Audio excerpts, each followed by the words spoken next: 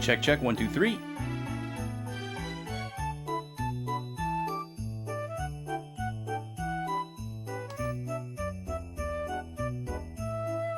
Hello, friends. I'm here. How are we doing? Gad, welcome in. Soft Guitar, welcome in. Yes, isn't that fantastic? They were so, like, when people say that the Beatles were ahead of their time, that's what they're talking about. Was that photo? Yo, Liquid Metal. Welcome back. How you doing? Alright. It's Friday. It's Suikoden Day. RPG time. Let's see here. I need a pen.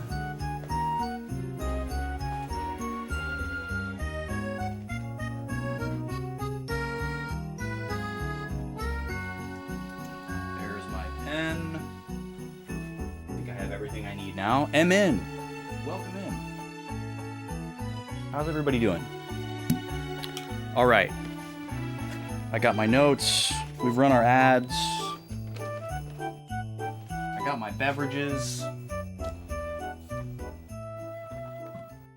My glasses have been wiped. we're good to go. Caught up with the vids. Missed the first one. Yo, thanks for watching VODs. Liquid Metal. I don't typically post VODs just because I don't think that anybody would watch them. I've never, like, really had anybody, like, insist or demand that I upload VODs, so I've never, like, felt like I should make the effort to do so. But I guess if, like, a bunch of people were like, hey, upload your VODs, we would watch them, like, I could do that. Like, I have literally every stream that I've ever done on various hard drives. But as somebody who made content for YouTube for 4 years that basically nobody watched, I guess I'm a little jaded to, like, upload stuff to YouTube because I feel like it's just going out into the ether and nobody's gonna look at it. But if people really wanted it, I guess I would do it. And I switched my my Twitch Prime over to my personal Twitch account rather than the stream account so that I could actually use the Prime sub on people. So the VODs don't stay up as long as they used to. They're gone after 2 weeks. So that's why you're not able to see the first one.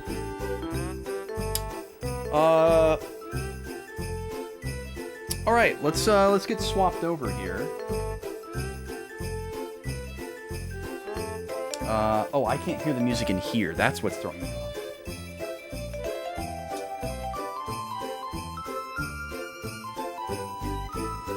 There we go.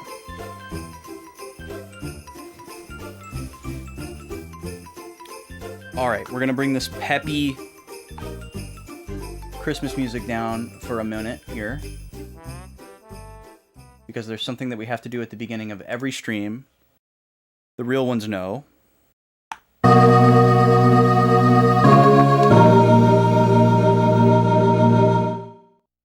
What up? How is it going, everybody? Lovely to see you all. Lovely to know and feel that it's Friday. And we get to do this.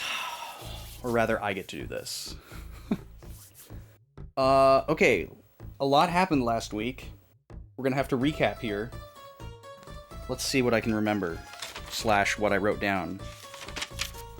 We've got basically a full 2 pages of notes here. So, I think I did a pretty good job taking notes last week. You can jam out to this new song. I can vaguely remember what happened last week. I think the hardest thing for me to remember is where last week started versus where the previous week ended. So let's see here. We infiltrated Highland, northeast of Muse. We were given a mission by... What's his name? The guy... In my brain, I was like, Light Yagami. I think of him as Light Yagami. But that's not his name. He has like a regular-ass name. His name's like Chris or something. Anyway, he's like an understudy person. Jess, thank you. Jess was like an underling of Annabelle, who was kind of leading this resistance effort out of Muse. And Jess gave us these uniforms, told us to sneak into Highland territory to look at their provisions.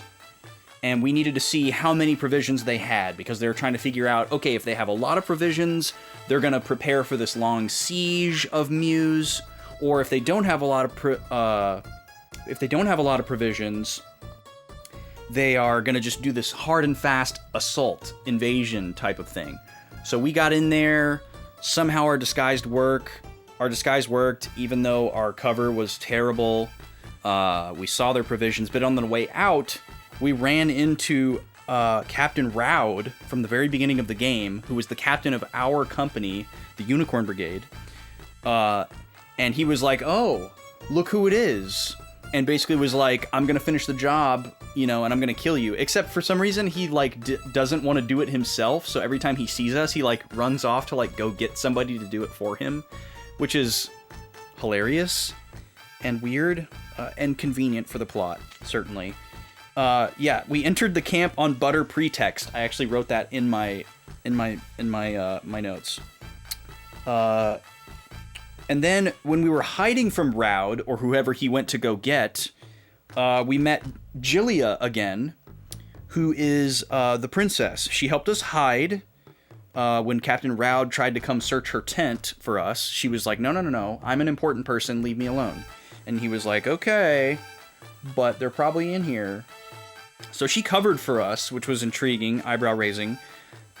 She confirms that she is the sister of Luca Blight, the evil prince who's murdering everybody. And we got to chatting with her. Yo, Oxy, welcome in. Yes, this is a fresh cut. What day did I get my hair cut? Monday I got my hair cut.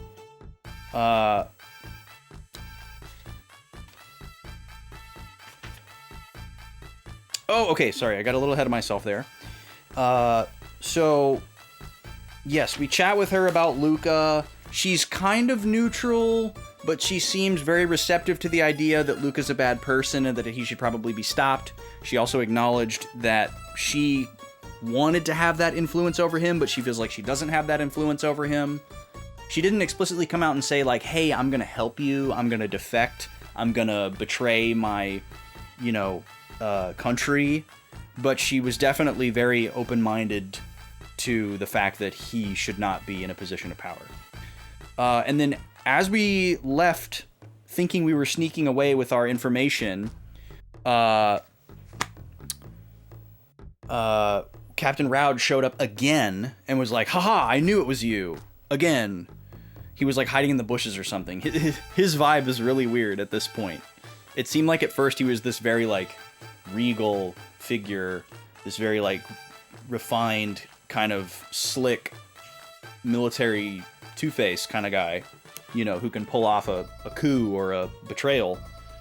But now he seems more like I don't know, God, what's a good analogous character? He's almost like Nelson from The Simpsons. He's like that pesky bully that shows up and it's like, oh, okay, you're gonna bully us? All right, go ahead, get it over with, kind of thing. That's not the best analogy. It's just the one that I could think of. But anyway, we fight all these soldiers who are crappy, and we absolutely wipe the floor with them. But for some reason, Joey decides, oh, go on without me, Roy. I'll get captured so that you can escape, even though we're just, like, clearly way stronger than these guys. So he, like, needlessly gives himself up and leaves himself behind. And we're gonna come back to this. We're gonna come back to this point because I have a theory about this. But we leave without him and we reunite. Roy leaves by himself because Roy and Joey were the only ones who went to the camp. We leave as Roy and then we rejoin up with Nanami and the rest of our crew, and they're like, where's Joey? And, we tell them what happened. And then we go back to town, and we have this very emotional scene where we, like, wait up for Joey, who promised he would come back. And honestly, I thought he wasn't going to come back, and that was going to, like, lead us to the next plot thread, but we're getting there. But he does end up coming back, and it's this very kind of, like, tearful reunion, even though he was gone less than a day. Yo, Scoobs, welcome in. How's it going? How are you, dude? And we have this tearful reunion with Nanami and Joey and Roy, and it's very sweet and nice. And he's like, oh, you guys waited for me. And we're like, yeah, of course we did. We're all friends. Anime, power of friendship. And let's see. I don't want to skip ahead too far. Okay, 1 week later, we go back, or we go to this new area that's attached to the Muse City, called Joustin Hill, which is some kind of like forum summit type place where important things happen. But on our way there, we catch Joey and Kage from the first game, or Cage if you prefer. I'm going with Kage. They're kind of like conspiring together, and Kage was like a kind of like a chaotic neutral mercenary ninja type person for hire. And seems like Joey has like defected / betrayed us. but we're not quite sure yet. And then we learn about some military operation plans or whatever by going to this meeting with Victor and Flick. I think this happened in this order. I didn't write that down. And then we have this scene where, like, it seems like Victor is trying to, like, put the moves on Annabelle, and they're, like, getting drunk together late at night or something. And then some stuff happens, and Joey sneaks in when Annabelle's by herself, and he's like, haha, I'm gonna murder you. And we're like, what? And then he murders her. It's kind of crazy. And we're like, what's going on? And then he escapes. And I guess, like, right as this happens, the enemy forces, the Highland forces, also, like, attack Muse. Which I guess we knew was coming, but for some reason we didn't prepare for. I don't know. So we have to escape and run from Muse. In classic fashion, just like every other town we've been to, just gets completely destroyed and leveled as we run out. You know, flames in the rearview mirror and all that. We escape to South Window. Okay, so I'm going to pause the recap here for a second and do some theory crafting. The part of time where Joey, like, gave himself up so that we could escape, and then when he came back to Muse, something happened. My theory is that during that amount of time was either his escape, his, like, staying behind to help us was premeditated so that he could do something with Highland to set up this plot that he's got going on, or it wasn't premeditated, and while he was held up, he had to enter into some kind of bargain for his freedom, and, like, okay, the only way we're gonna let you go is if you're, like, you know, a spy or an operative or whatever. So something happened. I'm not exactly sure what I think happened, but something happened during that period of time to, like, set this course of events in motion. That's my theory. I'm assuming we'll get an answer. I have a few predictions as to how it's gonna go, but I'm just gonna play the game and see what happens. I don't like trying to predict things before they happen, really. It kind of spoils the fun for me. I like to just go on the ride. But I do think something happened at that point. I think it was a key point. Like, it seemed really strange at the time, right? Like, there's this... He's, like, ripped away from the party, and then they wait for him, and then he comes back, but he wasn't really gone that long. But the tearful reunion is kind of like he was gone for a long time, or they were worried he would never come back. So it's kind of like this weird... kind of like weirdly playing with your emotions almost. And I was like, why did they, like, did they just need to create an emotional moment? But now I think, after the other things happened, I think that they needed to create an opportunity for some of those events to be set in motion, because Roy and Joey had been together since very early on in the game. Okay, back to the recap. We get to South Window, and we need to, sorry, we didn't go straight to South Window. We went to Coronet, and we needed to figure out a way to get on a boat to go from Coronet to Couscous. And then South Window is south of Couscous. So we were just fleeing way south. And when we were in Coronet, we ran into some more characters from the first game. We ran into Yamku and... what's the main guy's name? Taiho and Yamku from the first game, fishermen dudes. They helped us get across the water to Couscous. And then I don't remember if it was in Couscous or in South Window, but we met up with our dancing troupe friends from way earlier in the game. And what are their names? Ailey. Is it Rena? And Bolgan, the dummy here. And Flick is trying to put the moves on Rena. And apparently Ailey has a crush on Roy. Whatever. Not important to the plot, I don't think. So now we're here in South Window. We heard about a monster that we can fight in North Window, which is Victor's hometown. And Victor and Flick did meet up with us here, so we're like reunited. So we're gonna go do that. I don't know if that's the plot or if that's a side quest, but we're gonna go do that. We've been hearing about this trader named Shu. We haven't seen him yet. There's another town called Radat that is east of here. And then there's a place called Cave of the Wind to the west. We saw another character from Suikoden 1. We saw Clive. We saw a bunch of characters. Look at all these people. Adley, Richmond, Yoshino, Stallion, Lebrant. And, oh yeah, we went east to Radat. We met a lot of people in Radat. And I felt like the map and some of the things that we were hearing made it seem like Radat is kind of like the border between the Suikoden 1 map and the Suikoden 2 map.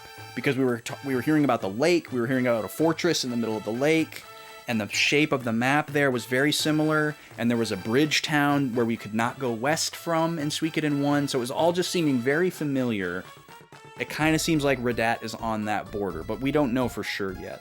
That's just my theory. And then here we go, the last plot point that I lift. Wow, I just shuffled all those vowels. The last plot point that I left off with. Welcome in, Sarah. Grandmeyer has asked Victor to investigate North Window, his hometown. Then we are joined by Freed. Freed Y. I don't know why they needed to put his last initial on there, but Freed has joined us. Okay, so it seems like the North Window thing is plot, because we haven't been given any other tasks to do. So welcome in, everybody. Thanks for sitting through that recap. Yeah, Freed, no space, Y. He has a space here, but when we got introduced to him, it kind of looked like Freed the Fifth, almost, with the font. All right. Yeah, I'm sure it was... I'm sure it was something. Okay, so Flick is staying behind to flirt. I guess I'm being forced to roll with 5 people, which is kind of strange. That makes me think that I'm going to be meeting a new character while I'm there. That makes my RPG senses tingle. That some person's going to be like, hey, let me help you. Wow. We were messing around with our runes last time. We don't have a rune for Ailey, Victor, or Freed. Let's see what the shop has. Besides a sad dog. Lightning. No one's using lightning. Flick has lightning, though. Attacks and healing. That's pretty cool. Maybe we could give that to Ailey. Party's items are full. God, come on, man. You gotta be kidding me here. And I can't sell anything here. Okay. How are my items full? Well, I guess they are. Oh yeah, and that's the other thing that's annoying right now. We have all these, like, collectible items and nowhere to put them. So I really hope that we get our fortress or castle or whatever it is very soon so that we can offload some of that stuff. Because we're basically super limited on the consumables that we can carry. Because we have to carry all of our equipment, all of our consumables. Oh, speaking of consumables, maybe I can consolidate a little bit here. Yeah, like, we can take this and get rid of it. And then we can take a full stack from here and put it there. And then, let's see. How does Nanami have a stack of 7 medicines? How did that happen? Why can't I stack all of my medicines? Why can't I just have 99? If this is how things work in this world. You know? Okay, that's fine. Will you let me sell things? You're not even a clerk. Trade post. Oh yes, let me get some mayonnaise. That's what I need on this fine Friday evening, is a pack of mayonnaise. A native costume. What is this? Oh, that's right. This is just like a stock market thing. Okay, that's right. I remember looking at this. Somebody tried to explain it to me, and I was like, no, please don't explain it to me. But I think I understand what it is. It's a neat idea, actually. But I don't think it's something that I want to engage in. I'm sure there's like a you know, really, really figured out way to exploit that system to make a buttload of money and break the game. But I'm not gonna mess with it. We prefer to do things our way. Okay, let me see if there's something I can sell here. That I should use up, but I'm too endgame coded. Look at all these runes. Whoa, that has 500 HP. I don't want to get rid of any of these things. These are all good things. Let's see here. But I don't have a wind rune. Let me try something. We're just gonna experiment with something here. Victor is 2 for 2? What do you mean Victor's 2 for 2? 2 for 2 on what? Superman on what? 6 is the max? You've never seen that? Here we are. Good one, MN. The rule? Which rule, Oxier? About using none of your items until the end of the game? I don't know if that's so much a rule as a curse. Oh, this is an inn. This is not where I wanted to go. God, that brassy, reedy lead instrument really reminds me of Xenogears. Okay. We're going to attach Gale to Ailey.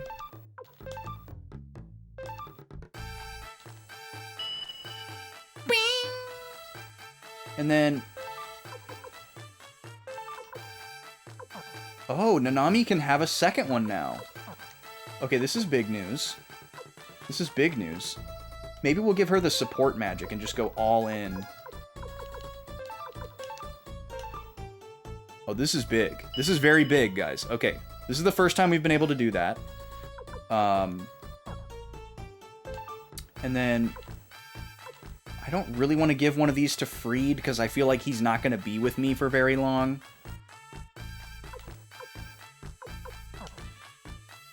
But now I can buy Wind.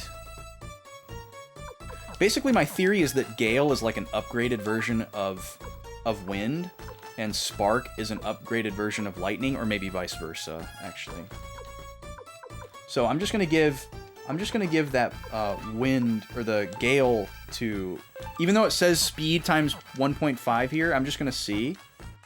You know, I'll get into a battle and see here. Oh, the banned laughter rule. Yes, I'm sorry, Oxier. I am definitely gonna keep that forever. I hope you'll understand. And let me remind everyone that it is not personal to anyone in the chat.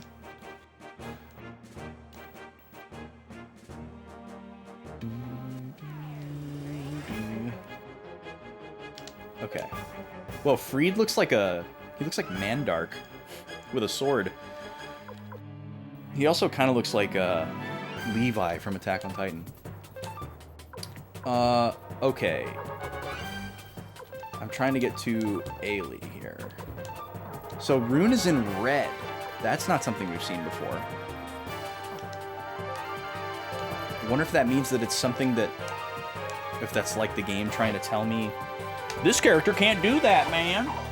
Let's have a look at the manual, shall we?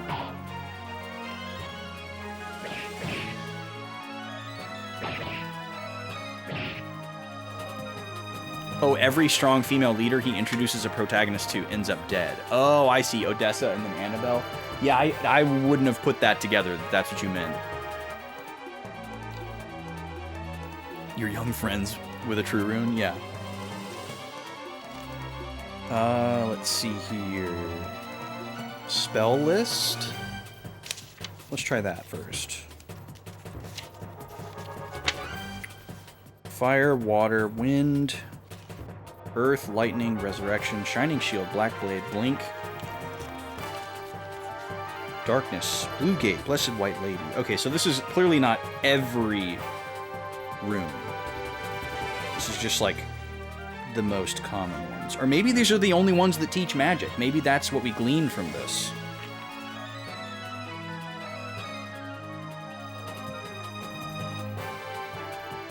This is very nice, though.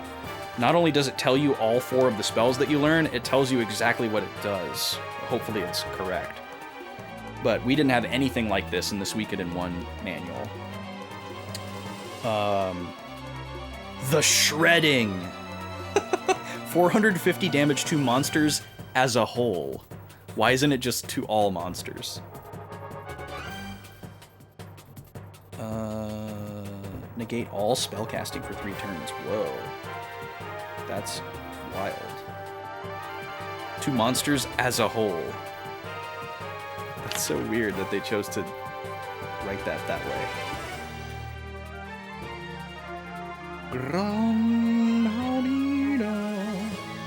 It's great to have the descriptions too, because a lot of these spells are not self-explanatory. Like, if you told me to guess what the spell Scream does, I wouldn't guess heal all party members by 300 points. I can tell you that much.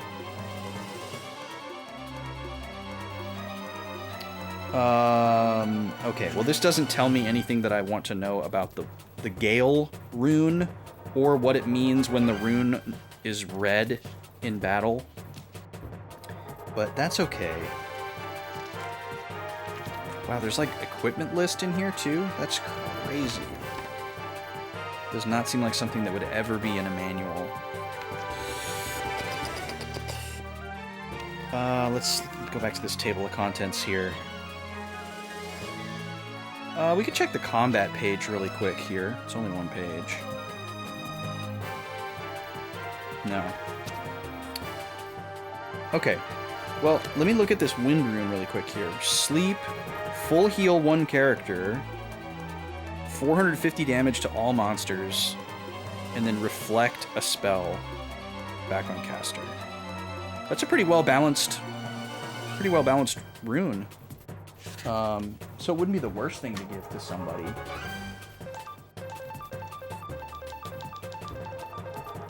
But yeah, we'll probably take this other one off.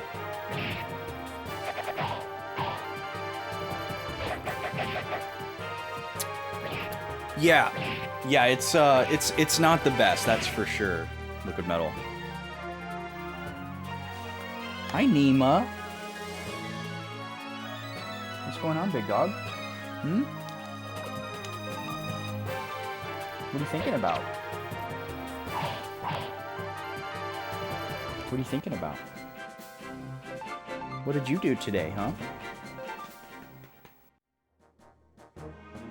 What have you been up to?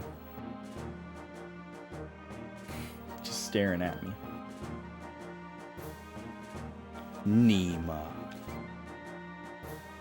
What is it? What's that manual smell like? Smell like somebody else who used to own this game before me? Can you smell that?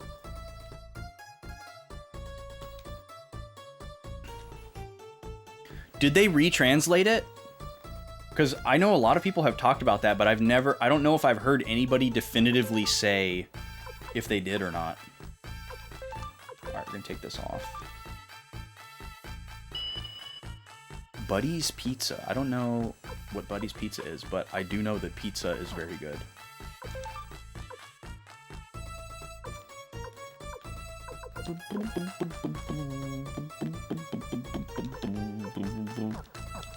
Alright, we're good on runes. We're just gonna move on here. I think we're pretty well equipped.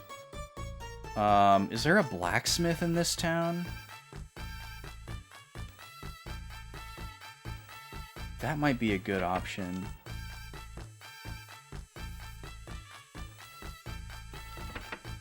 I know we already walked around and talked to everybody. Ooh, chocolate pretzels. That is such a good combination. I am Gantetsu, a great priest. I don't think I wrote you down. I didn't.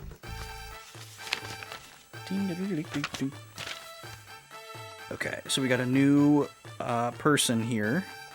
Presumably a recruit. Come on, Pen, wake up, please. Thank you. And he gives us a really great clue here. Gantetsu. I am a great priest. Or just a great priest. And this is in South Window.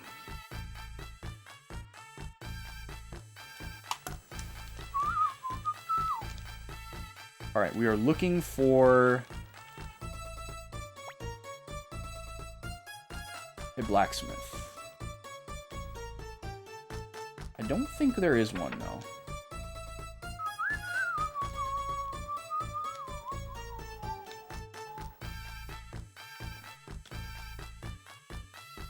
I had to improvise this morning. So normally I wake up... Yeah, there's no blacksmith here. I normally wake up at 5:15 on a work day. Because I work at 7, and it's a pretty decent drive, and I like to give myself time in the morning to, like, wake up and get ready and, like, eat and kind of, like, get centered before I drive. So I have to get up pretty early for work.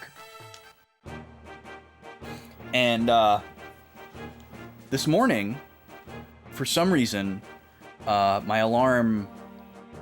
I mean, my phone says that my alarm went off, but I did not hear it.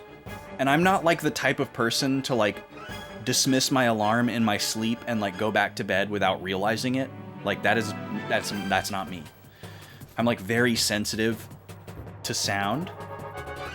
Like, especially alarms. It's, like, my least favorite sound in the world. So, like, if an alarm is going off somewhere, like, I'm like, oh, kill it, stop, make it die, you know, like, immediately. Like, on the first ding of my alarm, I'm up.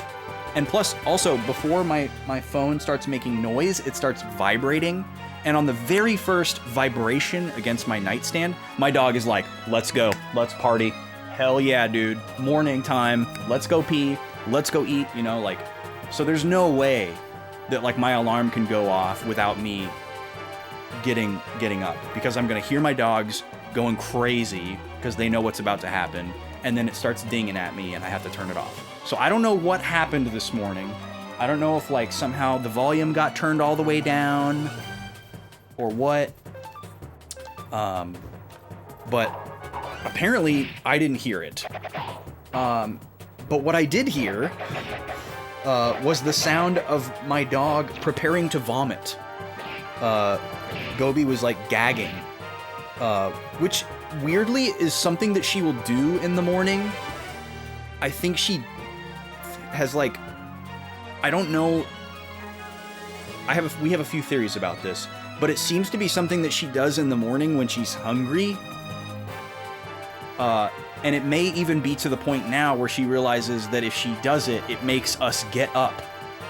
And she's doing it on purpose rather than involuntarily. But I don't know this for certain. So I am awakened by the sound of my dog gagging.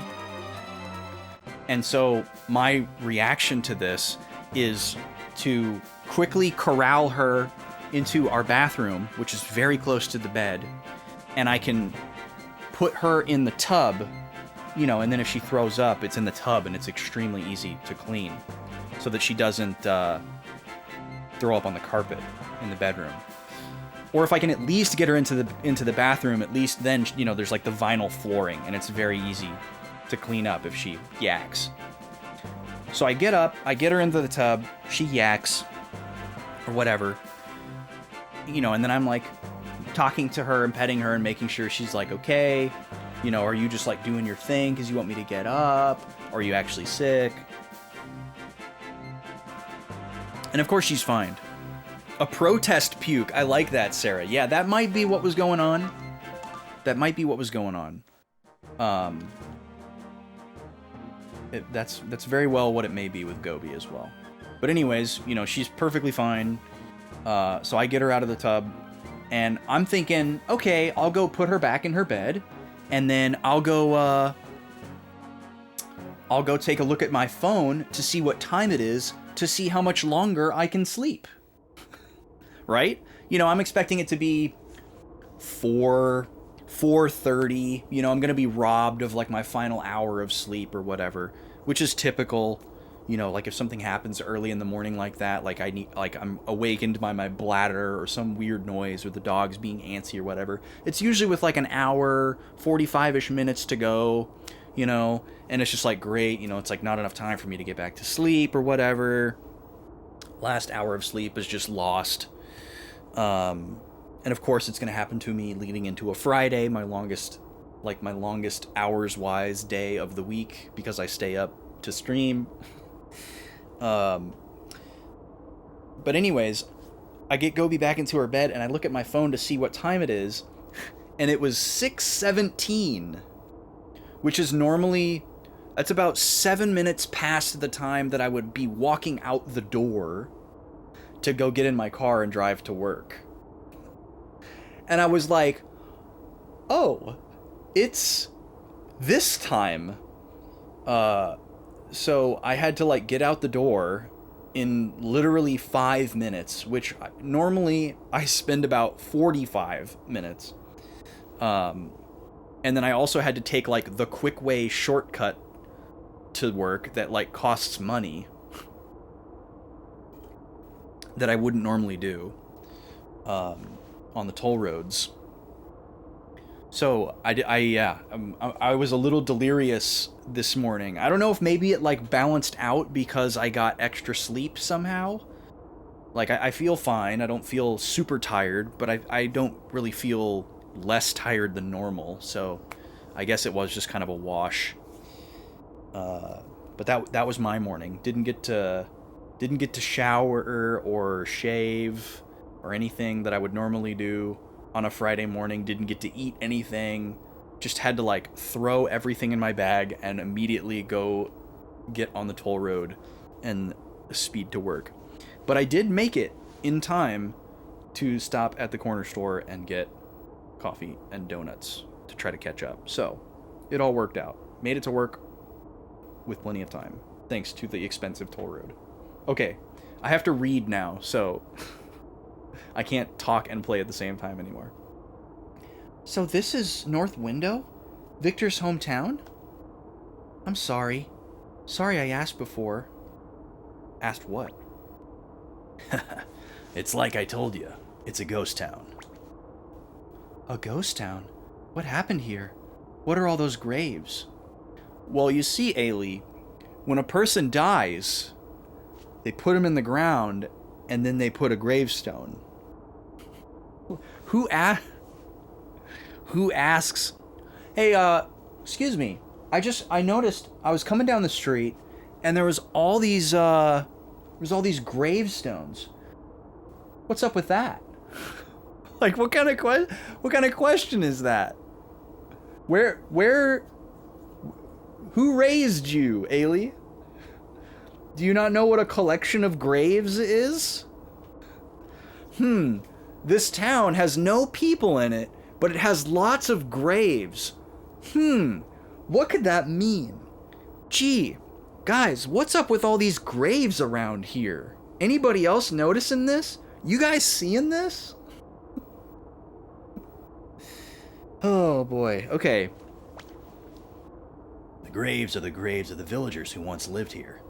Many years ago, this place was attacked by the vampire Necklord. Okay, Necklord we fought in Suikoden 1. That was kind of like Victor's story arc, was that we like went to this place where Necklord was, and he was the only person who knew who he was. He had history with him, and we beat him or killed him or whatever.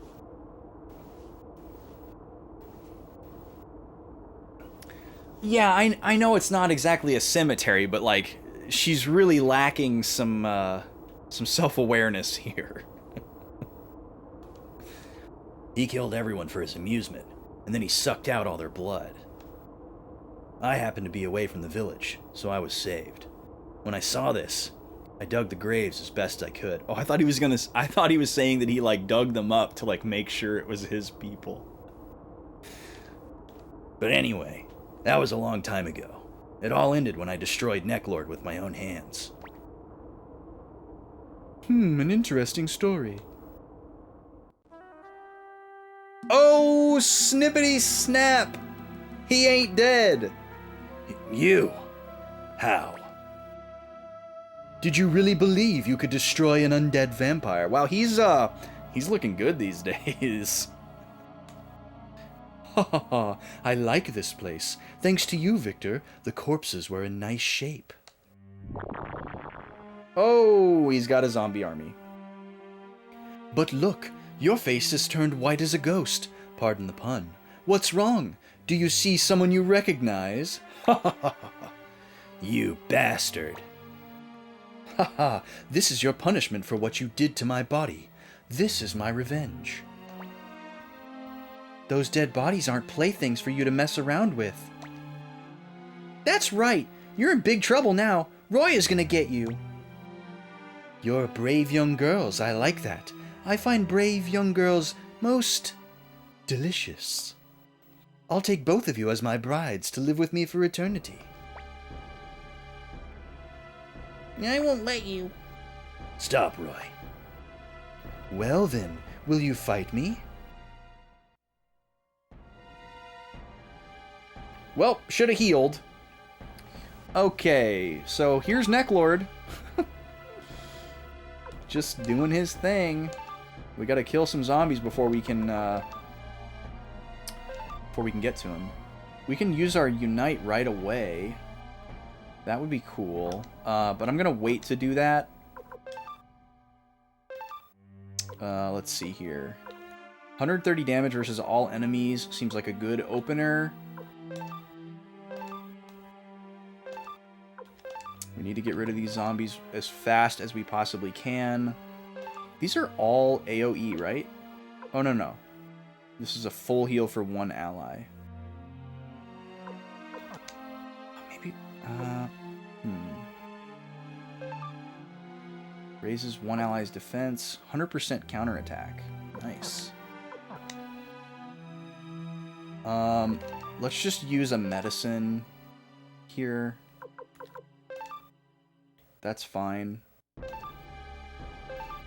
Okay, let's see what happens. No, you have not, MN. Is this like a recurring dream? Or is this just like a dream from a long time ago that you just forever remember? Okay, these guys have like no HP. They're gone already.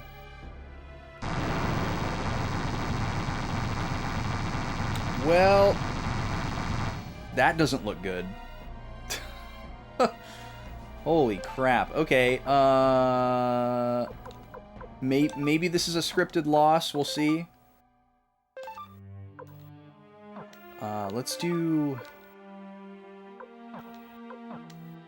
Let's see. I need to do a group heal here. So Roy is going to do that.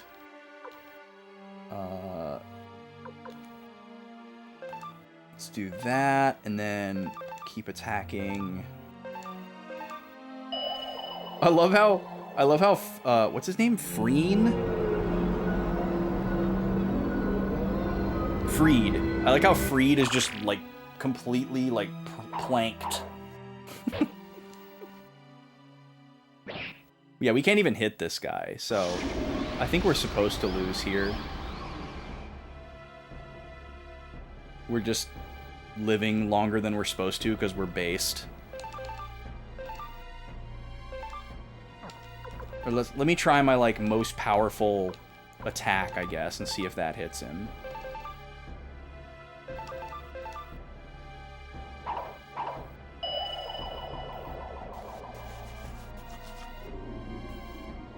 You had a dream that Dracula owned a B&B where he wouldn't run out... Oh, it hit him, but it did 0 damage. Okay. Yeah, so this is a scripted loss. Hi, Gobi. We were just talking about you. Oh no! He's vamping! Dang, that's a big bat. Alright, we died. Scripted loss. You had a dream that Dracula owned a bed and breakfast where he would rent out a room for $91. If you stayed there, he wouldn't suck your blood while he was out on a rampage at night. Wait. So the premise was like, hey, I'm a vampire. I could suck your blood at any moment, but if you pay me to stay in this room, then you're good. You won't have to worry about me. It's like the insurance guy who like convinces you that you're in danger so that you'll buy insurance. Oh, well, you guys are on a floodplain, so you're going to want the flood insurance. And, there's a lot of wildfires around here. So, yeah, it's like the vampire landlord who has this one room. He's like, oh, yeah, I can't go in there. There's crosses. There's garlic. Everything's pointy and made of, silver or whatever. Holy water in a bird bath. The bidet uses holy water. I can't go in there at all. Can't even clean it. I gotta have the housekeeper come in. So you go in that room, you don't gotta worry about Mr. Vampire, blood-sucking landlord. Also, it's funny because, like, landlords are thought of as vampires. That's, it's like your brain is writing a sitcom while you sleep, Emin. That's pretty amazing. As I live in breath, it is Prax. How you doing, Prax? Good to see you, man. When you were a kid, your Suikoden II disc had a little crack in it, and it always broke here, this part of the game. After years of getting to this point in the game, a dozen times in a row, somehow the game chugged past through the freeze spot. Dude, that is legendary. That's such a good story. I didn't expect that to have a happy ending. That's awesome. A band called Vampire Landlord. It is really catchy. Unfortunately, you have to contend with the fact that Vampire Weekend already exists. But 10 years ago, you would have been on to something. Vampire Landlord's pretty solid. I had a copy of Final Fantasy IX that would not go past a certain cutscene on the first disc. Very early in the game. It was the cutscene where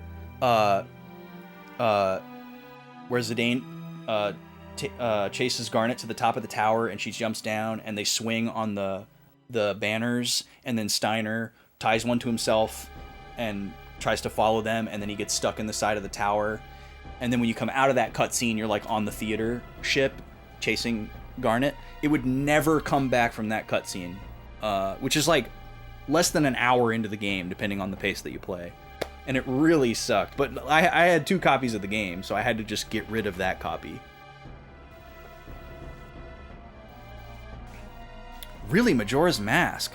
Now, see, that's really weird, because that's totally a disc game thing and not a cartridge game thing. Unless you're talking about, like, for some reason you were playing Majora's Mask on the GameCube, on the, like, collection disc, but God help anybody that did that. It made the game so much better. It was like the first DLC. That's a weird way to think about it. That's so crazy, Oxyr. I've never heard of an N64 cartridge, like, consistently getting stuck at the same part. That's, like, antithetical to, like, how cartridges work. That's so crazy. That's a first. All right. Let's see what we say here. We're dead, but we're not dead. It's no good. To destroy him, we need... The Star Dragon Sword, was it? Why don't you go get it? This time I'll destroy that sword. It caused me great pain. If you wish to meet me again, I'll be waiting to greet you in that castle over there. What? Why? He can teleport? What was that? Who is that strange, nasty man? Nah, he's nothing. Rune of the Night indeed. That necklord creep. He was scared of us. So, he's the reason little girls have been disappearing. We can't just ignore this. What's that sword the vampire was talking about? The rune that the necklord holds makes him immune to sword and magic. Only the Star Dragon Sword can seal off that rune's power. I borrowed its power last time I fought Necklord. He says he's an incarnation of one of the 27 true runes. Wait a minute. What do you mean he says? It's hard to explain. Anyway, let's go get the Star Dragon Sword. Okay, Roy? Don't make a decision for me. Yeah, how 16 years old can we play this game? Don't tell me what to do. But Okay. Sword and magic, but not oatmeal. Yeah. Yeah, why don't we go get the garlic dragon sword? Or the... You know, why don't we go to like a Mardell Christian store and just buy like a big crucifix and throw it at him. Last night you played Spider-Man on your PS4 on VR. Wow, that sounds like a recipe for, like, oh, I don't have motion sickness, but I'd like to develop it. South of here is a place called the Cave of the Wind. In the deepest part of the cave, the Star Dragon sword is... Okay, hold on a second. We used this sword in the first game. Victor literally had it the entire time after we killed Necklord. So, did he just suddenly decide one day, you know what, guys? I'm gonna go halfway across the world and go into this cave, and I'm just gonna put this sword right here. And then I'll just go get a random low-level sword, because I'm hanging it up, you know? I'm just an old mercenary looking for tail. These days, don't need my fancy sword. I'll go put it in a cave for some adventurer to find. Only to just need it again. Oh, I shouldn't have put that sword in that Cave of the Wind. I should have just... you know, it could have been in his garage. Yeah, Roy's garlic bread. Roy's garlic bread. Get it today at your local grocer. Roy's dialogue options are pretty wild, I gotta say. They almost seem like out of character, even though that's the only character development that he really has. You played it laying down on the floor with the screen on the ceiling. Why? Why would you do that? Just so that you could be boy laying down? That's so weird. That would be so bizarre. McDowell's Grocers. Yeah, exactly. Okay, so Necklord is back. And he sucks. Get it? Cave of Wind has Star Dragon Sword.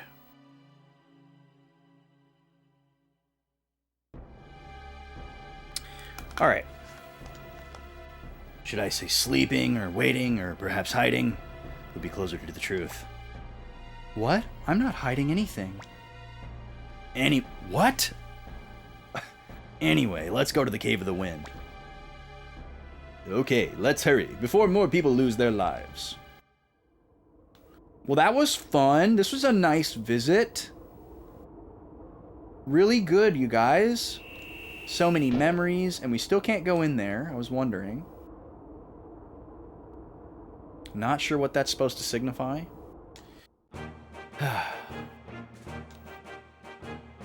The guy from 1 is McDowell. Pole, there's a guy named Pole at the beginning of this game who unfortunately got absolutely murdered in the face by Luca. Oh, that's right, everyone's dead. Let's see if we can get one of these off here.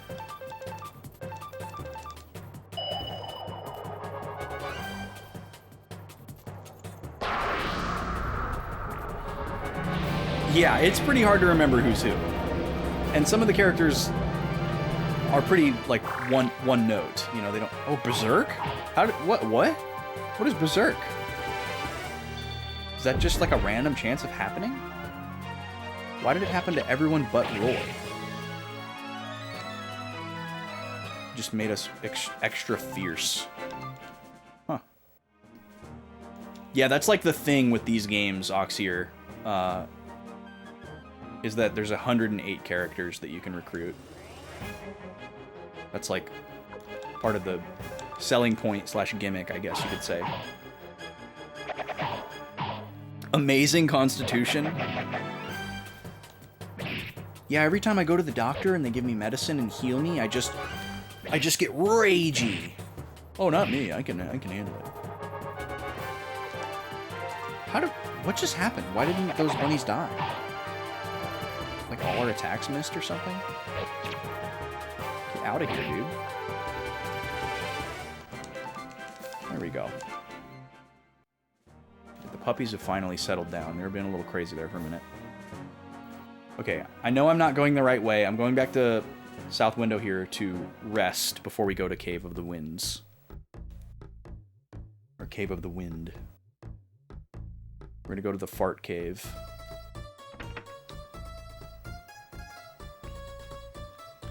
Yeah, well, obviously the trade-off, Ox, here is that they're, you know, most of them have no character development whatsoever.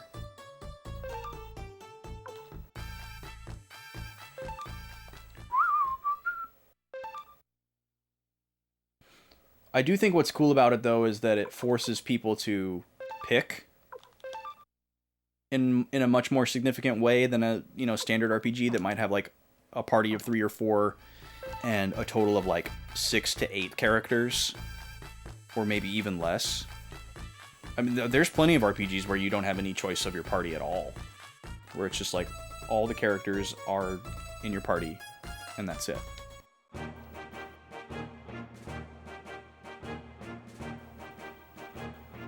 So it like makes everybody's playthrough a little bit different, which is neat.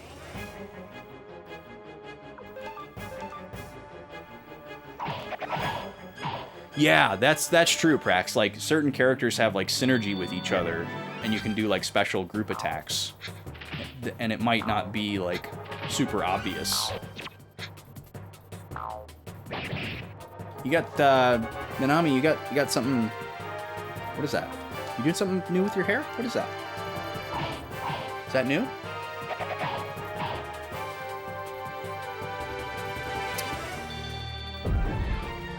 There's a sniper on the roof, yeah. Why do they have to go after my sis like that? She's just hanging out, and here's Target Lady, you know, trying to get her Starbucks and her coupons. Oh, I didn't mean to choose run, but that's fine. Okay. Just use that medicine. It's what it's there for. Yeah, I was not expecting to see Necklord again. It wasn't the most shocking thing in the world, I guess, but look at this little strip of land here. That's wild. We walked over to where this cave was first, but I don't remember how far north or south it was. It must be further down here. Oh, there it is. That looks like a cave.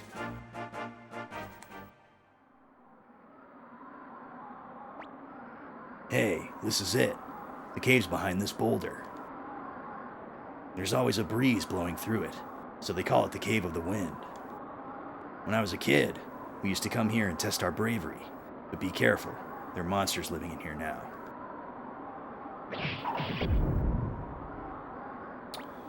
Glad we didn't have to get a new gym badge to move that rock out of the way. And the Star Dragon's sword is in there? Yeah, I'll bet it's waiting for me. Something strange is going on. Are you hiding anything? So yeah, this sword can like talk, and they had like banter, which was kind of funny and interesting. But it just this is such a plot hole. Like there is just no reason why Victor should have ever separated from this sword. But I guess like they probably decided that it would have been really weird for like as soon as you got Victor in the game for him to have this like legendary sword for no reason. But I guess it would have been cooler if they like, you know, gave a reason why he like lost it or something, or somebody stole it from him and we had to go get it back. But no, it's just in this cave. He knows where it is. Why doesn't he use it? Why doesn't he still have it? Who knows?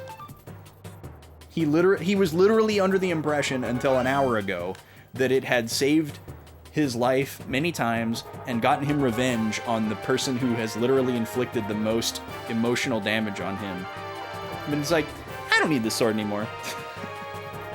He didn't even like hand it down to someone significant. I mean, I guess so, Liquid Metal, but you think they would have bonded after the successful killing of Necklord, at least as far as they knew. These guys are scary and like weirdly hot.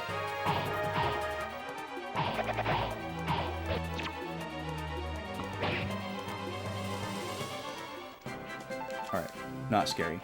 We got money, man. We got lots of money.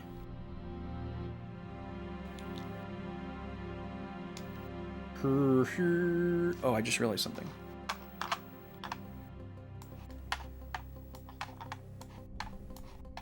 There's something that I like to have open on this monitor, and it is not open. There we go. Now I can see. Oh, there's a little water in here. Sure doesn't look windy, though.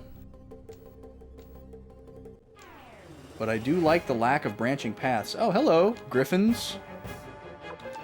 How are you today?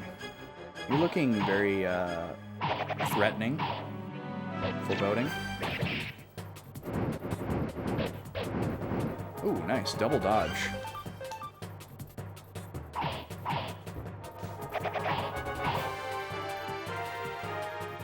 So yeah, I guess, I don't know if maybe that you're trying to, like, subliminally push me towards this thought, Liquid Metal, which if you are, stop that. Let me think for myself. But yeah, I'm assuming that's gonna be like the reason is like, oh, he couldn't stand him anymore. He had to get away from him. He was getting on his nerves, so he like shunned him and left him in a cave. And they're like, you know, like an old married couple or something. Now we have minotaurs. Knock down. But he get up again? Man, we're dodging stuff like crazy. Must be dark in this cave. Also, where do these guys shop for pants? You know, they got the tail to worry about. Physique is off the charts. You know, they probably have really bulky legs. Probably pretty different than human legs. You know, is this guy just at like a JCPenney in the changing room with his, you know, 100-pound, bigger than a basketball mace? Well, what's your waist size? I'm 34. But my inseam is a... I don't know what a big number for inseam would be.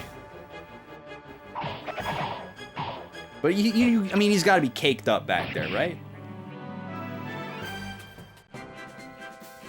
Backlord?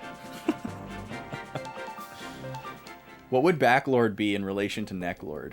If Necklord's the, like, nerdy, like, actually... Ooh, this looks secret, yep.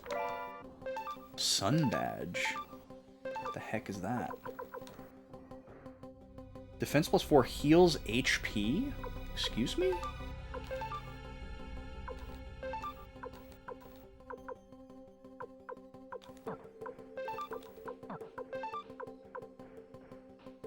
Perfect. We'll put it on Nanami. She has a lot less HP, and she's probably going to be in our party for a long time. That's pretty cool. Yeah, I think that was completely hidden. Oh, you can see the chest right there. Okay, so there was a hint. Pretty well hidden, though. First time we've really seen anything like that. Hey. No.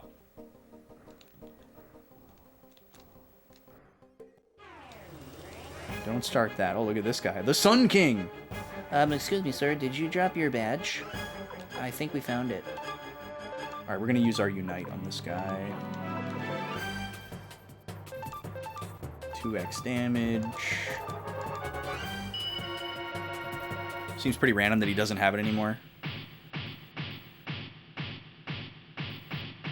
His sword now is the same name as his sword in Suikoden II. Oh, so he like went back to his old standby. I guess, yeah, that makes sense. I'm making a bigger deal out of it because I'm trying to be funny. But it is kind of funny that we're going on, like, basically the exact same quest. Like, oh, I hate this guy Necklord. He took everything from me. Let's go get this special sword so we can kill him.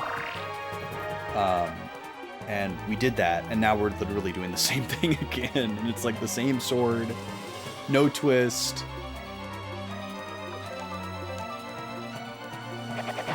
Freed, can you get good, man? I think we need to upgrade his weapon, but we don't have a...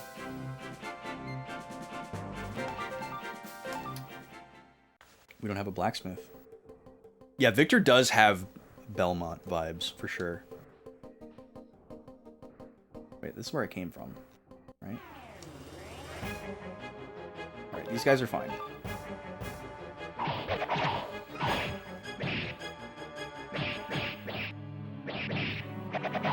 I've been working with the puppies a lot to try to get them to not bark as much when there's only one person in the house.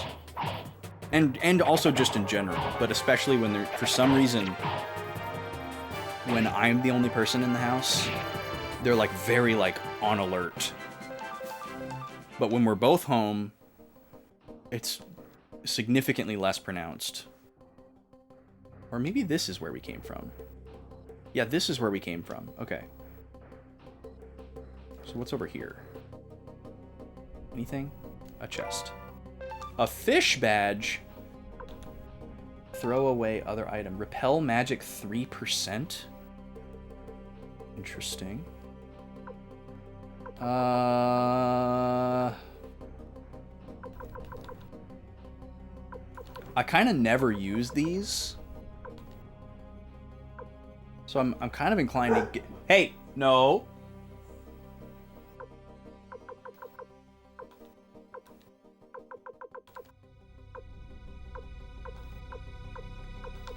But yeah, they get the for some reason they get in this like weird state where they're like on alert, and I haven't fully figured out like what triggers it, because it's not always like that, but they like get into this state sometimes where like every little noise that they hear, even if it's coming from like inside the house, they're like, what is that? Bark, bark, bark, bark, bark, bark. And it'll be like one of us doing something that we like normally do, like a very familiar noise. And it only takes one of them, because if one of them makes like one little noise, the other one is immediately signaled, and then they like cascade and snowball each other. But we're trying to work on it, just like for our sanity, I guess. Like, I want my dogs to alert me if somebody's like at the door, or like, you know, near the house. Like if somebody was like at a window or something, you know, like I would want them to bark. But I don't want them to bark when somebody's like walking across the street on the sidewalk, you know.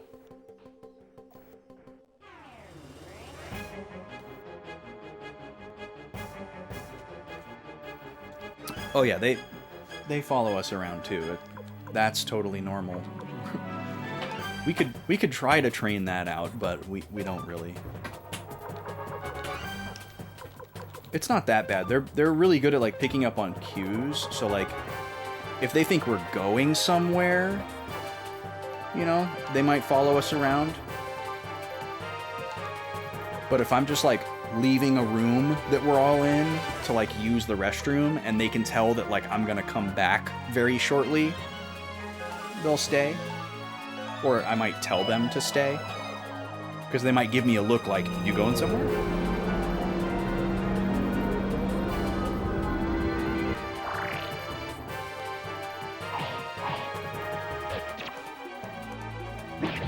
Hey. Oh yeah, look. If they're like in the way and being annoying like that, that's different. That's something that we would reprimand for sure. Or like if I'm going back and forth for like a chore, then I won't let them follow me, because they'll like follow me and then I'll turn around and then it's like, okay, you're in my way because I've turned around. But they're pretty good. They're pretty good about that as well.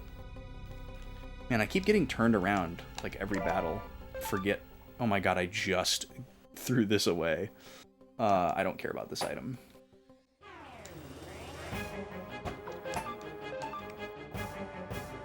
Also, I wonder if the dogs think that like because I'm sitting here doing this, that they think that like my guard is down and their guard needs to go up.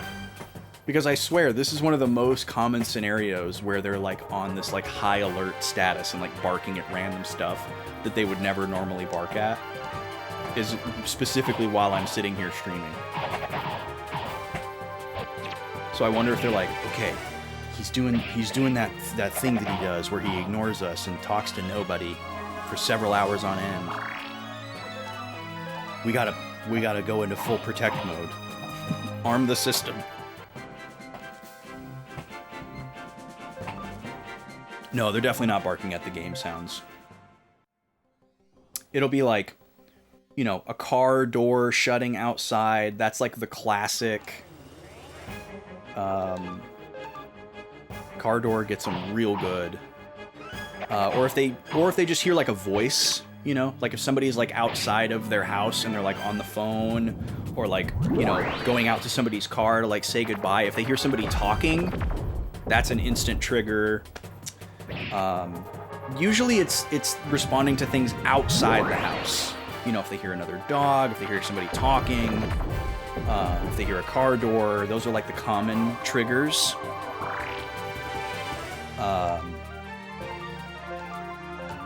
But other times it's like across the house, they'll like respond to, you know what, Freed, you're just gonna take care of yourself here because you're kind of annoying me. You're not really pulling your weight. You look cool, but you're not acting cool.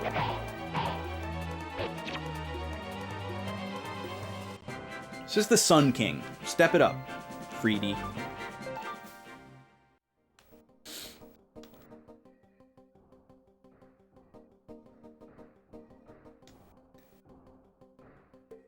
They know that I'm getting attacked by monsters. That's a funny way to think about it. Well, I mean, they're not like rushing to my defense. They're always rushing towards whatever the stimuli is. Okay, we've got a bunch of rocks blocking our way here. This is interesting. These very much look interactable. Is there going to be like a different path?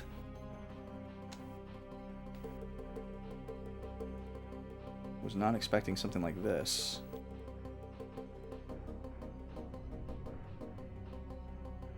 Pretty sure this is where I came from, yeah. And we can't like phase down ledges. Yeah, dogs think that a lot of things that we do make no sense. Like, in my experience, dogs very much have to, like, learn that, like, basically anytime you're using a computer or, like, watching a movie or TV or whatever is very, very strange for a dog, and it takes getting used to. Like, a lot of people don't realize or just don't think about it. You know, and they're like, oh, why does my dog always, like, come annoy me and bug me when I'm trying to sit down and watch my show or whatever?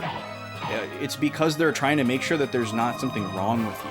Because you're not engaging with them, you know, family, the pack, and you're also not doing anything. Like, if they see you, like, if you're, like, out in your garage and you're, like, rummaging through stuff, or you're, like, you know, sweeping the floor, or, you know, making something or whatever, they can tell that you're doing something. They're able to perceive that. But if you're just sitting there like this, just staring at something, and if you have a dog that doesn't see in 2 dimensions, which most dogs don't, you know, they just see you sitting there, and maybe they hear what you're watching, maybe they can see it, but you're just sitting there and you're looking at not a living being, you know, you're not looking at another person, you're not looking at them, so they're gonna come try to, like, intercept your eye contact and be like, hey, are you cool? Are you good? And you have to, like, your dogs have to learn that when you like get dogs. When you're training a dog, that's something that your dog will have to learn. It's like, oh, I'm okay. This is something that I do. And they still kind of do that to me if I'm at my computer for a long time. They'll be like, hey, you've been over here for a while, just standing there, not saying anything, looking at the screen. You alright? You good? You need anything from me? You know? So.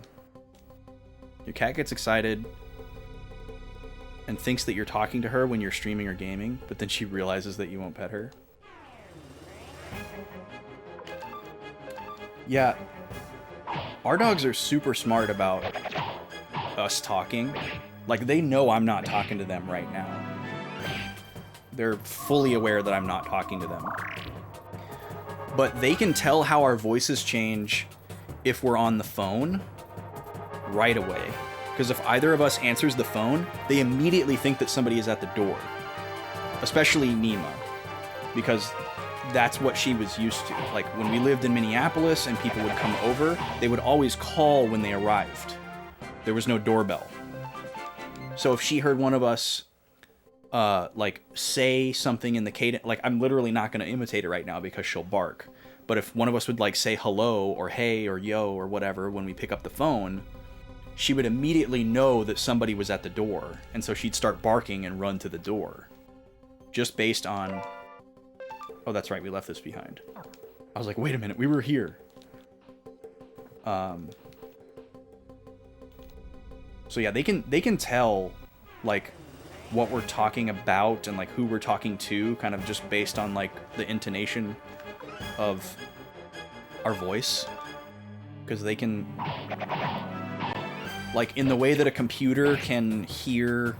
Or, sorry. In a way that a computer can discern differences in, like, fingerprints or, like, audio waveforms, dogs hear that kind of detail with their ears. They can hear, like, audio fingerprints to a very specific degree. That's why they're able to learn commands. And, like, when I say the stuff that I say when I'm about to run the ad, Gobi doesn't know those words, but she recognizes the cadence of how I say it, because she'll come over here and she knows that means I'm about to get up. And she's excited that I'm going to get up, because I might take her outside or pet her or whatever. So, like, when I start saying, oh, we're going to run for the 3 minute, we're going to kill the pre-rolls or whatever, like, she appears. She recognizes that cadence of my voice. Alright, I gotta figure this out. I don't know what's going on here. Speaking of which, we do need to run an ad break. But yeah, I could not speak to how cats interact with those same things. I don't know a whole lot about cats. I am a dog person.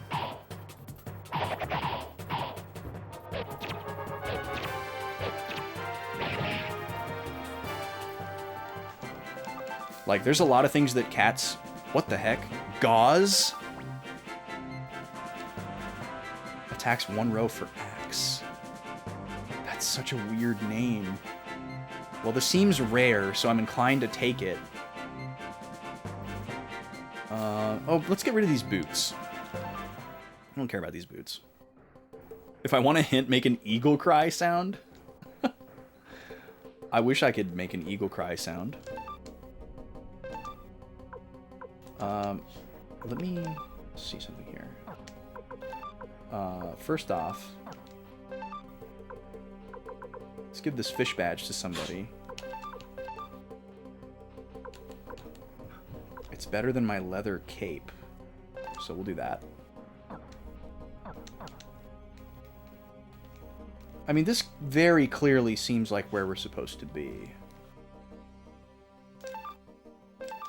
But they would have prepped us like, oh, we're going to need some dynamite, or, oh, we're going to need that special whatever that allows us to move rocks.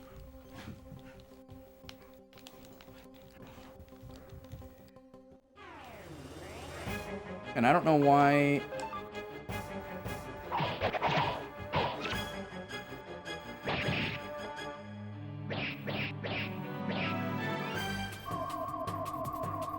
what I might actually do is just do an escape talisman and just start over and pay better attention to the path.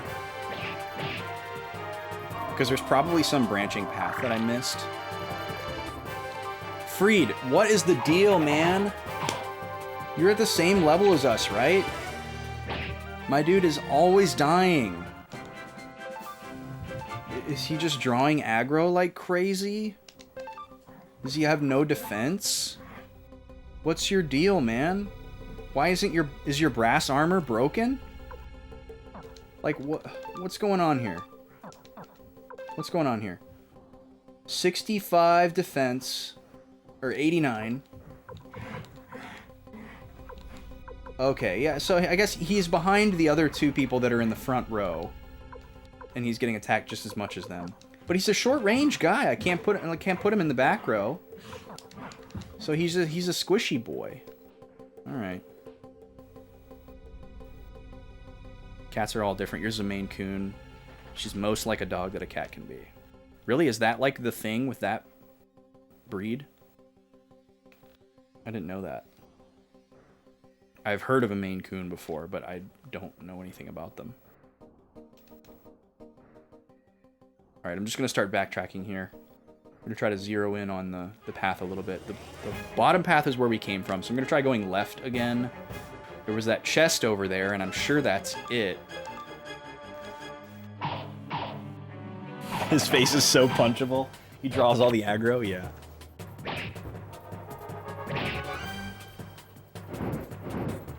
I have also like noticed that just in general, Twitch people seem to be very aligned with cat people.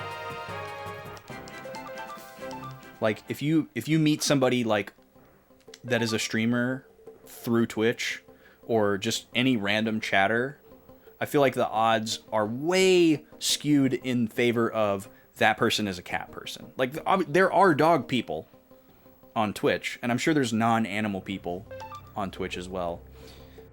But there's a lot of cat people that are just, I don't know. I don't want to say anything disparaging, because I don't want to tie that to specifically cat people. But that's just what I've noticed. Like it's novel to run into another dog person on Twitch.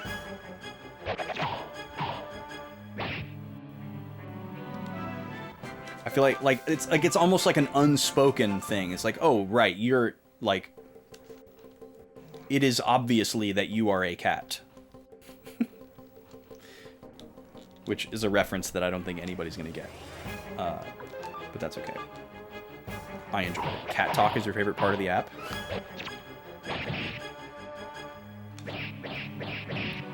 Yeah, I mean, even non-cat people enjoy cat content, I think.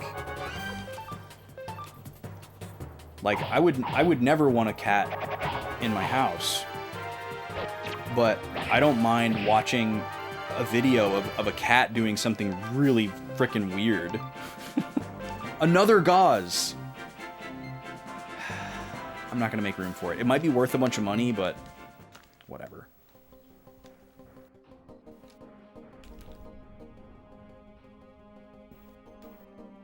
Okay, let's backtrack a little bit more.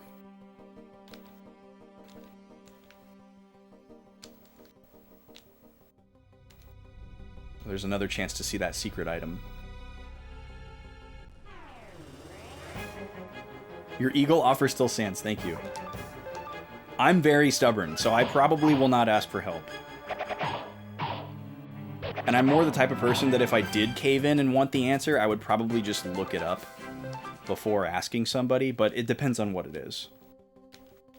If I was in a situation where I was like really worried about spoilers, I might ask a chatter.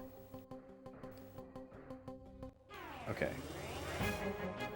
So this is where there was another branching path. The lower path is where we came from, and the way to the left was either a chest or nothing. But let's check that again. There have not been any complicated dungeons in this game up to this point, so we're probably just missing something really obvious. Okay, yeah, there was a chest up here. I don't think the required path forward is going to be a hidden path. It's very unlikely. And it's also very unlikely that an alternate route around those boulders is going to be this far back. Why can't Victor do the same thing that he did at the entrance, where the screen just goes black and he moves a bunch of heavy rocks out of the way? You know, like, why couldn't he do that in that other room?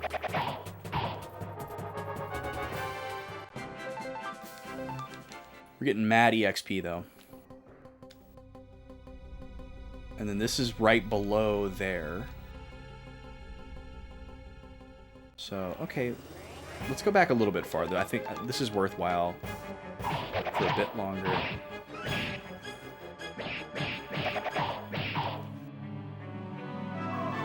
Well, there's Freed again on the ground. Big surprise. Suck it up, dude.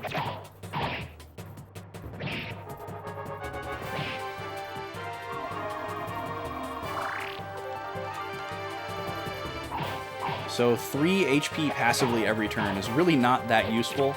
I was thinking more that it was going to be like she passively got HP while she was walking around, like per step or something. That would have been better. And then here's where the hidden path was.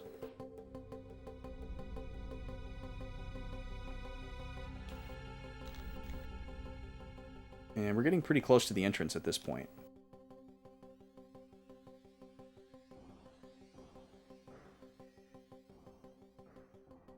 Yeah, this is the entrance right here.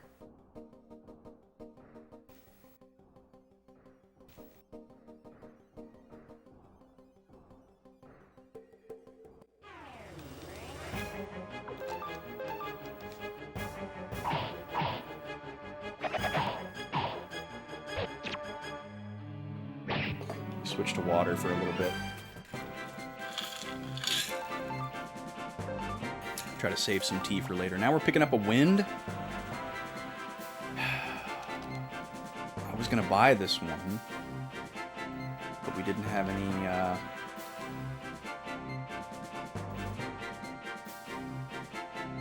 Oh, this is one lone medicine. We can get rid of that.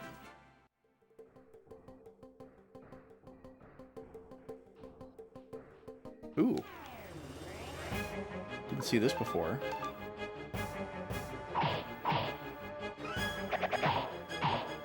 Any chance this water heals me?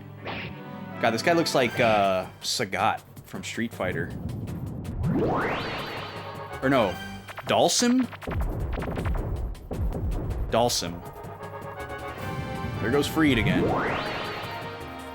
This guy's actually really strong.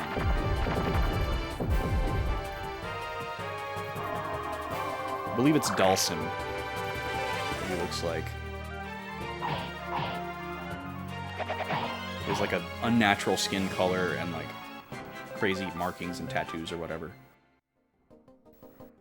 Yoga Flame? Is that one of his attacks? What is the significance of this? This seems so oddly significant.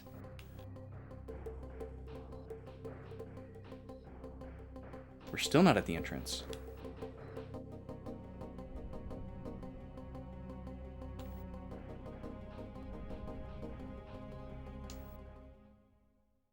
Now we're at the entrance. Okay, I'm gonna run an ad break. We're overdue for that. So yeah, it does look like it should heal me, right? I'm gonna run a little ad pack here. You're not gonna miss any gameplay. I'll throw the tunes on for a second. We're just gonna kill the pre-rolls for another hour so that new people coming in don't get slapped with ads right in their face right when they come in. Appreciate y'all being here. Back in 3 minutes.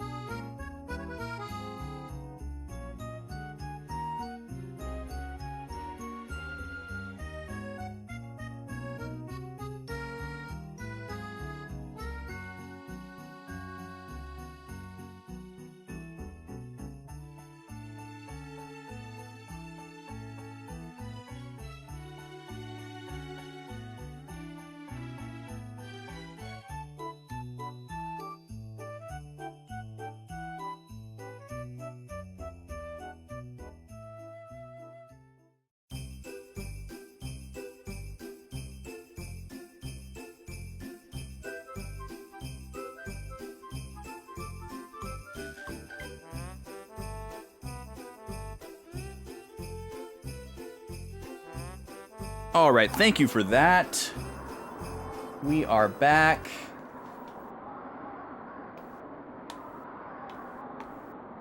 Just like that. Okay. Take 2 on this dungeon. Actually, really quick. Let me just make sure that there's not like another screen of this entrance, something cheeky like that. Okay. Okay. Moving along. Those first couple chords. That's really nice. So I'm gonna try to pay a little bit more attention to the path here. Yes, take 2. Where's the clapper?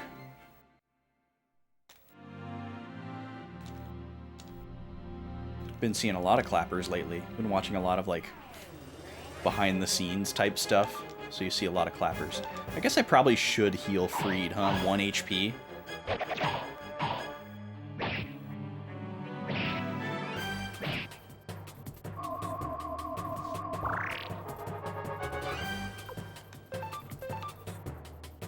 One-handed, baby.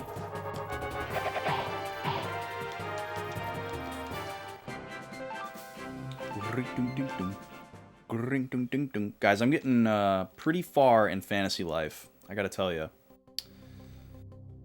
Things are going pretty good in that game. Don't know if you remember, but a bunch of streams ago I was talking about the Wave Race OST. I was telling you to look up a band that did covers of it. You can't remember the name. Kirby's Dream Band. I actually listened to that medley the other day and sent it to a good friend of mine who's another big fan of the Wave Race 64 OST. Kirby's Dream Band. Yeah, shout out to Kirby's Dream Band. One of the last vestiges of true video game cover bands. There's not a whole lot of us left.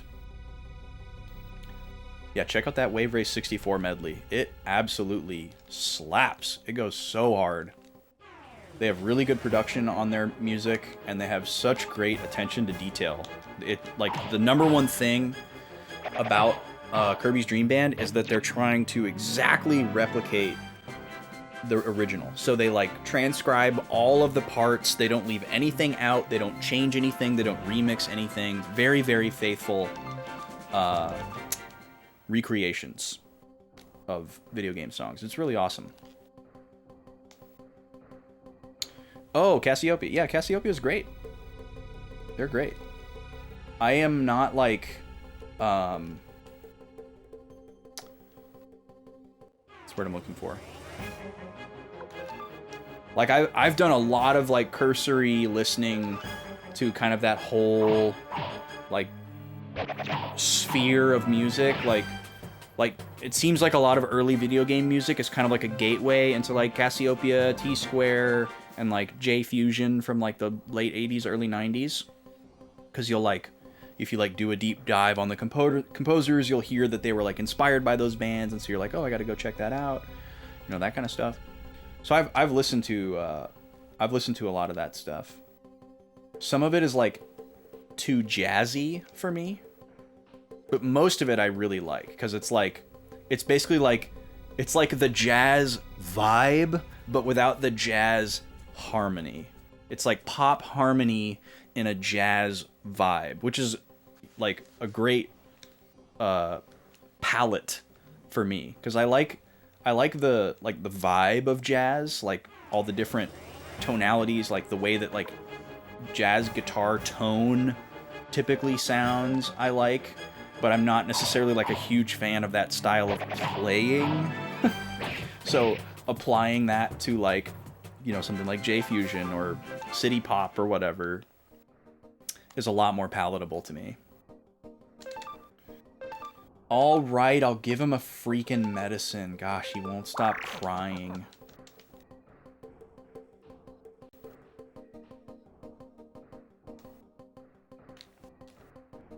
But yeah, I watched a really cool concert video not too long ago that's called Cassiopeia versus T-Square or Cassiopeia X T-Square or something like that. And that was a great concert.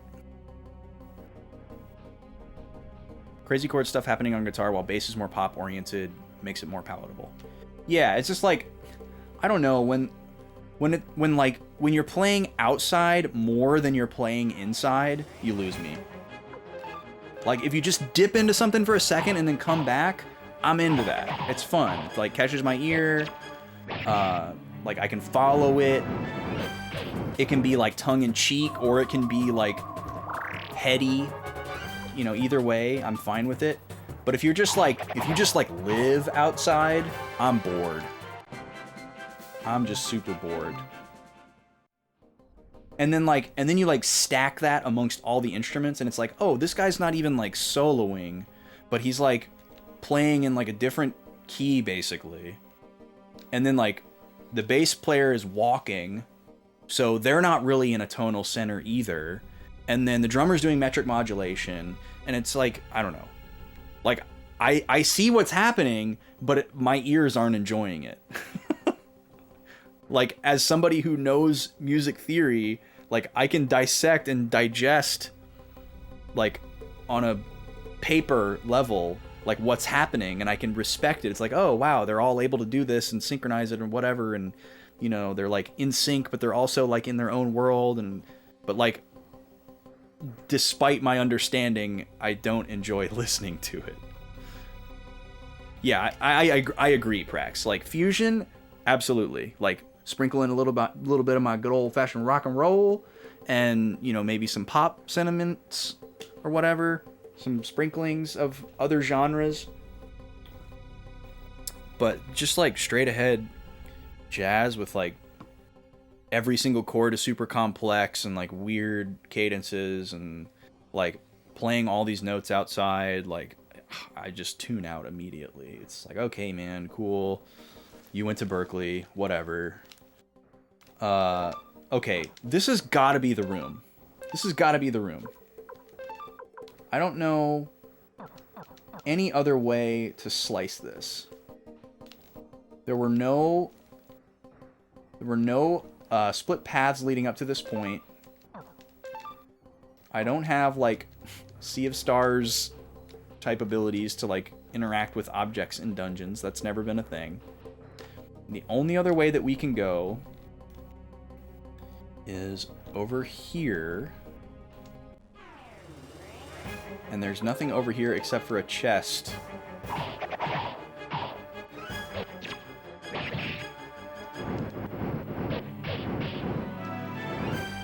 But yeah, I don't exactly know why I felt the need to go on that tangent. I like Cassiopeia, period. Cassiopeia is great.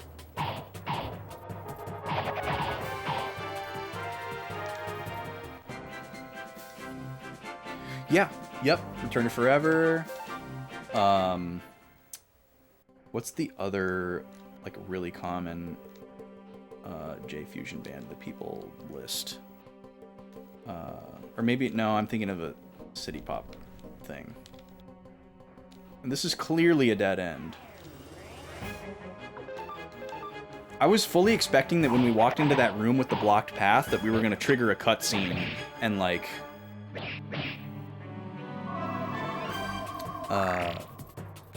where Victor was like, oh, there's rocks blocking the path or something. We were going to have to figure out how to get past there. So I'm really surprised that something like that didn't happen. D. Holmes, welcome in. You missed the first 90 minutes. Yes, we went to North Window. Necklord is back. And we're supposed to be coming to this cave to retrieve the sword that Victor had in Suikoden 1, and we don't know why he got rid of it. And I am currently a little bit stuck. I can't figure out what to do next in this cave, and I've been banging my head against the wall for a little bit here.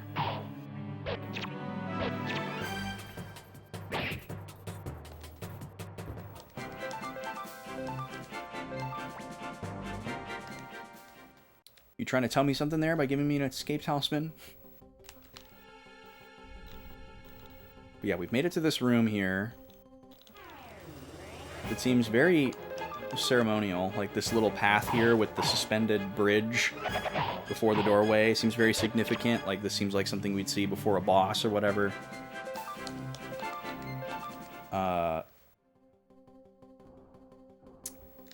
What's my band name?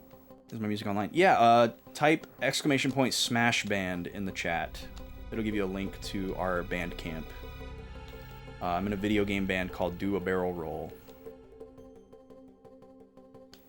I'm involved with other stuff musically, but that's pretty much the only thing that's online. We are working on the follow-up to that album right now. Hoping to have it out in early to mid 2024. Actually shooting to have it out by VGMCon. Spoilers.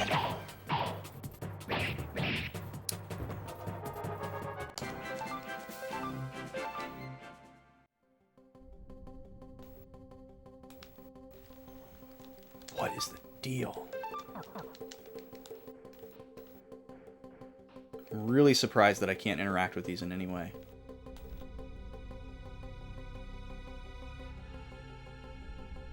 Like, why would there just be no explanation for this? Like, it looks like... Alright, hold on. Does Peppy collect royalties on our band name? Not to my knowledge. Actually, the last time I checked, the trademark on Do a Barrel Roll is open. I contemplated buying it at one point. It is not trademarked. But we do own doabarrelroll.com. Nintendo doesn't own that either. I've had many people approach me to try to buy that URL. It seems like we need to be on this little slit at the bottom there. Like, just give me a little stick of TNT or something. Like, just... Roy's skinny, you know? Just... turn sideways, my dude.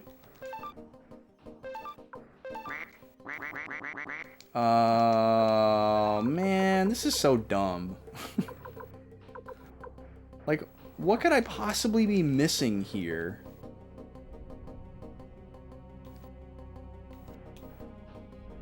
Like, my glaring question right now is this dumb or am I dumb? That's how I feel in this situation.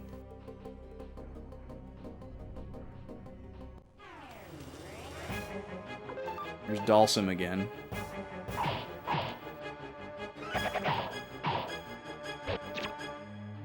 He's slaying with those red nails. This guy needs some clothes, though. Is he cold?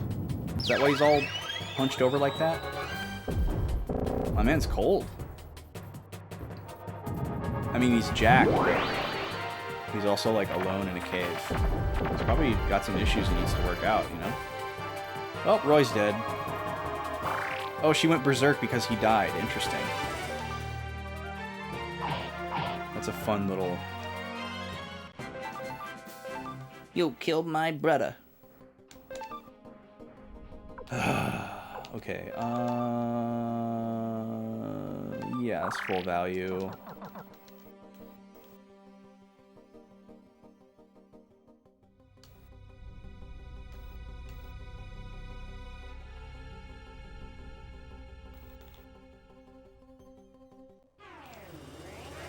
This is such a dumb thing to have to look up.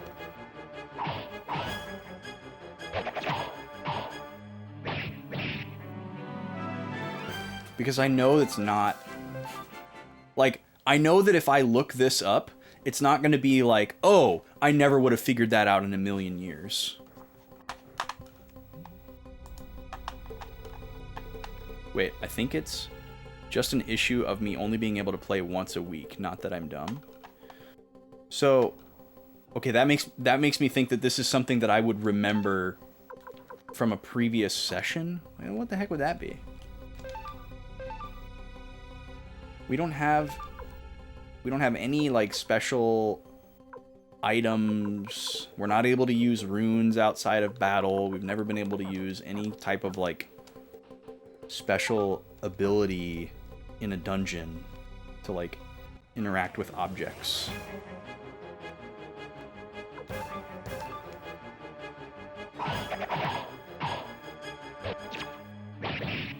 Like, we didn't have to do anything to get that stuff cleared out at the entrance, you know? There was boulders blocking the entrance. That could have been a whole thing, but it wasn't.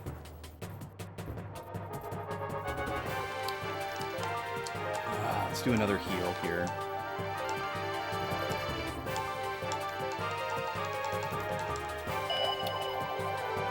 What could I be missing?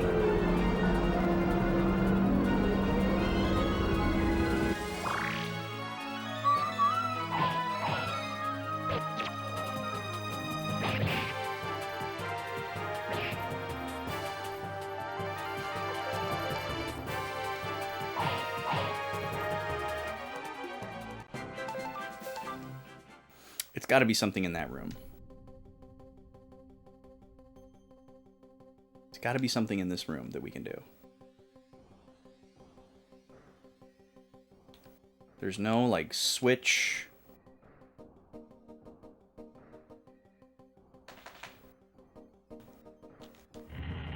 Oh my god, dude. It's the stupid moving mechanic. It doesn't work right. It's like from the very beginning where we moved boxes. So we can't walk into where wind is coming from. You know how mad I would have been if I looked that up? Like on a scale of 1 to 10, that would have been like a 59.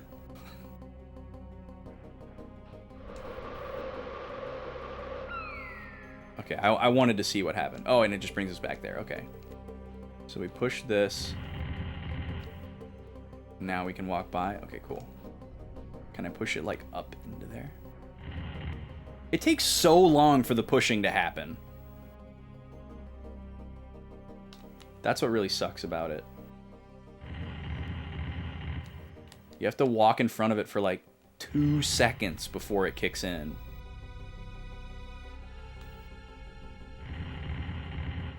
Which doesn't sound like a long time, but like literally 2 seconds, that's a long time.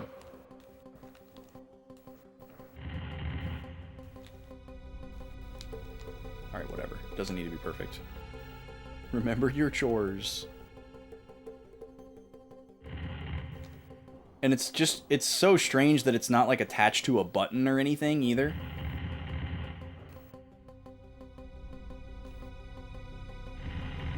Also, a rock the same size as me, like this rock right here, would weigh like 700 or 800 pounds, and there's no way you would be able to move it in a million years. Unless it was like perfectly flat on the bottom and we were on like ice.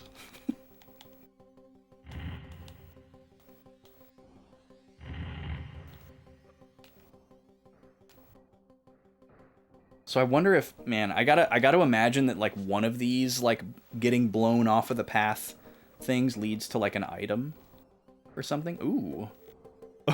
Ooh. Oh, there's a man. There's a man out there. Want to take this with you? Good, good. I don't need it anymore anyway. Say, it's a long way out of here. Want me to help you to the exit? I'm sorry. What are you doing here, sir? Can I ask that?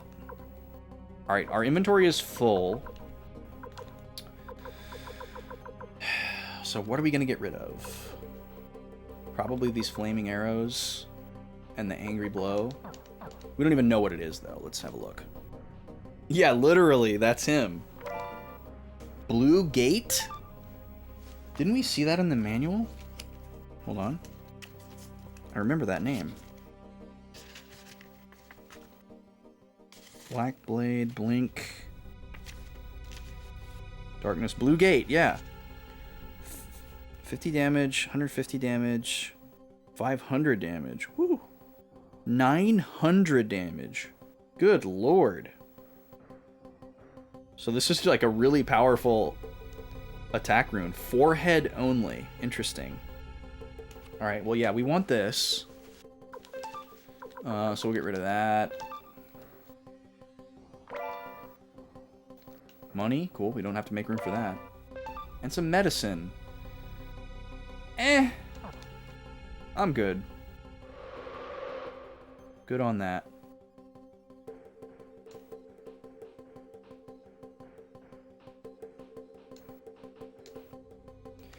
Alright. Anything? Bueller? No. This guy again.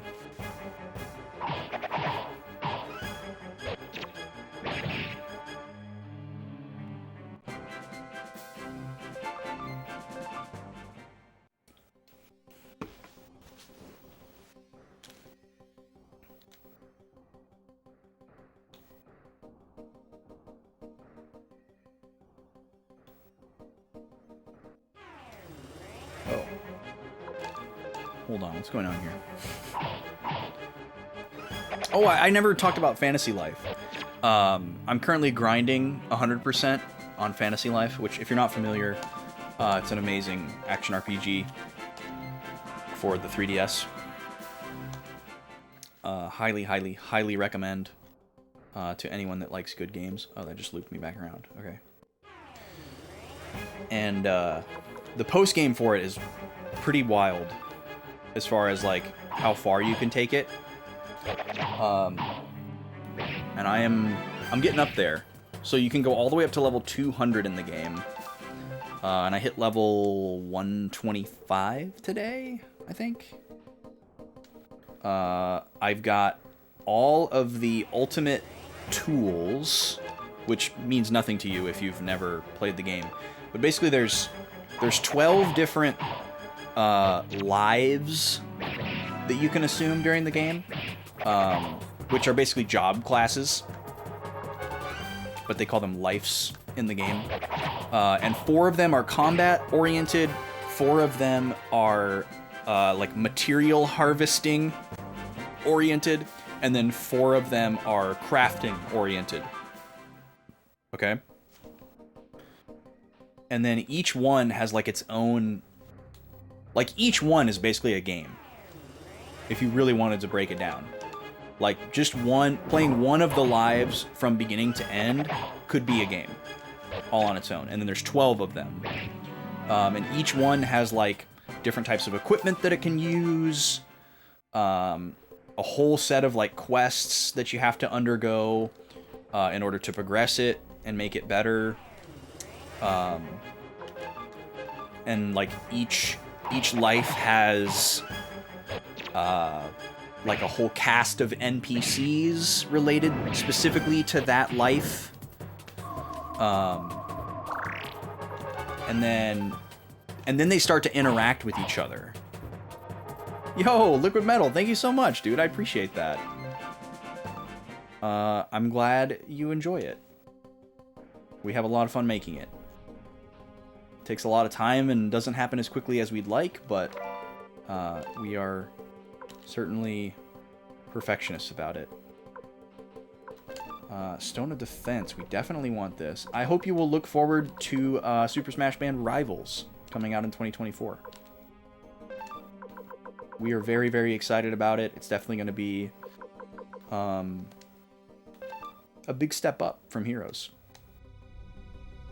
I'm very proud of Heroes, but we're definitely taking it to the next level for the second one. We originally intended them to be kind of like a double album, like they go together. They're like two halves of a whole, and we wanted them to release pretty close together. But now it's been it'll be 4 years by the time it comes out. It's mostly attributed to me moving out of state, but definitely also the pandemic. Defense plus 10. That sounds pretty good. We have this as a spell, so let's just get rid of this. I think I don't really want any, like, what do you call it? Like, spell items. I'd rather just use spells. Let's see. Ailey is not wearing a helmet. This is an improvement for everybody, though. Alright, here's what we're gonna do. We're gonna give it to Roy. Gobi! Gobi, please. No. No, no, no. Hey!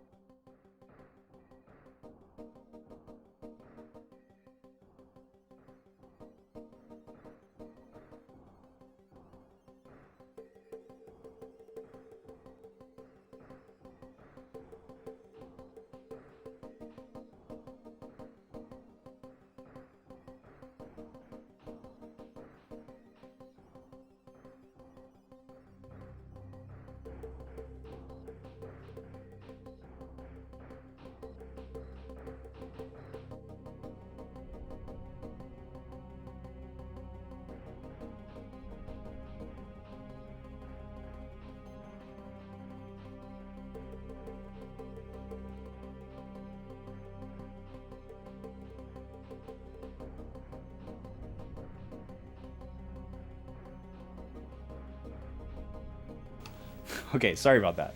There actually was somebody at the door. Because the lady was getting picked up to go somewhere. So they had a reason. What was I talking about? Oh, I was talking about Fantasy Life, and they were talking about the album project. Another one of your chats got modded? I don't see it. I don't see it, Sarah. If one of the, like, if there's like a word on like the banned words list that gets used, I don't even see that chat. It's just gone. It's just like, it's not like logged anywhere. So I don't know what it would be, but there's like the only weird word that's on the banned words list is LOL. There's not any like, well, I guess I do have some like common leading question words that people will use. I can't remember exactly what they are, but if you say like, you're not using the forbidden laughter. But I think, no, it's not Spotify. I think if you, like if people say things like this part coming up, things like that, that stuff will get filtered out too.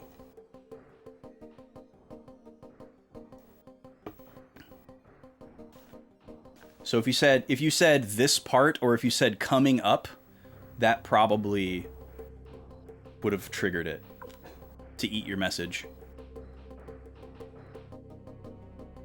Ah, there you go. It showed up on your Spotify the other day. That's nice. Yo, Flick, welcome in, dude. How are you? So we're gonna give this Circuit to Nanami. And then we can give the feathered hat to Ailey. And that will actually give us an extra item slot in our inventory, which is great. You're alive? 50 hours of work this week? Oof. Well, I hope it was worth it in some way. Glad to hear it's over. Or I'm assuming it's over. Maybe it's not. I don't miss having a flexible length work week. That's for sure. Sometimes I miss the time when I didn't work 40 hours a week and I worked less than that. But that was also a time where it was somewhat flexible.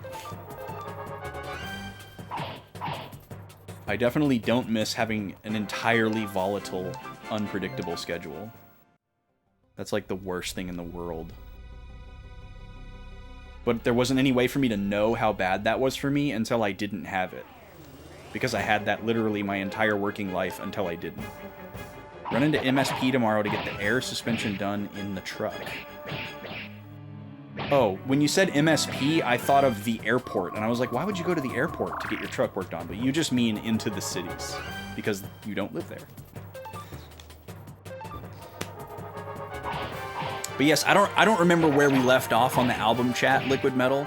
But yeah, we were talking about the production cycle of it or something like that. But yeah, they're intended to go together. The album that we're working on right now is like the counterpart to the one that you saw and heard. So we're very excited about that. All the bass and drums are done, and I'm actually going to be tracking my keyboard and guitar parts very soon. And we're planning to have all our tracking done by February 1st. And have the CD out by mid-April. Yo, is this Clive again? Okay. Update on the prediction. Pretty sure I called it. We came here specifically with 5 people because we're going to pick somebody up. Maybe it's this guy. Who are you? What are you doing hanging around here? Oh, this is Khan, not Clive. I was waiting for you, Victor. How do you know my name? Are you one of Necklord's slaves? Don't get so excited. I understand your feelings, though. Necklord, You're not the only one that has a grudge against him, you know. Oh, they're best friends now. How long have I been playing guitar? Oh, well, thank you for saying that I'm good. I've been playing guitar for... holy crap, in January it'll be 20 years. That is frightening. I started playing guitar in January of 2004.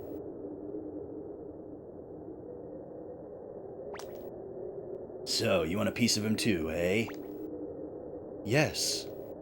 The Marley family has been hunting vampires for generations. My father and his father, before him, both hunted Necklord. Ever since I was a young boy, I vowed that I would destroy him, in the name of the Marley family. I swear I will destroy him. So, what do you want from me? Why would he want anything from you? Oh, sure, Kiki. Also, hello. Ask away. My business isn't with you. It's with the Star Dragon Sword and the Rune of the Night.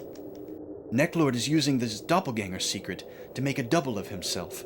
The Necklord that you defeated wasn't the true Necklord. Oh, okay. This guy's got like 7 layers of plot armor. All right, let me write some of this down. Meet Con Marley in Wind Cave. Listen to the wind. He wants to kill Necklord 2.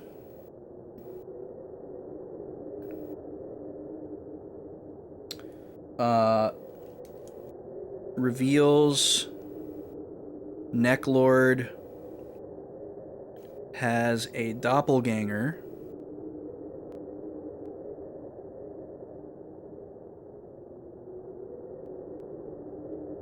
And we didn't kill the real one. That doesn't match up, though. Because when we saw him just a little bit ago, he was like, I'm gonna get you for what you did to my face with that sword. So, like, if he's not the real... Like, why wouldn't he make his doppelganger handsome again? Why would he also give him his same ugly face? I guess maybe the doppelganger is only able to copy his real face. And that's why. Is it possible for a string to be both in tune and out of tune? You have my plucked psaltery, and both F's sound a bit off, but the tuners, both of them say the tuning is pretty much perfect. Oh, okay. I don't know what a psaltery is. I'm assuming that's some obscure stringed instrument that I've never heard of. But what you're referring to, Kiki, is the phenomenon known as intonation. That affects pretty much every stringed instrument, especially fretted ones. Like, basically a guitar is never actually in tune. So, like, you just get as close as you can. It's all very approximated. So, like, trying to get, like, notes that are the same note in different places to sound as close together as possible is a process often referred to as intonation. So, like, for people that don't know how guitars work, like, let's take the note F. Like, there's a note F, right? There's 12 different notes in Western music, and F is one of them. And on a guitar, there's a bunch of different places where you can play the note F, like, on different strings. Like, even if you're not playing them in separate octaves, like, you can play the same note in a bunch of different octaves, but I'm talking about the exact same note, which is something that you can't do on, say, a piano or a horn. Like, if you're going to play that specific F note on a piano, it is this key and it is none of the other keys. There are other F keys, but those are different octaves.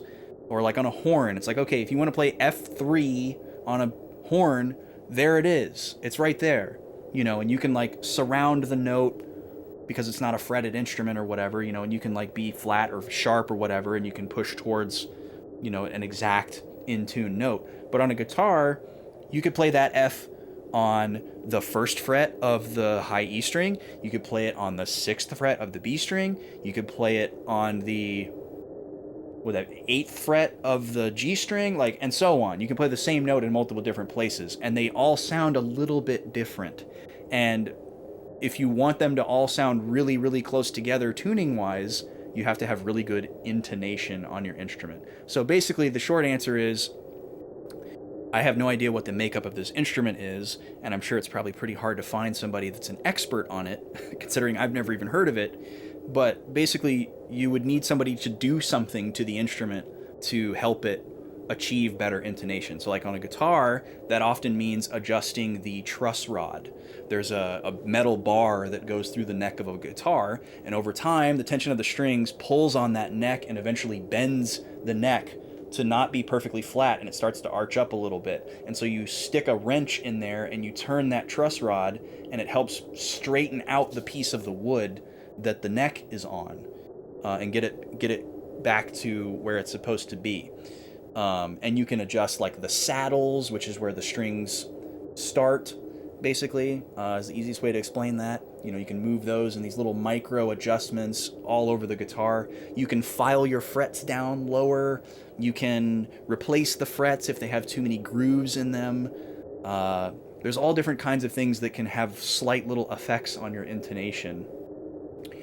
You know, these like rough approximations of notes that we call frets. So, yeah, like, if there's wood involved in this instrument, which I'm assuming there is, you know, age and humidity come into play. If it's like an acoustic instrument, like on an acoustic guitar, for example, there's a lot of glue in an acoustic guitar. And depending on the level of craftsmanship, over time, the glue, like, dissolves and evaporates, turns into powder and sloughs off, all that kind of thing. And for like really high level craftsmanship guitars, that is a good thing. For cheaper guitars, they have a much shorter life cycle, and as that glue starts to disappear, it gets harder to have good intonation. Or, you know, you can face new problems that you didn't face before. It could be, if it's like a zither or a dulcimer, that's a tough one, because like the strings are just on like little, like on a dulcimer, the strings are just on like little posts, and the way that you would adjust the intonation or even the tuning of those would be to just, you know, slightly tighten or loosen those different posts. So yeah, I'm definitely not the right person to ask, but it is the issue you are facing is an intonation issue. Like, if some of the notes are in tune and some of the notes are out of tune, that's what that is. Why is glue going away on a good instrument a desired thing? Good question, MN. So if you have like let's say you have like a Martin acoustic guitar, like a really common high-end brand, they actually intentionally designed their guitars in such a way that after a certain number of years, the glue will kind of like dissolve or evaporate or slough off, like flake off, and the wood just kind of starts to fuse together. Like the fibers of the woods are like slotted together and notched together in such a way that they just start to like fuse. And it improves the resonance of the box of the guitar on an acoustic guitar, and like where like the fretboard meets the body, and where the neck meets the back of the body, and all like basically all the connection points. Once the glue gets out of the way, more sound can travel through the entire piece of wood. It basically gets closer and closer to being one piece of wood, which is like the unattainable ultimate goal for an acoustic instrument, is for it to just be one piece of wood, because it would improve like the volume and the resonance and just like the overall like health of the guitar, I guess. But if you have like, you know, like a Yamaha $100 starter acoustic guitar, that thing has glue all over it, and after like 10 or 20 years, when all that glue is starting to fall apart, the guitar is eventually just going to fall apart. but usually the high-level craftsmanship acoustic guitars, and I'm sure things like, you know, violins and all those other kinds of things, like, they have a completely different mindset where it's like, okay, we need this instrument to last 150 plus years, and so they make it in a different way, and then they charge you out the wazoo for it. Okay, wasn't the true Necklord. Back to the story. Doppelganger. You mean it was a fake? He's a vampire who's lived for hundreds of years. He's learned a few tricks in that time. But if we use the night rune to cast his spirit out and then seal it, I think we'll be able to capture his spirit. Okay. Khan. Also, I did get the Star Trek reference. I didn't say anything about it, but I saw it. Khan wants to use Night Rune to call out and trap Necklord's spirit. So is he incorporeal currently? That stupid sword. What do you mean, Night Rune? Wait, what? He's the reason we didn't beat Necklord the first time. Well, I know one thing. Without the Star Dragon Sword, we've got no chance to defeat Necklord. That's why I was waiting for you. I knew you'd be coming to get it. How did you know that? If you knew where it was, why didn't you use that dumb old Star Dragon Sword yourself? No, that sword was not meant for my hands. In any case, the way it looks. That's what I figured. Wait, why does nobody like the Star Dragon Sword? This is so weird. So, may I travel with you? After all, our goal is the same. Sure. Thank you. Well then, we shall retrieve the Star Dragon Sword. Khan joins party. Yay. Magic Drain. Oh, Andy, wait. He has the Resurrection Rune? That thing is awesome. I just read about it in the manual. Thank you for letting me change my formation. Actually, I want it just like this. That is fine.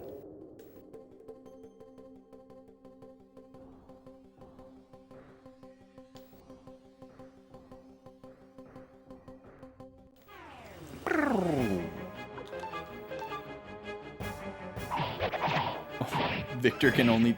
If Victor can only tolerate it, yeah.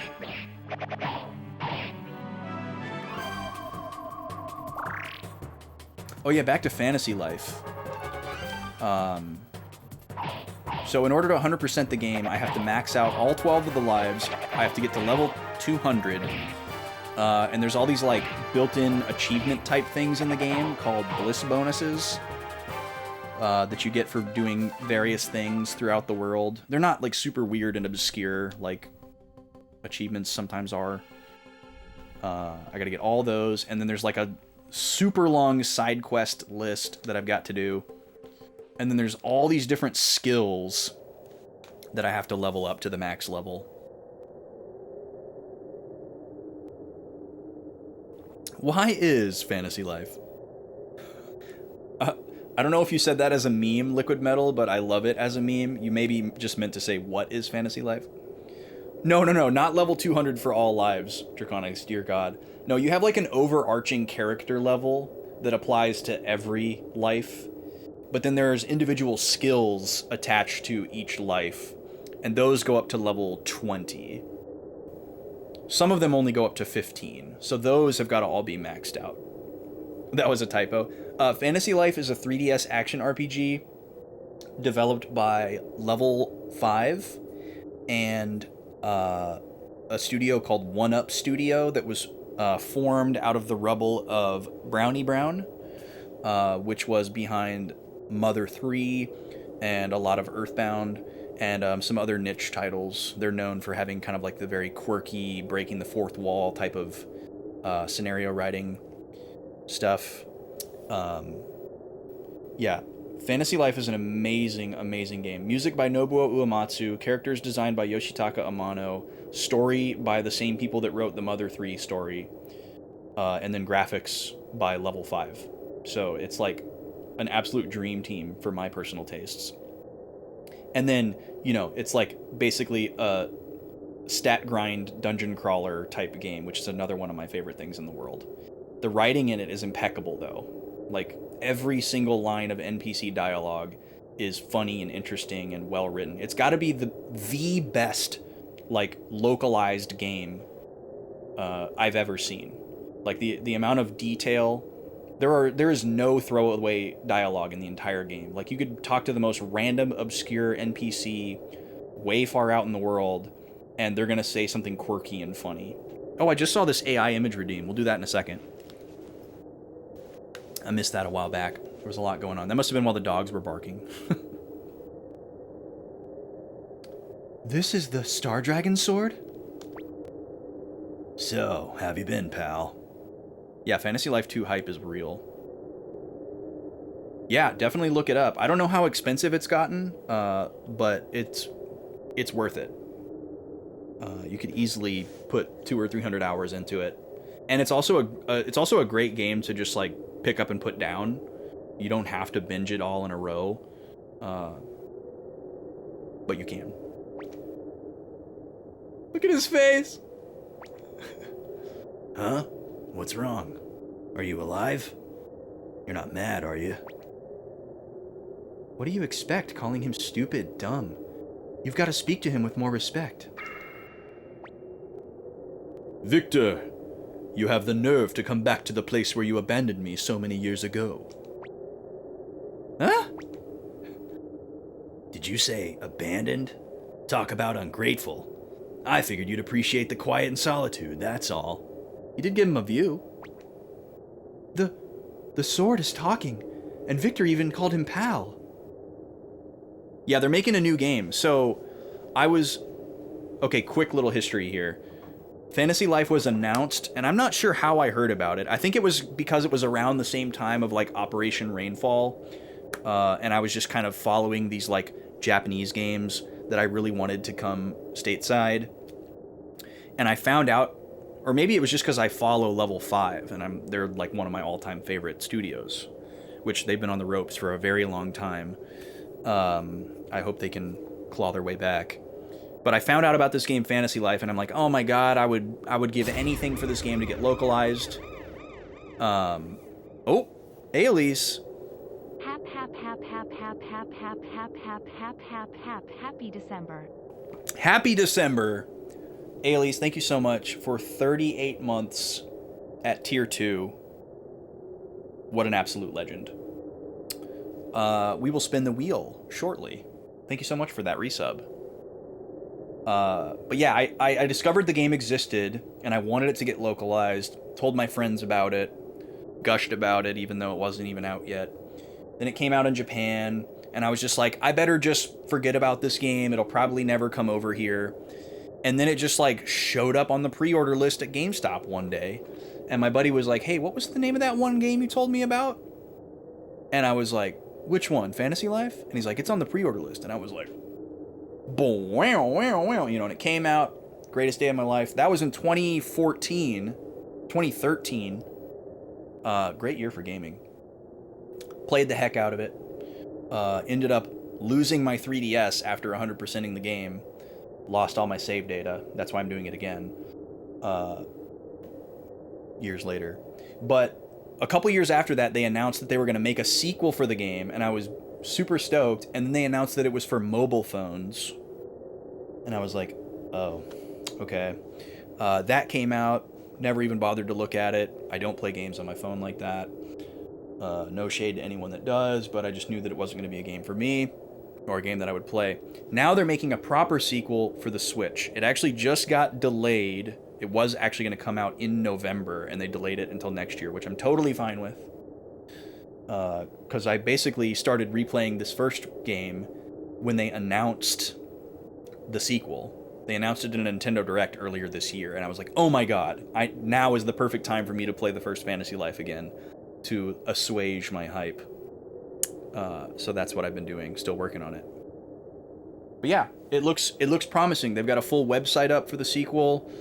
They haven't given a lot of details, and there aren't on the website, as far as like the staff being the same. I don't even know if Uematsu is returning to do the music. I don't know if it still has Amano character designs. It is still level 5. I don't know if the story is also written by One Up Studio. So hopefully all of those things are the same again. If so, we are in for another masterpiece for sure.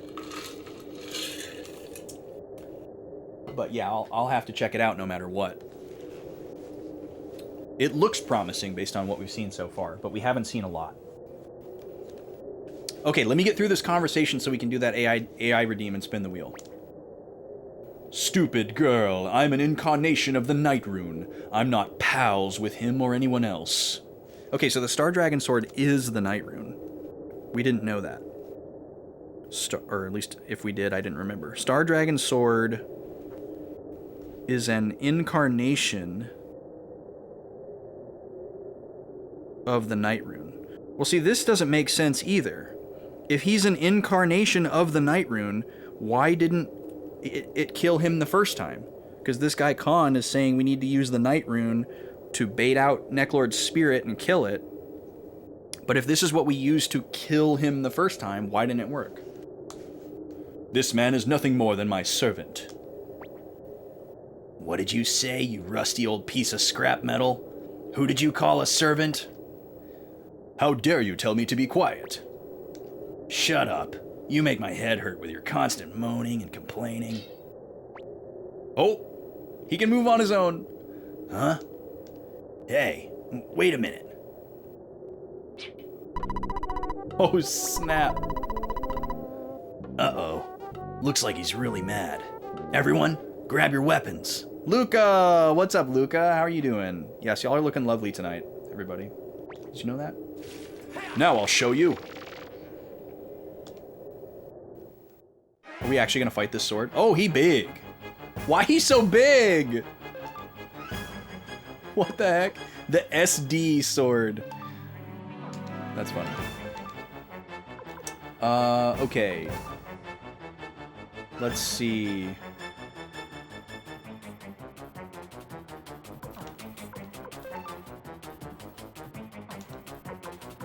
Just do a regular attack here to start. Let's see, raise one ally's defense. We'll give this to Freed here, the man who can't seem to stop dying. Ailey, why don't you go ahead and heal Freed? And then what can you do here? That's right, he's got Resurrection Rune. Works versus undead. 400 damage versus all enemies. Whew.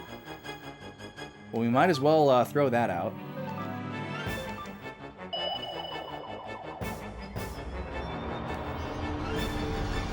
Does he jack in like Mega Man? Oh no. Because the spirit wasn't baited out and sealed the first time, is how you understood it? I see. Yeah, whatever. I mean, I'm obviously splitting hairs here. They need to do certain things to make their plot work. I'm not going to get too into the weeds with it, but I like to speculate and spin my wheels. Ooh, that's a cool animation. Wow. No, don't retaliate. Owie. There's my 3 HP. Okay. Let's do a group heal here, because he might do that again. And counterattack thing might be kind of cool to try out. Let's give it to Victor. Bailey, you can attack this time. 30 damage versus one enemy. That's probably not worth it. Let's just attack.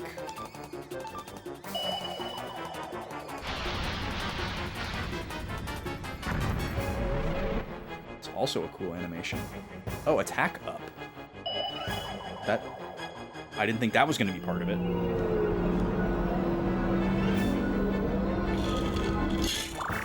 How you doing, Luca? Happy Friday. Thank you for joining us. His attack definitely went up. Alright, he seems to be favoring the center row here. So So I guess I should have given the counterattack thing to Roy. But we can do it again. Health is looking pretty good except for Ailey. We can have her heal herself.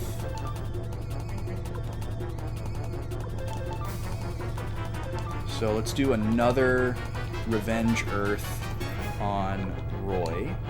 I want to see if we can trigger this counterattack. And then Ailey, why don't you go ahead and medicine yourself. Khan can keep attacking.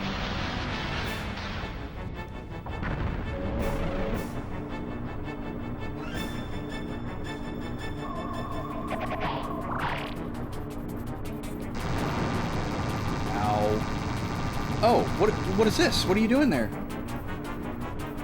What was that, Freed? What was that? What was that little ice wall? How did he do that? Okay, I didn't counter. So it's probably one of those things where it only works on, like, the most basic regular physical attack and not, like, skills or magic. That probably falls under. Yeah, we'll do a shining light here. Health is looking good. Might do more than my regular attack, which is doing like 60 or 70.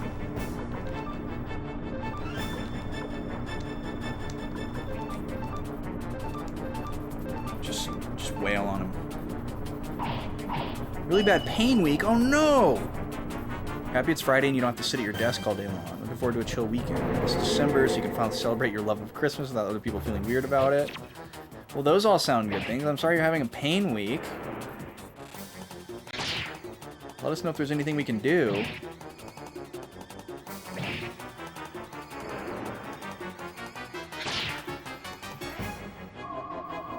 Man, he really likes stabbing the middle row. I mean, he's obsessed. He did it 2 times in a row there. That kind of sucked. He's not even attacking anybody else.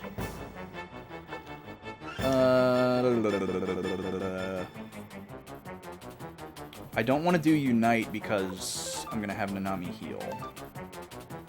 So...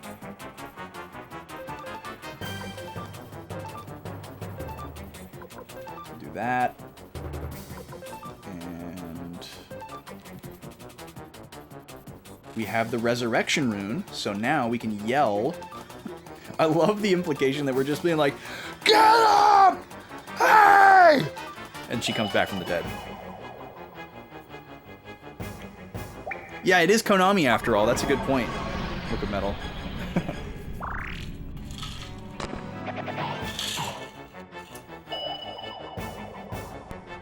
Yeah, oi, wake up! Those animations are sick. Yeah, we put our tree up on Saturday and did all of our decorating for the season. That was nice. We didn't do anything last year, so it was nice. It was nice to do it. I'm not like super huge on like a lot of aspects of traditional Christmas holiday season stuff, but I do really have a soft spot for just a Christmas tree. I just really like the soft glow of it, and I like looking at the ornaments and that kind of stuff. Just because it's just like a very like homey feeling. Like I grew up around it, kind of thing. So it's very like nostalgic. But I don't attach it to like any like religious stuff. I'm not a religious person at all.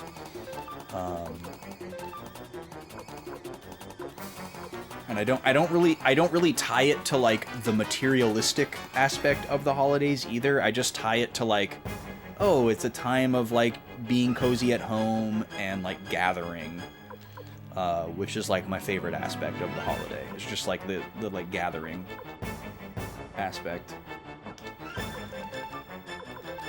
All right, time to yell again.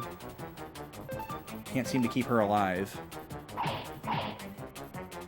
You like the holiday, giving presents, people, baking. Yeah, I love all that stuff. I just like the togetherness the togetherness of it. It's like an excuse for people to be a little bit more wholesome, you know? Like if people were kind of like super mushy out of nowhere and just like, I just really love all you guys, you know? Like if somebody was like that all the time, you might just be kind of like, all right. But like once a year, it's like okay to let that all out. You know, I really like that. Muppet Christmas Carol, heck yeah. We watched that on stream last year. Probably do that again. Great, thank you for the segue, Luca. Christmas movies are coming, by the way. We're gonna be watching weird, obscure, cursed Christmas movies on stream. We did this last year. I'm a big fan of bad, stinker, weird, obscure Christmas movies. And it was really fun last year. We're definitely gonna be watching those 3 movies again, but I'm gonna be finding some other ones, including Muppet Christmas Carol, because somehow that is stream safe. Not Bad Santa. Definitely not Bad Santa. Obviously, they have to be super obscure and strange in order to be safe to stream. So we can't stream, like, the ones that we all know and love. It's got to be weird stuff or super old stuff. And then also, it's all going to be family friendly. So there's another reason why we could never do Bad Santa, even if it wasn't takedown bait. Yes, we're getting there. We're getting there, MN. I got to get to the end of this scene, and then we can do the AI redeem and the wheel spin. We're getting there. Thank you for the reminder. You feeling better? Don't get so mad, okay? What? Once I get this mad, I fight until my enemies are routed. Yikes. Okay, I'm really sorry. Forgive me, great god. Please, forgo your vengeance, O Star Dragon Sword. He turns on a dime and becomes prostrated. Very well. But tell me, servant, why did you come back here? Necklord is still alive. Or since he's a vampire, perhaps I should say dead. Anyway, he's back. You mean that nasty vampire? I thought I disposed of him. Necklord is using his doppelganger's secret. In other words, he's a vampire with a powerful rune. Impudent little bloodsucker. If that's true, perhaps I'll go with you. Come on, pal. Do it for old time's sake. I mean, please, I beg of you. Very well, then. It's so weird how they have, like, a relationship. Like, Victor, like, the sword needs Victor to talk to him in a certain way to feel like he's properly being respected. But Victor's embarrassed to do that. Okay, we're ready. Normal attacks don't work on Necklord, but if we can seal his power with this thing... Thing? That is, if we can seal his power by using the power of the great Star Dragon Sword, perhaps we can beat him. Well, now that you're friends again, let's go back to North Window. It's time to do my job. Yeah, what was your job again, Freed? Is your job to die every second? Okay, now we've reached a little breathing point here. I also need to run another ad pack. It's been another hour already. So I'm going to do that. Run another 3-minute pre-roll killer, and when we come back, we're going to spin the wheel, and we're going to do an AI image redeem. Thank you all so much for being here. No gameplay will be missed. I'll see you in 3 minutes.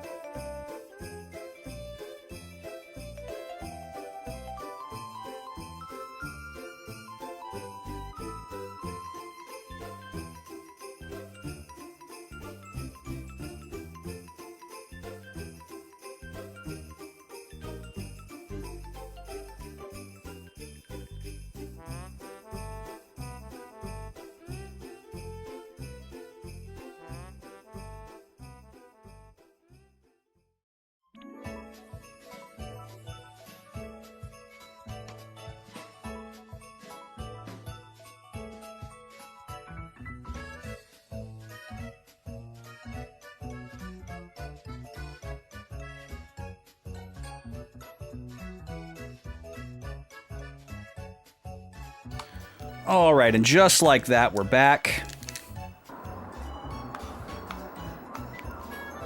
Thank you for waiting. Thank you for sitting through the ads, if you got hit. Now then.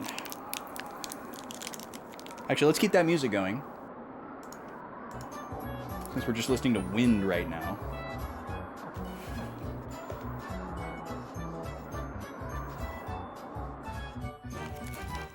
Oh, but now we have map music. Okay.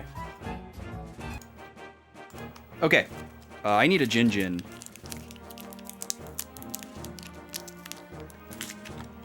That just sounded really nice.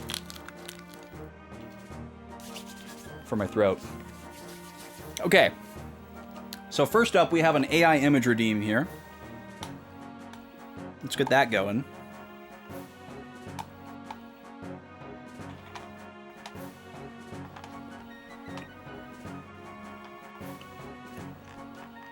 Now, where did that go? Here it is. Vampire landlord asking for your monthly rent while you are folding your laundry in the basement laundromat? Did you mean laundromat?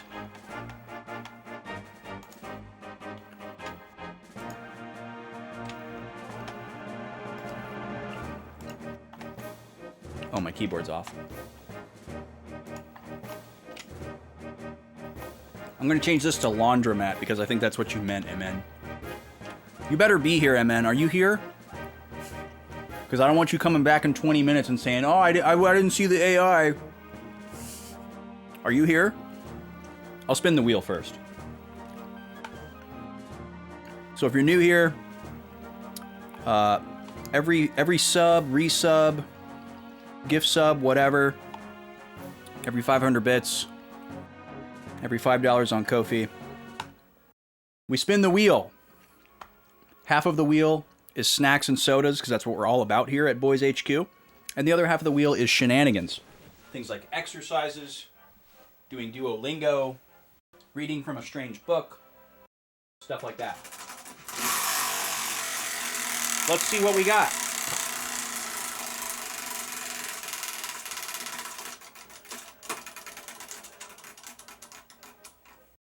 Why is fantasy life? That's my favorite chat of the night. Why? Wait, that doesn't work on this layout. Oh no!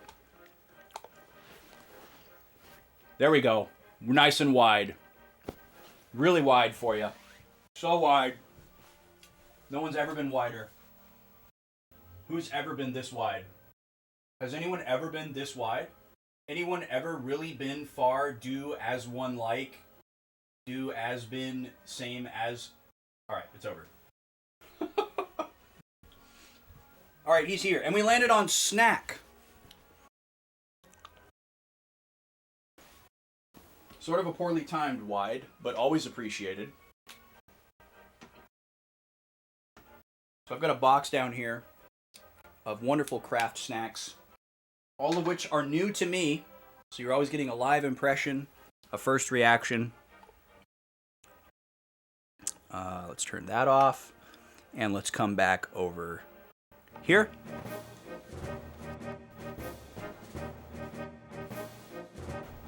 A meatball sub. Yes. Not as popular as Prime subs and gift subs, but we do enjoy a nice meatball sub. Alright, here we go. Here comes the image redeem. Yo, World Market tomorrow? Dude. You're gonna get stacked. You're gonna get stacked, Luca. You're gonna get stacked with snacks. Okay, here we go. Oh God. I hate this person. Look at his cute little purple laundry basket though. You could not put any laundry in there. That's like the bin of like VHS tapes in your attic. That's not a laundry basket. You could only put like a load of socks in there. Ooh, right next to the boba store? Let's go, dude. All your worries are going to melt away tomorrow, Luca. Oh, I like this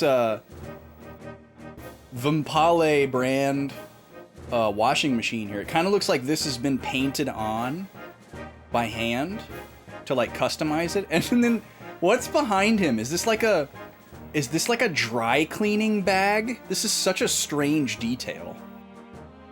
And I love how he's like, what? Gabagool. He's like very like Italian with his like, what are you gonna, I'm doing my laundry here. Come on. Like, what's with his, like his attitude? You know? Like, what's going on there? He's like, look at me, I'm your vampire landlord. Forget about it. Alright, second image. Alpane Vade. So this looks more like he's running a dry cleaning business in his basement. And he's got, this is a very like piratey shirt. This is like the Seinfeld shirt almost. He's got the vest on. Where's my rent? His cape hanging up to dry. Yeah, these are all his different cloaks and cowls for different occasions. You know? Just because he's a vampire doesn't mean he's not also a socialite. And what's in his basket here? Are these like the dry cleaning slips, like receipts? What was the last name, sir? He's actually, this isn't a basket. This was like a hamper with a wire frame. If you look really closely, this is a very well realized basement, though. This guy's definitely in a basement. It doesn't have as much attitude as the first one. You know who he looks like? Ah, what is his name? Hold on. Oh, I can't do it in this window. What is his name?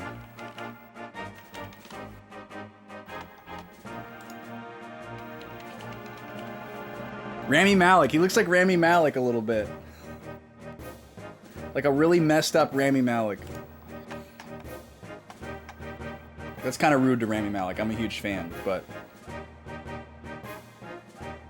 Okay, number 3. Oh, Lord, this is very cursed. Why is half of this just black? It's just like... It's like 1999, and just half of the image didn't load. You'll have to try again. This man looks much more meek. This guy doesn't look like a vampire. He's got the vest, but that's not enough. You know, he doesn't have like a weird haircut. He doesn't have like a menacing countenance. But you know, he could be doing some laundry here if we could see the other half of the image. It's kind of left up to the imagination here. But all right. Zoom in on that face? I can't really zoom in on this. It's annoying. It like auto corrects to the scaling. So I can't really zoom in. You'll be able to zoom in on it when you look at it in Discord later, because these all go into Discord. But they're all spoiler tagged so that nobody gets jump scared. Alright, and finally... Oh, we have a winner. So this is like...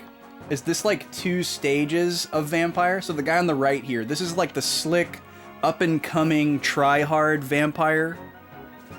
And then the guy on the left here is the like jaded, out-of-touch, over-it vampire. Oh yeah, you gotta try not to fixate on hands too much. It'll hurt your brain. Flick.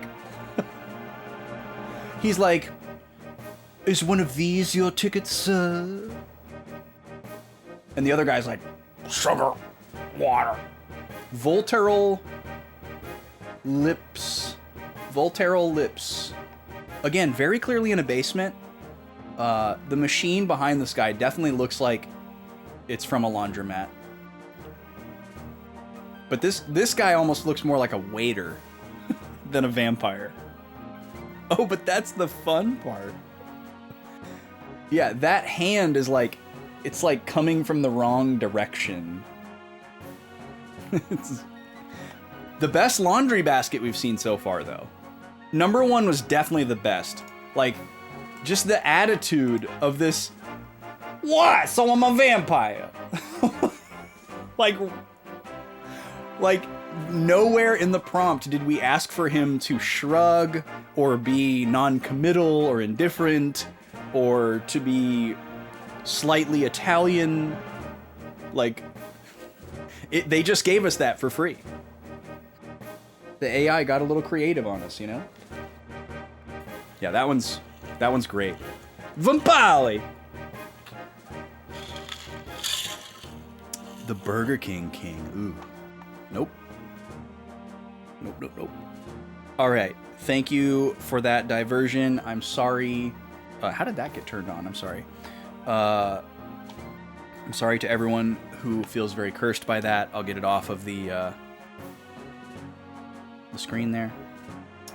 And for anyone who likes to stare into the void of hell, those will be in Discord later for you to look at. Okay. I guess we could just go ahead and have our snack, huh? So I've got a whole bin down here.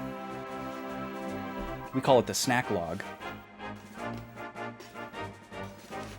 Of snacks. Everything in this container here is something that I have never tasted. There's probably, I don't know, a dozen different things in here. Yes, Liquid Metal, we do have a Discord. Exclamation point Discord to pull that up. If you're in our Discord, you can vote for what games I play next and for what series we watch on Thursdays for our theater streams. Pretty much everything I have right now is chocolate adjacent, with a few different...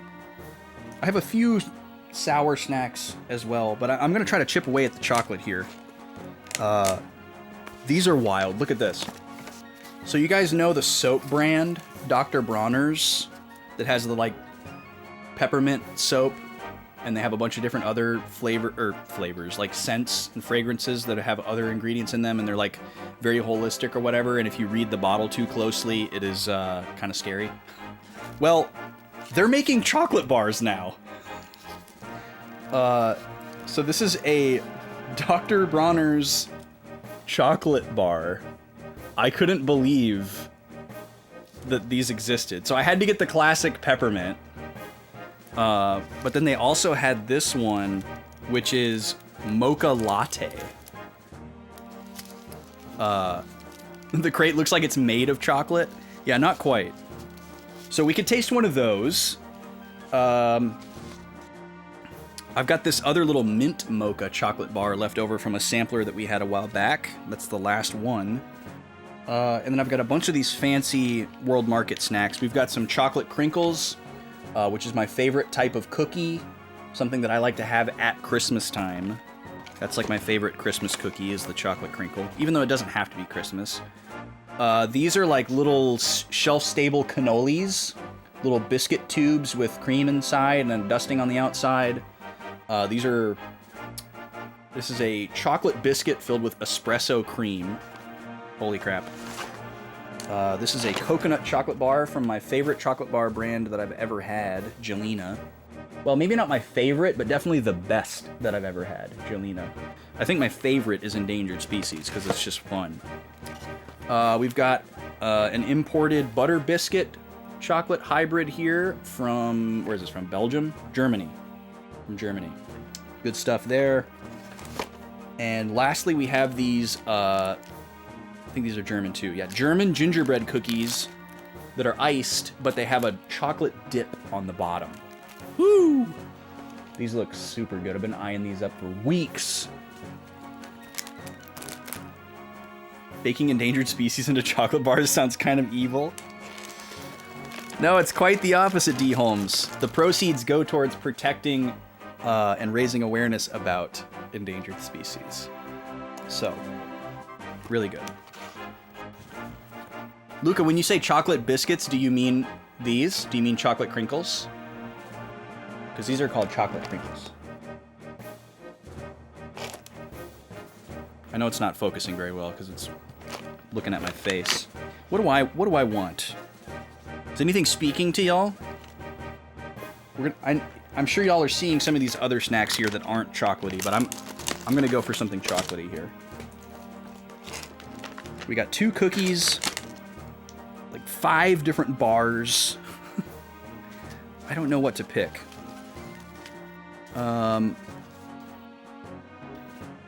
Dr. Bronner's Magic All One Chocolate. Why is it called Magic?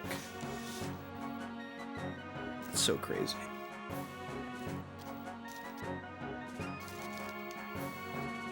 The cream-filled biscuit? The cannoli thing? Marcolato? Yeah, we could try this. This is also from... Oh, this is from Greece. This comes to us from Greece. Alright, yeah, let's do this one.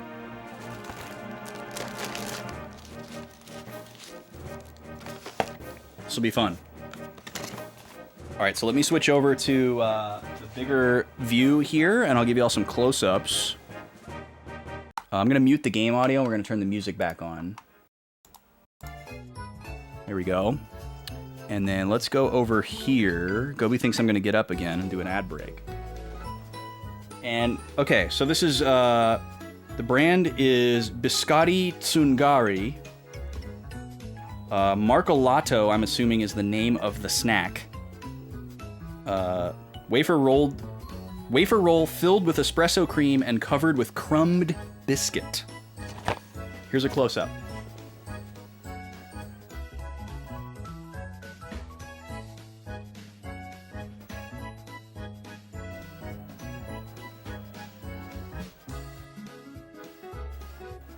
Okay. So let's open this up.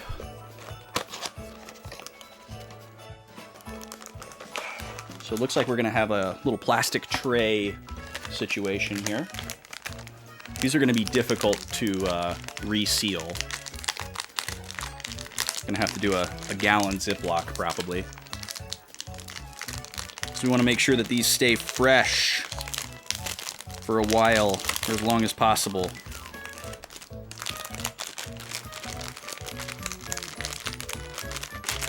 Whew, I can smell the coffee already. Holy crap. Wow, these look so good. Probably eat 2 of these. Oh, that one is huge. That's a chunky boy. Wow, it smells... Okay, it smells exactly like tiramisu. Like, it smells like coffee, but in a very, like, kind of liqueur kind of way. I'm gonna bring this up close to the camera so y'all can get a good look at the texture.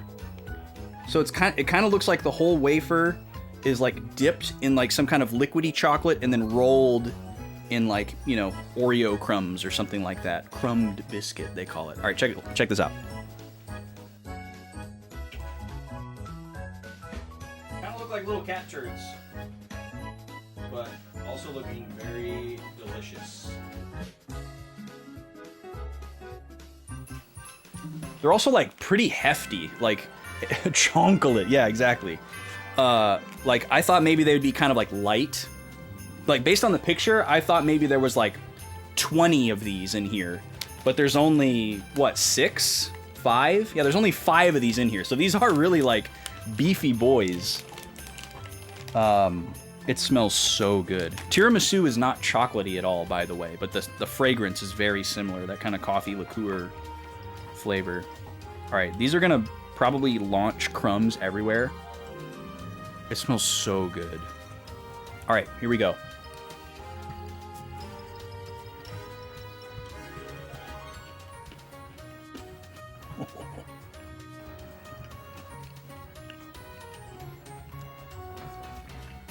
Dang. Okay. I don't know if y'all remember. They used to have a like a mocha Oreo. Or maybe it was just coffee cream Oreo. But I want to say it was like mocha or like cafe latte Oreo or something like that. It doesn't exist anymore. This tastes like what I wanted that to be. What I wanted that Oreo to be.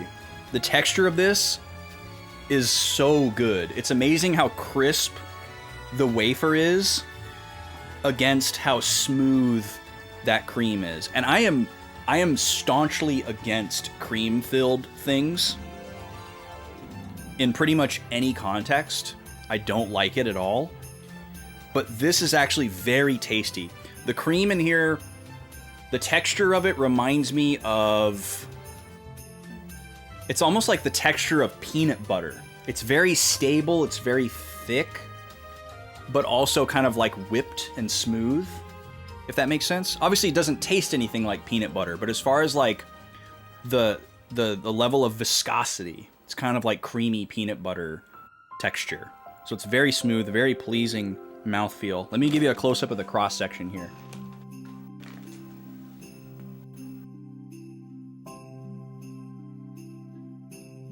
Sticking his tongue out at you. This is so good. It's very flavorful, but it's not too rich. Like, you could eat this whole box if you were a degenerate.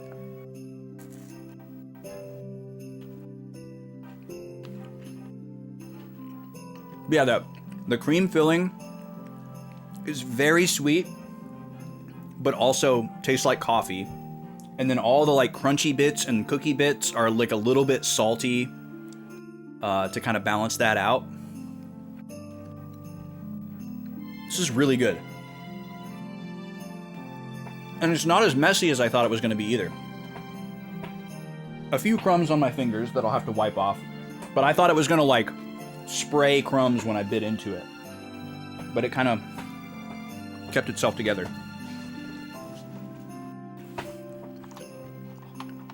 Am I a degenerate today? I mean, always a little bit on Fridays, right?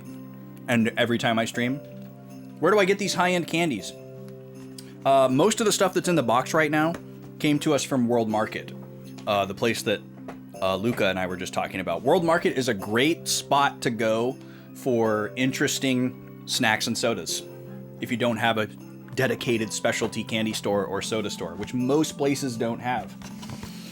So it's definitely a go-to spot for me. They get all kinds of imported stuff from other countries that you won't see in your, local grocery store or chain store, big box store.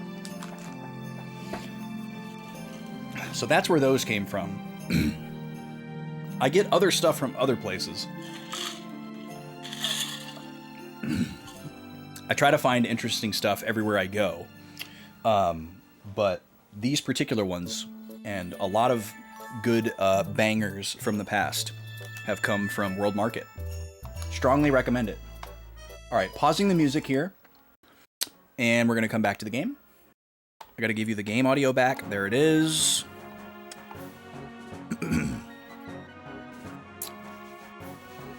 Those are really good. Really, really good. I might have another one in a little bit. But one is definitely enough. But yeah, if you like the flavor of Oreos and of tiramisu and the texture of a very, very soft cannoli, that is the snack for you. All right, we're back in South Window. We're gonna stop at the inn. Take a little snooze.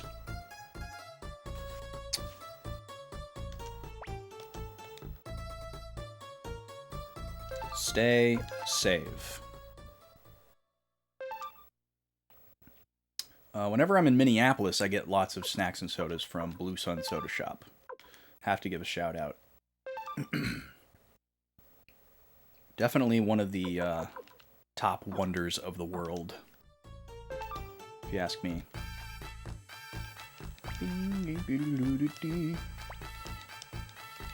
So none of these folks are saying anything differently. So I guess, am I supposed to just immediately go back to North Window and like rematch what's his face? Because Freed was like, oh, we need to do your job so I can do my job. And I don't remember what his job was. I also don't remember what building that was. There was some building here. Or maybe it wasn't here. Maybe it was in Couscous where we got introduced to him. I don't know. We'll just go back to North Window and see what's going on. Oh, you've been meaning to go there, D. Holmes? Yeah, I mean, they're not super common, but I feel like most people probably have one within a reasonable distance. It's also a good place to go, like, this time of year.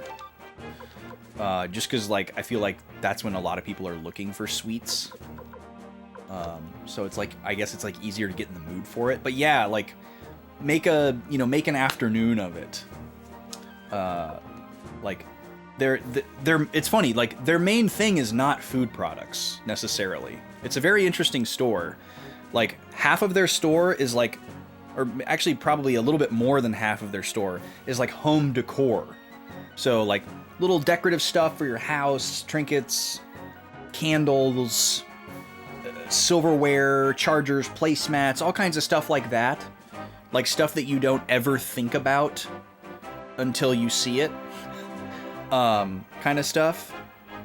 But then like the back third of the store is like a small little like liquor section, and then a bunch of like imported sodas and drinks and snacks and candies and stuff. Oh, you're talking about Blue Sun. That's right. I forget that you're near the Twin Cities. Oh my God. Yes, you got to go to Blue Sun. You've been to World Market a couple times. Okay. Yeah. My bad. I forgot that you're in that area. Yeah, I don't live there anymore, but I used to live there, and a lot of people that hang out in this chat, I know from there, and most of them still live there. Which Blue Sun is the closest to you, D. Holmes? If you don't mind me asking, you don't have to answer that. The flagship store is the one in Spring Lake Park, which is not the closest to most people, depending on where you are. But they have two other locations. They shuttered one because it was not working out for them. They had one in Bloomington, and I'm pretty sure that one is gone now. I've been to that one twice. And then they had one in Richfield, which I've actually never been to. Medicine. Uses medicine. Okay, this sounds interesting. Let's get rid of this. And then they have one in Hudson, which I think is a smaller store because it's Hudson, but I've never been to that one, so I don't know for certain. But the one in Spring Lake Park is the Big Daddy. And that's the one I always make a pilgrimage to when I'm in town, which is usually like once a year. Well, time to kill a vampire. Star Dragon Sword, don't fail this time. Stupid bag of flesh. First, let's go to Necklord's place. I know how to seal off Necklord's power. Oh, the one in Richfield is the shuttered one. That was right by you. Oh, bummer. So, okay, so I guess the Bloomington one is still there then. I never actually went to the Richfield one. I mean, I could say this about the Bloomington one too, but it just seems kind of like a weird spot. There's nothing by it, which I guess is also true for the Spring Lake Park one, but it's just so big that it's like, it feels more like a destination. Yeah, the Bloomington one's closer. Yeah, if Richfield is the closest one to you, then the Spring Lake Park one would be quite the pilgrimage. But I also know a good gaming store in... are they in Fridley or are they in Columbia Heights now? I can't remember. But you could make it a dual visit. We've got a good friend that runs a tabletop store up in the north suburbs up there. That's not too far from Blue Sun. You never went in while they were open? They closed while you lived there? Ah, bummer. World Market much closer to you as a kid. Now it's an hour away. Yeah, make a day of it. It's definitely not like, it's very rare that somebody's gonna have like a World Market they can stop at like on their way home from work or while they're out or whatever. But yeah, you can usually make a day of it. We're going in, Roy. Especially if it's in like a strip with like other stuff, and maybe you can stop at the other place that's nearby, like the boba place that Luke is going to, that kind of thing. Alright, so maybe we can go in here now? Are we just gonna immediately go into another dungeon? Yeah, I guess so. That's very this game. Listen to this vampire-y music.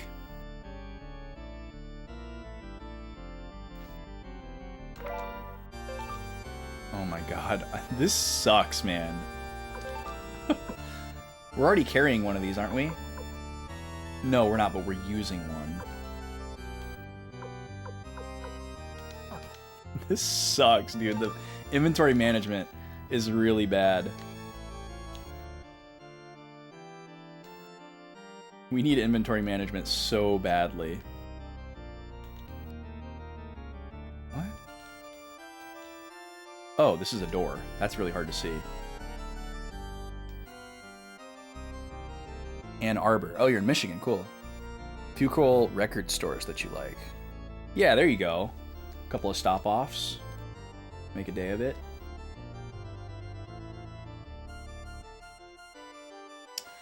I gotta give a shout out to a buddy, a Twitch buddy, that you might have some Michigan synergy with. Go give our boy Spooky a follow, Liquid.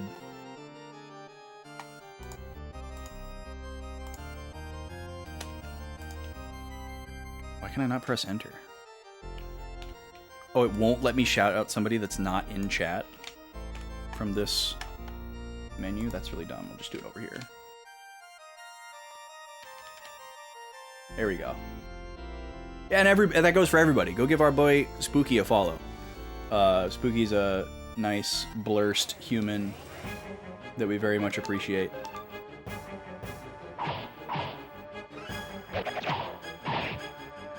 And I don't think he lives in Michigan anymore, but I think he grew up there.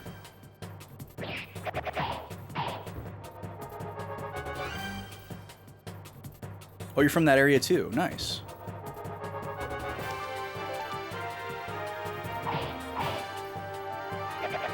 Small world. Yeah.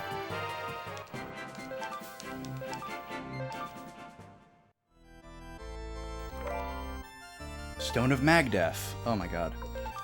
Yes, Spooky is what we like to call a lewdsome streamer, which is a portmanteau of lewd and wholesome.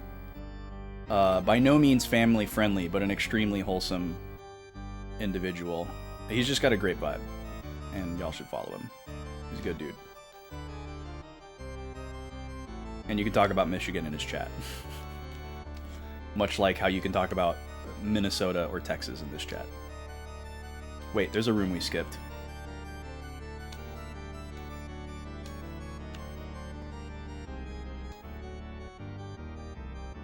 We didn't go in here.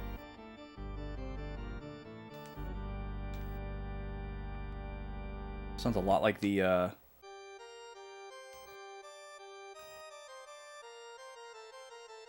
what the heck? I was not expecting this much area. Is this a puzzle? Can I push these? Now I'm, like, convinced that I can push everything.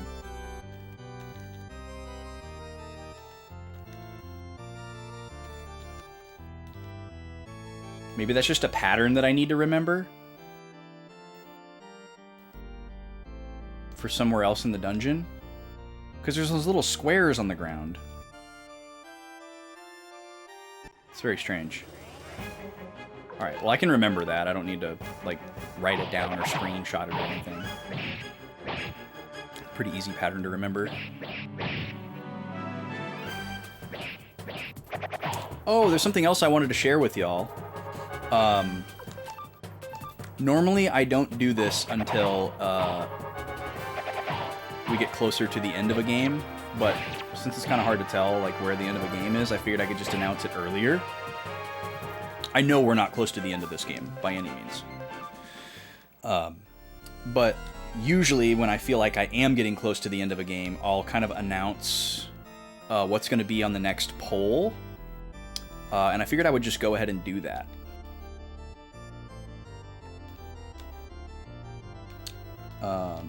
So we're going to continue to have the two games that have been on every previous RPG poll, but have not won yet. But they're two games that I am very much interested in playing. Yeah, we'll have a totally separate poll when Pokemon ends. Oh, here we go. Okay, so this might be what I was looking for just now.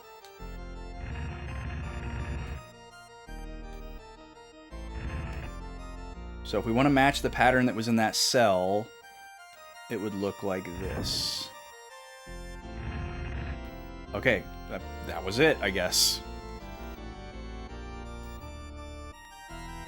Oh, but there might be another pattern that opens this door. Okay. We'll remember that. Oh my god, another new rune. We're just gonna have a full inventory of runes. We can get rid of this. Whatever. I don't care.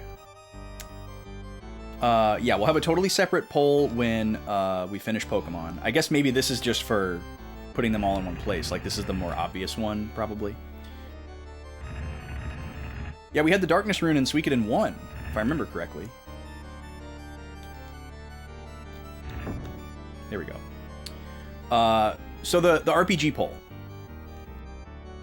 We're going to continue to have the two games that have been on every RPG poll ever since we started doing polls, which are Final Fantasy Tactics Original and Dot Hack Part 3.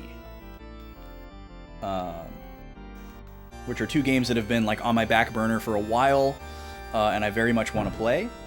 So those will be on deck. Well, that stays open. Interesting. Maybe it's all? I don't think we've been given a reference for this, so...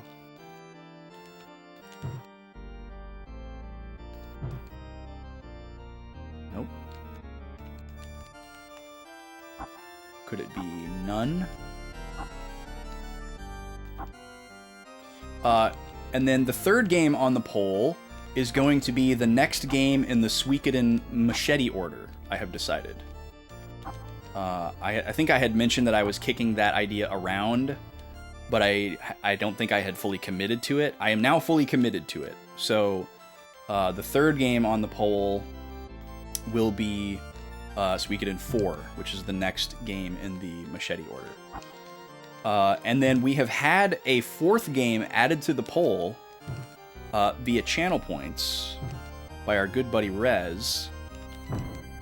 There it is. And that is Eternal Sonata. So those 4 games will be on the next RPG poll, and there are 2 slots left open if anybody wants to add another RPG. It'll cost you 25,000 channel points. And it's got to be an RPG that I already own and have not played before. So you'd have to go into the backlog and dig for that. But there are 2 slots left. We can have a maximum of 6 games on a poll. Just FYI. Can't be targeted? Excuse me? That sounds amazing. Can't be targeted? Okay. I'm all in for that. See ya, shoulder pads.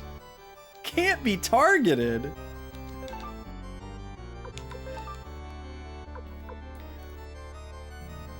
Hey, no. No. No, don't do that. Lay down. Take it easy. If Suikoden's 4 is on a poll, it will never win. Don't underestimate this community, Liquid Metal. Don't underestimate this community.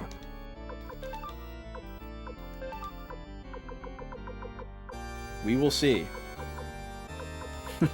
We will see. Stranger things have happened on polls in our Discord server, I will say that. Okay. What am I doing right now? I'm giving this blue ribbon to somebody. Oh, we can only give it to Nanami and Ailey. Interesting. Well, Nanami seems like a great choice because She's a healer. Ailey, we don't know how long Ailey's going to be around, so I'm afraid to invest in her. That's the only thing that I don't like about these games, is I'm always hesitant to invest in a character because I feel like they're just going to get snatched away from me for some story beat. So I like pretty much hold off on investing in anyone. Or when we played Suikoden 1, I held off. By the time we got to the mid game, I stopped investing in characters until I felt like I was at the end game, other than like the main people that I knew were going to kind of be in the core. So I see Nanami as that. So we'll give her this over the Belt of Strength here. Doesn't increase her stats at all, but now she can't be targeted, which is nutty. So maybe that's why there was no clue for that pattern, is you had to just guess it by trial and error, because that's a pretty good item if it does what it says it does. Hey, I'm committed to playing the whole series. I know what I'm in for with Suikoden 4. I really, like, I know that everybody loves to meme on it and dunk on it and hate on it, but I also have watched a lot of people stream it, and, like, I've played way worse games and I know it. I've pushed myself all the way to the end of games that are definitely worse than Suikoden 4. So I'm not afraid of it. I'm not afraid of it at all.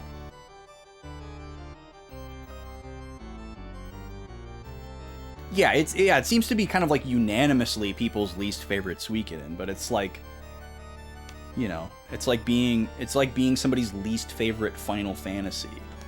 You know, it's like, it's still,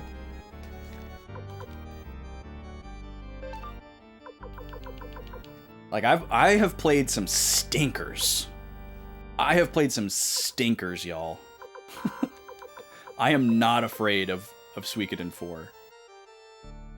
I made it through Tales of Symphonia 2, okay? I beat Tales of Symphonia 2. That on its own should give me some kind of, like, award. There should be something hanging on my wall that says, this guy beat Tales of Symphonia Dawn of the New World, and he actually kind of liked it. You know, like simultaneously a commemorance and also, like, a warning. You like Suikoden 4 more than you like your least favorite Final Fantasy. Yeah, that makes sense. And I have a feeling that could be the case for me too. Although I'm pretty easy sale when it comes to Final Fantasy. Well, I guess if we're counting like the newer ones that I kind of disregard, then I'll definitely like it better than those. What is this item? +7. Okay. This is such an annoying process. This is worse than Earthbound.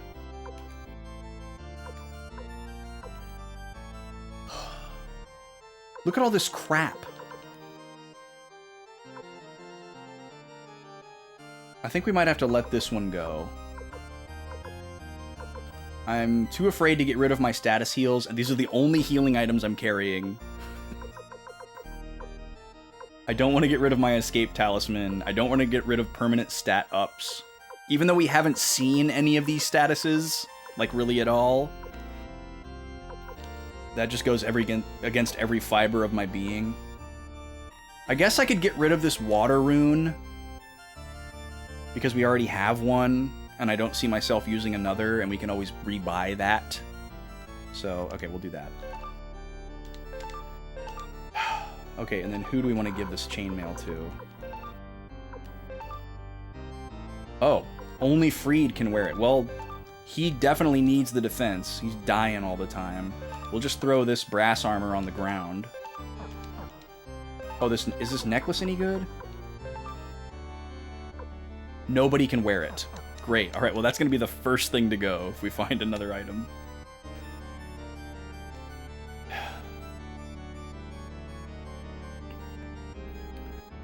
You just recently beat it, not even a month ago, for the second time. It's worse than you remember, but it wasn't just the hateful nostalgia. It was a very bad game from a design standpoint. Yeah, we'll see. I mean, I honestly would relish the idea of playing through a janky game and, like, making fun of it the whole way through. Like, I am not afraid to do that.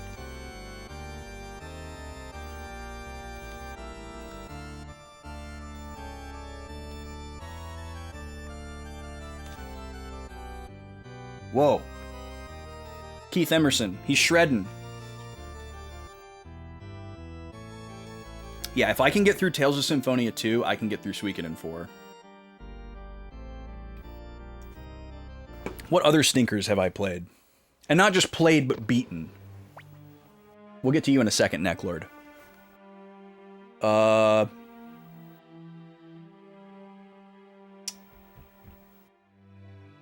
Other stinkers. Oh, Eternal Ring. Come on. If I beat Eternal Ring, there's no way Suikoden 4 is worse than Eternal Ring. Come on. Eternal Ring. I mean, nothing's gonna top that. For sure. I bet Suikoden 4 is a better game than Chaos Legion. I beat Chaos Legion. Last Story? What are you talking about, Draconics? Last Story is an awesome game. How dare you lump Last Story in with something like Eternal Ring? You better be, JK. Don't be coming up in here dissing The Last Story. The Last Story is a great game that deserves a remaster. Any other stinkers I want to bring up? Maybe one more?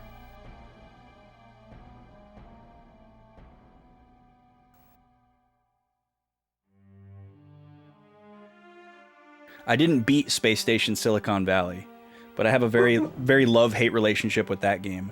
No barking. No barking.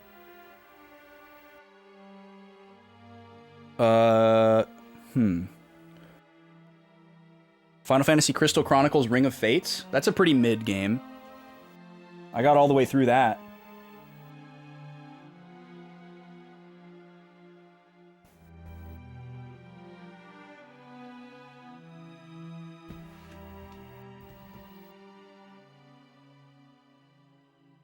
What else?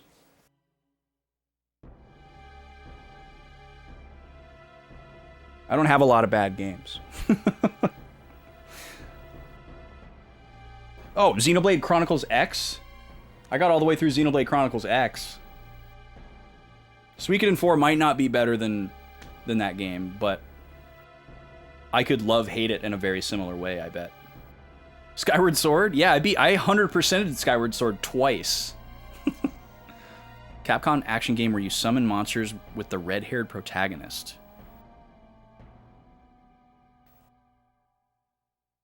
I have no idea what that is. Capcom action game where you summon monsters with the red-haired protagonist. Red-haired protagonist, all I can think of is Ys, but that's not Capcom. Yo, I loved Monster Rancher back in the day. I thought Monster Rancher was so cool. But I only ever watched the TV show. I never played any of the games. Oh, Chaos Legion. Yes. Yes. Yes. It's yeah. Red-haired protagonist, and it's like this super angsty, gothic aesthetic, video game. It's super edgy. Like, it's basically like if the, it's like if Evanescence was a video game. That's the easiest way I could describe it. It's just like edgelord, gothic, angsty, hack and slash with like a try hard, super dark kind of nonsensical story. It was fun though. I've been waiting for you, Victor. Star Dragon Sword, eh? Is that the Marley boy? I'm so glad you could come. Okay, that's too similar to Freed's voice. I gotta change that.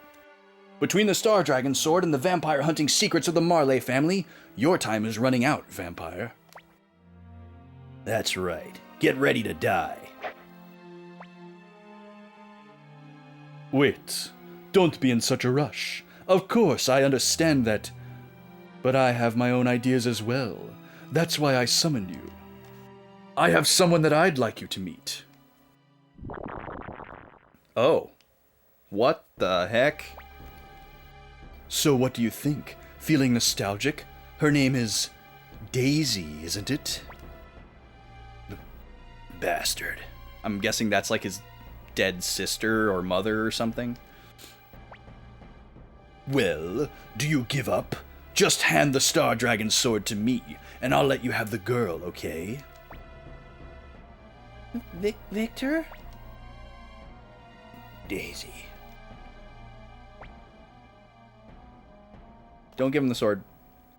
Victor, if we lose the Night Rune, we'll never be able to defeat Necklord.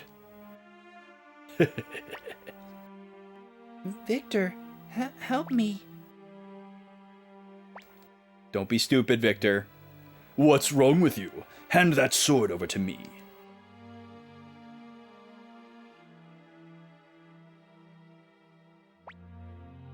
Star Dragon sword. Do whatever you like. A lot of years have passed since then. It was so long ago that I can barely even remember. Her face. Okay, listen to me, bloodsucker. I know that once a person is dead, they're gone forever. Ooh! Victor here isn't stupid enough to be fooled by your little drama. Let's go, pal. Watch what you call me. Let's go, Roy. We've got to destroy him. Careful how you talk to me. God, these conversation options. Well, anyway, we've got bigger things to worry about, so I'm sorry. Wait. Farewell. We'll meet again. Expletive. He'll be back, Victor. Alright, well, I'm glad he didn't give in. What is this? I thought he left. Okay. God, this looks like an Octopath Traveler boss. Roy has so much personality. Alright, maybe your first chat shouldn't be, like, something that's about to happen in the game. Just, yeah. We don't take kindly to game details in the chat, please. We just let it happen. Oh, this thing looks horrible. Oh, we had something that was good against undead, did we not? Who was that? I think it was the resurrection one. We'll see. Do we want to open up with Unite? Probably not.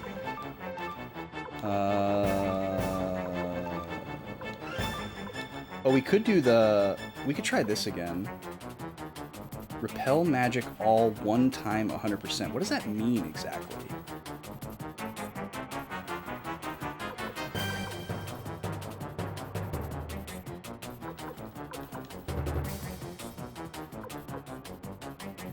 Wait, Draconics, are you talking about Necklord or are you talking about that chatter?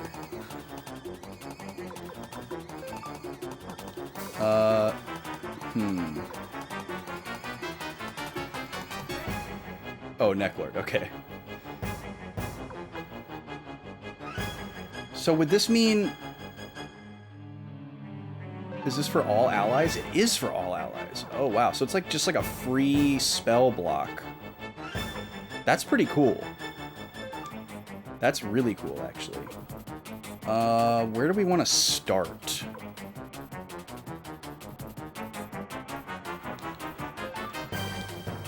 Let's give Victor counterattack.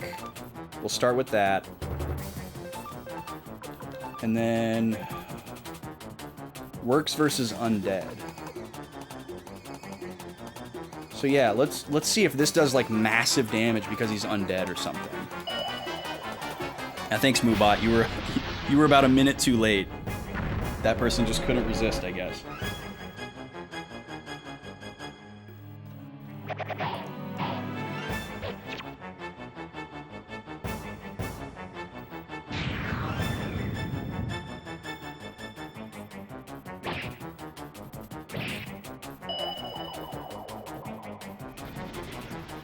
Alright, let's see if this does like 1,000. God, and plus this animation is just so cool. Yep. 1,200 damage. Awesome.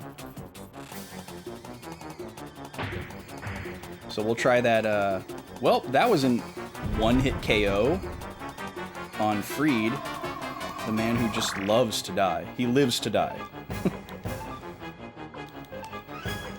Okay, let's give counterattack to Roy.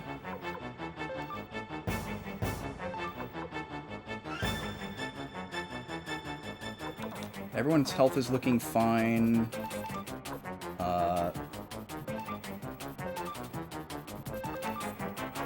And then let's yell for Freed. Hopefully we can get him healed up without him dying again.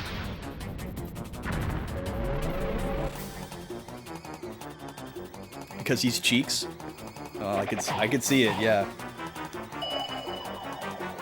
Yeah, this guy is ugly, isn't he, Luca? He really reminds me of something that would be an Octopath.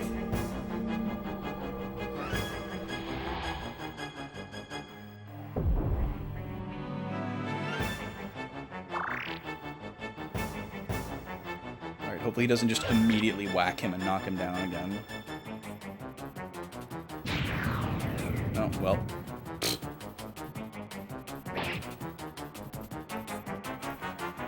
So I wonder... Oh, he's doing it twice in a row? Dude, what the hell? Come on, man. Sheesh. Alright. Let's get everybody that's alive back up to full.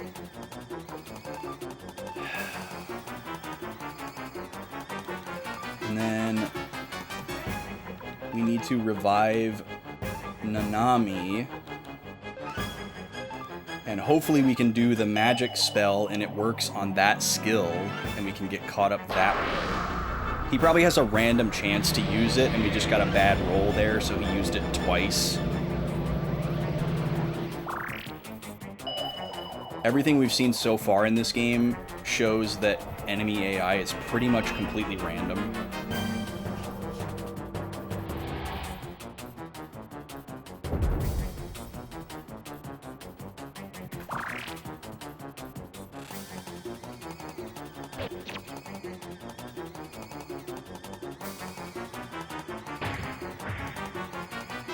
Okay, we got a regular attack that time. That's good. Victor's doing a bunch of extra damage because he's in Berserk. Please attack a different character. Okay, good. So we need him to do that turn again. Okay, now we're going to use Canopy Defense to protect everyone from one magic attack to try to up our odds here.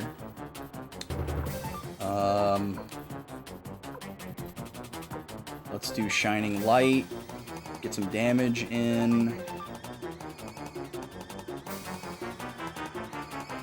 Ailey, let's have you use a medicine on Nanami, and then Khan, we need you to use your last revive on Freed here. See if we can get him up. Oh, really, Draconics? I mean, I guess I could see it being forgettable because it's so random. Like, I didn't expect there to be a fight here. And this guy had no introduction.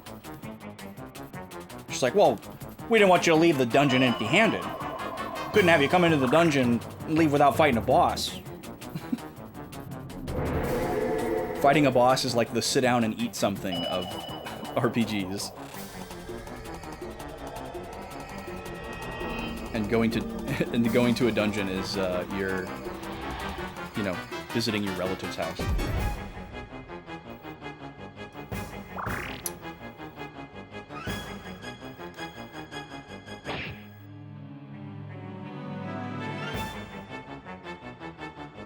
Okay, so... Yo, that's sick! That's sick. We just got perfect guard on that. Oh, but then he still AoEs everybody. What a bastard. Okay, but nobody's dead. That's the important part. Okay. So now, let's see. I'm gonna go a little bit overkill here, but I think it'll be worth it. So let's full heal Freed, and then let's AoE heal everybody else. Definitely want Victor to keep attacking. Freed, you're gonna shift. Get back in the front row. Haley, you can attack. And then let's see how Scolding does. Hopefully it does way more than 30 damage. Because it's effective. Alright, so full health for you. And then hopefully close to, if not full health for everybody else. You like Khan Liquid Metal? He seems pretty cool. Alright, there's our shift. Single attack. Okay, we don't mind a single attack.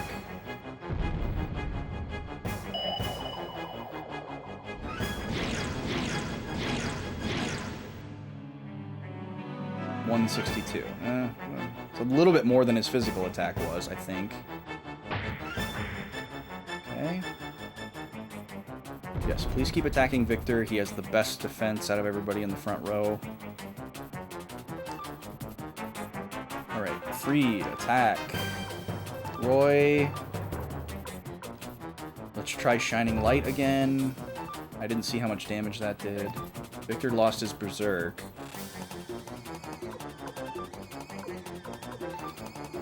Raise defense. Sure, let's raise Freed's defense.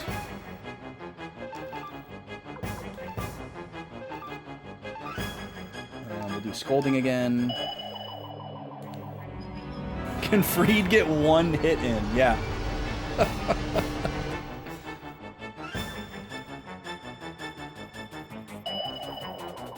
He hasn't even been physically attacked yet, but he needs the defense anyways.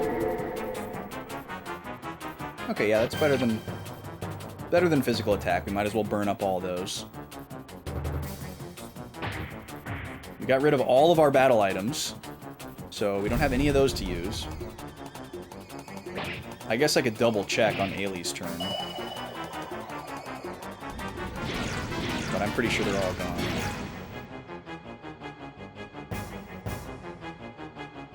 Oh, there we go. He's going for Freed. Nice. Okay, that defense up helped out a lot.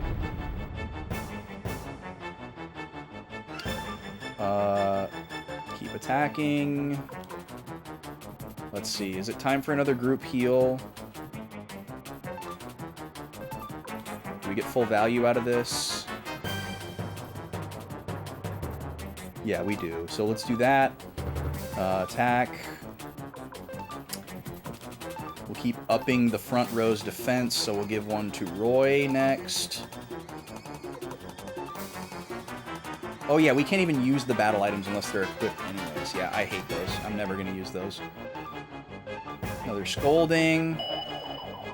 What would a Scolding spell look like IRL? Yeah. Oh yeah, I love the idea of being able to equip more than one rune. That's a really cool idea. And like the fact that like certain ones have to be equipped to certain parts of the body to kind of force you into thinking about your combinations a little bit harder. That's a really cool idea. And I could see there being like synergy between certain runes, although that's probably not a thing based on what we know so far. But yeah, it's much better than just having one. But really the biggest quality of life improvement is being given an indication of what they do. And not having to just guess like it's old school Dragon Quest. Alright, we won! Got some money, got some levels. Love to see it. Crap. He got away. Crap, crap, crap. But he left his sweet church organ behind.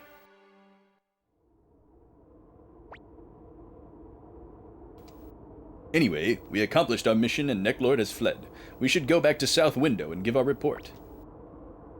Yeah, I guess you're right. This is the entrance, right? Oh, the abomination came from the doll. Interesting. Lo, Lord Roy. Where are you going? First, we should go back to South Window and report to Lord Grandmire. Alright, I was just gonna see if maybe I could backtrack to that room and get a chest or something. Well then, goodbye for now. I'm going to follow Necklord. When I find him, I'll send word to you. Okay, thanks. Bye, Con. Glad we didn't give you any good items. See? That's why we don't invest. Oh, hey, it's the rest of our gang. Huh? What happened? Where is everyone? South Window has fallen to Highland. Oh my god! Every time we leave a town, Highland shows up and they're like, Alright, were they here? But they're gone now? alright, wrap it up. Let's take it out. Let's take out the town.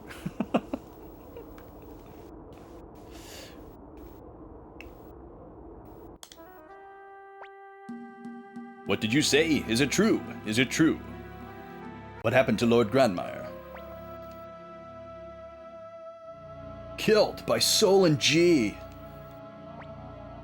No, it can't be. Lord Grandmire. Alright, well. So, let's get the notes updated here. We track down Necklord.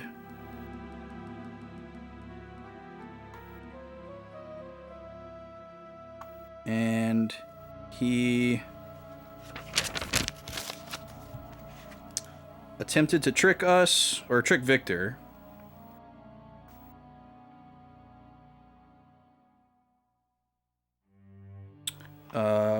He resisted.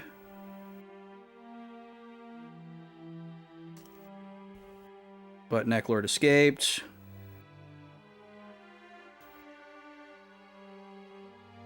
And while we were gone,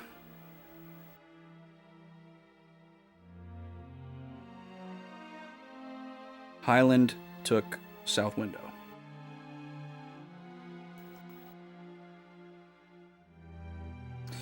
Okay. Today is the 1st. Forgot to write that down earlier. So things are going well, once again.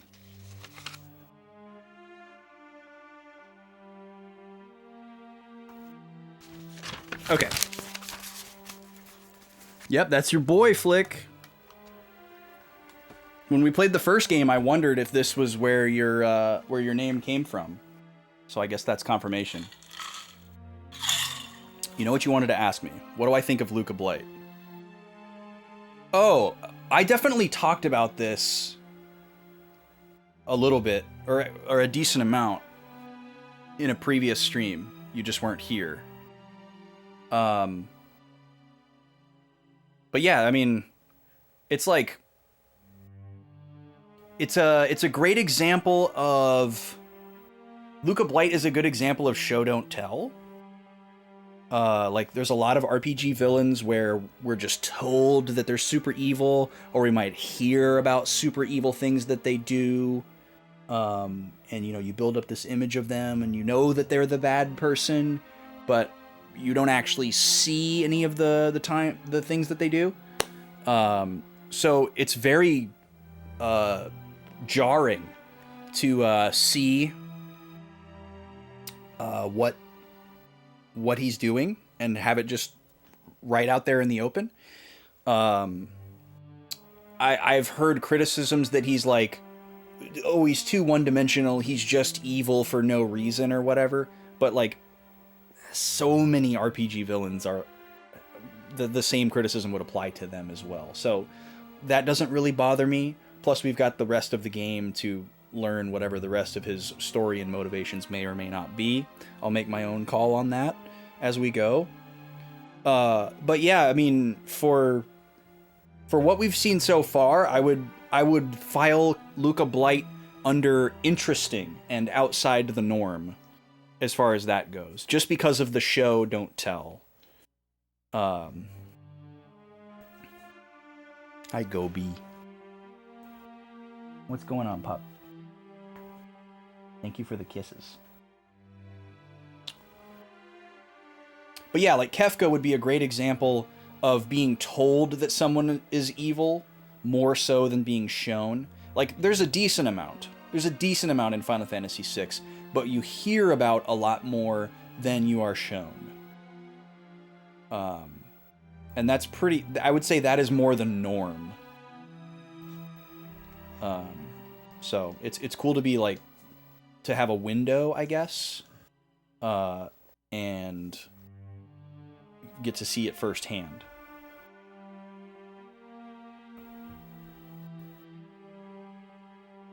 Yes, this is a first playthrough, so going in without knowing anything, just seeing things as they come. So yeah, don't know what's coming, don't want to know what's coming, don't want to know anything until it happens, that kind of thing.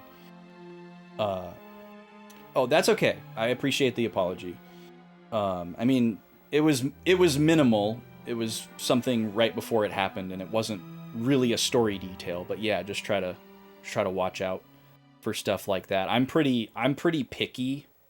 Like, I don't even want like gameplay mechanical spoilers, which a lot of people hear spoilers and they only think story, but I also think of like gameplay mechanical stuff the same way. Like, oh, later on you'll be able to use 2 runes at the same time. Like, I wouldn't want to know that. I would want to wait for the game to tell me that. So I'm kind of a very particular, closed off like, basically, if the game doesn't tell it to me, I don't want to know it, kind of thing. Never got all 108 Flick. I saw you say that was the first game you ever completed. That is really interesting.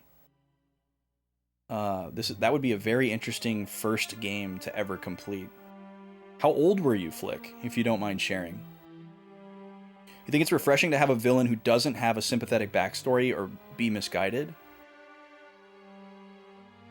Oh, just in general. Yeah. I see what you mean. But it's nice to have someone you can clearly root against that isn't meant to be likable or misunderstood. Yeah, I mean, I do love a tragic villain that has like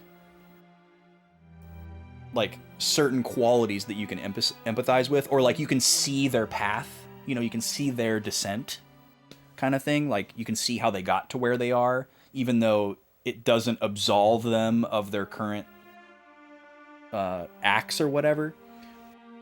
In 9th grade. Wow. Okay. I guess that makes a little bit more sense. Like, when I think about the first video game I ever beat, I was much younger than that. So there's no way I could have beaten a game like Suikoden at that age. But 9th grade jives. I could see that. I could see it being very impressionable on you too, at that age. You feel the tragic villain is a bit overused, but it's nice when done well. Sure. Yeah, I mean, I feel like the tragic villain is probably the most common. So yeah, I could agree with you there. You got through the game in a weekend because you were borrowing it. Oh, so you like had to like binge it and plow through so that you could give it back?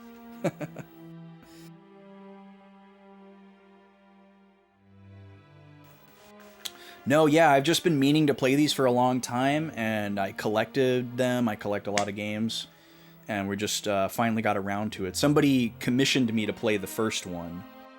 I didn't really have plans to play the first one, but one very generous viewer was like, here's some money, play Suikoden. So, I had to oblige. It's one of our Ko-Fi commissions, or Ko-Fi commissions. And I felt like it would be weird to not play the second one after the first one. So here we are playing the second one. And we're going to do the whole series in a machete order, but not necessarily consecutively. I just didn't want to have a lot of time between 1 and 2. I don't care how much time there is between 2 and the next one in the order, but I wanted 1 and 2 to be together. I was strongly encouraged to do so by big fans of the series, and I can see why already. They're very connected. Played the first one in 96, didn't get all 108. We did again when you were a little older.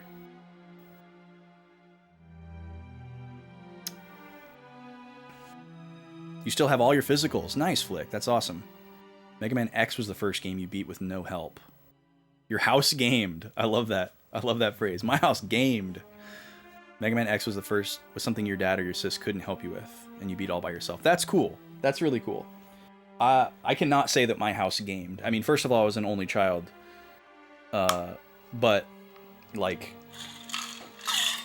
I was definitely the only person playing video games in the house. Sometimes when I was really young, my mom would play with me, but that was it. I had to have friends over if I wanted to play games with people, so naturally I came to be a person to love one-player games. Oh yeah, the plan is to play them all, Merso. I'm just not going to play them all back-to-back. Unless that's what chat votes for. You know, the next game in the Machete order is Suikoden 4, and that'll be on the next poll. We'll see if people vote for it, with all its reputation. You had a sealed copy of 1, but you were stupid and you opened it? Was it because you wanted to play it? Because that's not stupid. Tell me exactly what happened. Yes. Just after you left South Window, we were attacked by General Solon G's first company. He must have judged that we didn't have a chance to win. Lord Grandmire surrendered unconditionally without a blow being struck. The very next morning, the mayor's head was hanging from the castle gate. Holy woo! Wow, okay. Grandmire surrendered, but they murdered him anyway.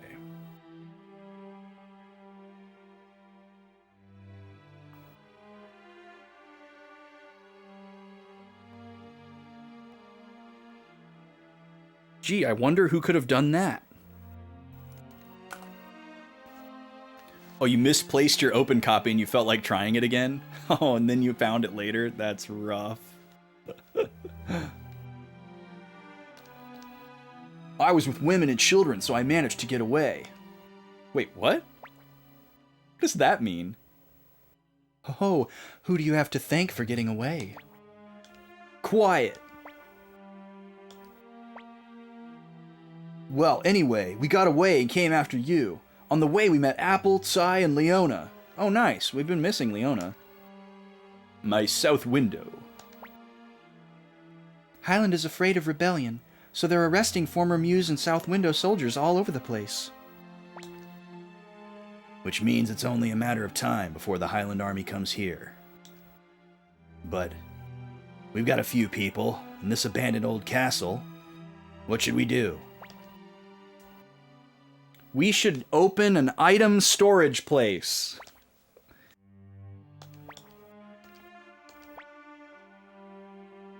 Let's run away.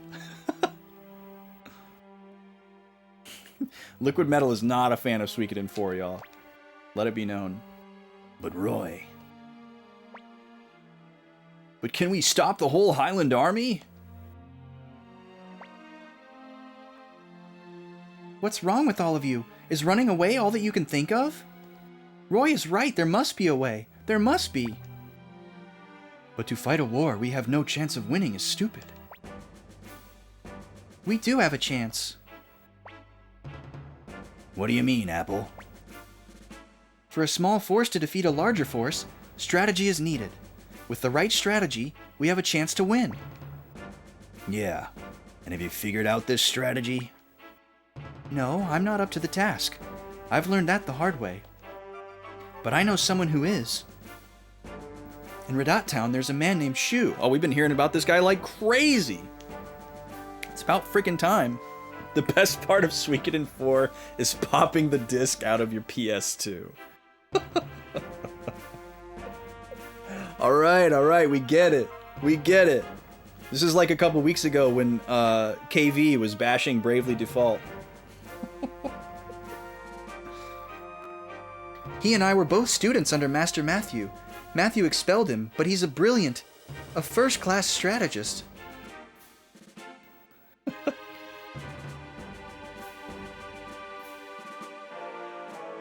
If we can get him to join us, I'm sure he'll be able to think up a winning strategy.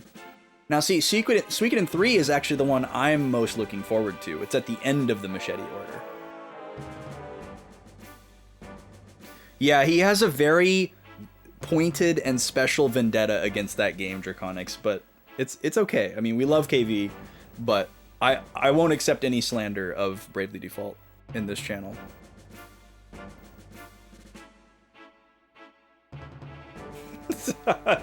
Makes a really cool drink coaster.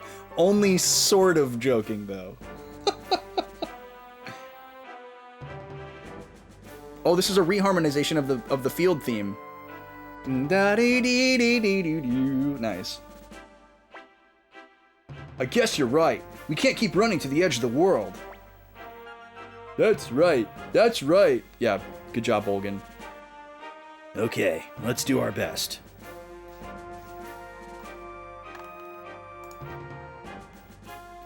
Flick, you and me should gather all the troops we can find. The South Window soldiers could still be around somewhere. As far as this shoe guy goes, I'll leave it to you, Roy. Do your best to get him. This is important, Roy. Radat Town is east of South Window. I'll go along with you. Don't worry about Pilika. I'll watch after her. Thanks, Leona. Okay, let's go, Roy. Hey, Apple. Is this shoe person handsome? Huh? I don't know anything about that. Hey, I'm counting on you. Yay, Apple!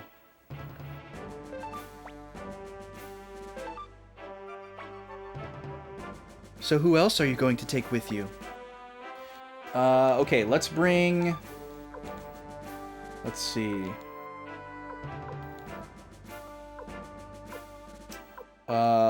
I like Rena, so I kind of want to bring Rena.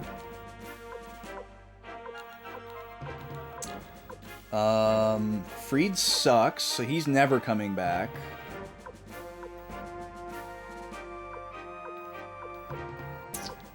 Let's see. We could try Kinnison again. Okay, so Rena for sure. Ailey's like, okay. Well, she has 2 rune slots now. That's kind of cool. Oh yeah, Rikimaru is actually really good. He's got that good rune that we got him. So we could bring him again. And then last spot here.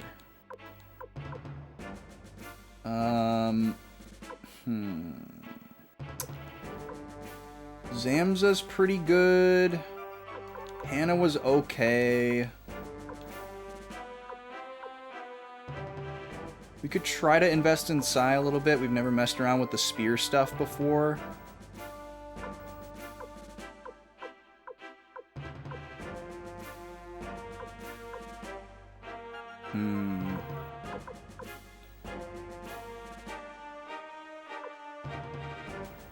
Why not Doggo? I don't know. I mean, I love that it's just a dog.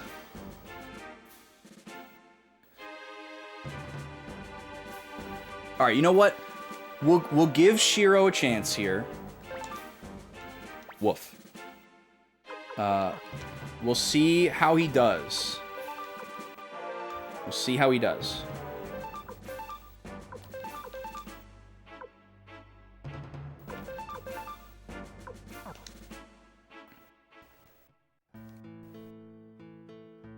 Yeah, we'll see. We'll see. I mean, he should catch up pretty quickly. Yeah, make yourself useful for once, Freed. My god. Maybe if we leave you in this castle, you won't die every 5 seconds. No, we're good. We're good. That was weird. Pilika said a word!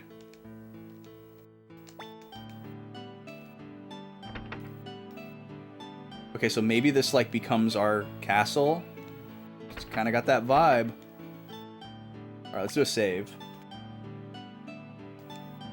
The Journeyman Crystal. I want a Journeyman Crystal for my entryway. Can I get one of those at World Market? Alright.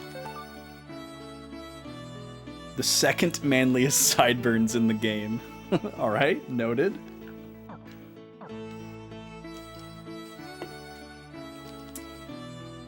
What is this?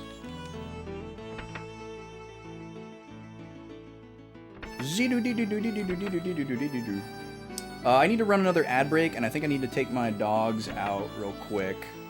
So I'm going to run another 3-minute ad break here, kill the pre-rolls for another hour, while we let the story take a breath, and then we'll get back into it. Or actually, it's about time for my midstream break, so maybe I'll just go ahead and do that. So I'll take, instead of taking 3 minutes, I'll take about 10 minutes to stretch my legs a little bit, rest my eyes from the screen, refill my water, all that good stuff. I recommend y'all do the same. You know, take meds, get comfy, all that good stuff. Yeah, this place is big. This is definitely going to be some kind of base. Oh yeah, this is looking good. Here's our little item storage place. I need to find that person immediately. We need that so bad.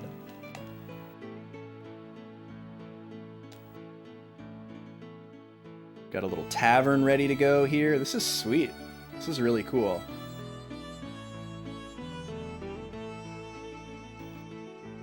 I hope it's easier to get around in this place than it was in the castle, but I'm not going to hold my breath. You don't know why the box didn't work when I talked to it? Is that a joke, or is it really supposed to do something? Oh. This is what the outside looks like.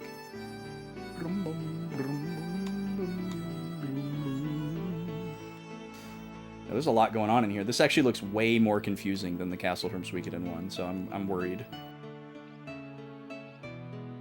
But at least stuff is labeled.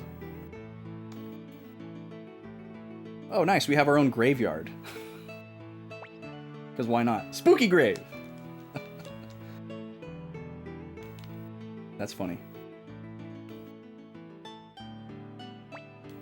Grave. Grave. Sick.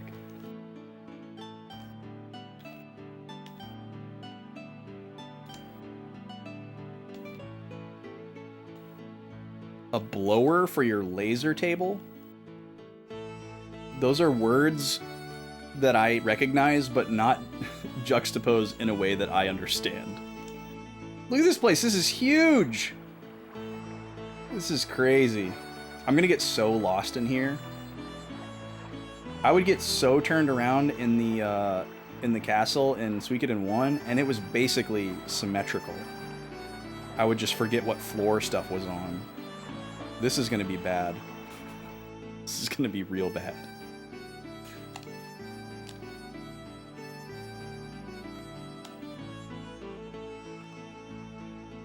CNC laser etching stuff on wood.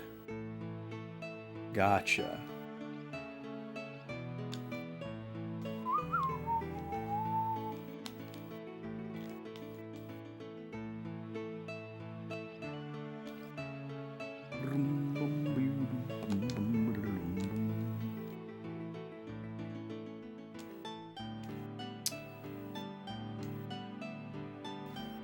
Ooh, VGM Con coasters would be sick, Flick. That would be super sick. Oh, speaking of coasters or drinks, we just found out what Voodoo Ranger's new beer is going to be for this year, and it's tropical themed. They come out with a new beer every single year, and like, I think only one time has it not been related to our theme, which is just crazy. When we did the like 90s AOL theme, like retro internet theme, they came out with a beer called 1985 that had a very similar aesthetic. And then the year that we did Liftoff and we were like flying themed, they had one called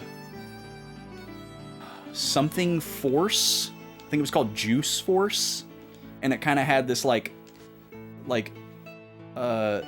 tongue-in-cheek militant kind of vibe, like almost like Top Gun Air Force, which was very similar. And then obviously for our Zelda themed year, they didn't have a Zelda beer. And then I think there was one other one that was really similar to a theme that we had. And now we're doing a tropical theme, and they have a new beer called what is it called? I forget what it's called, but it's like Tropic something. It's crazy, man. Best sponsor ever. This place is huge. All right, I went and talked to that box thing again, and it didn't do anything, so.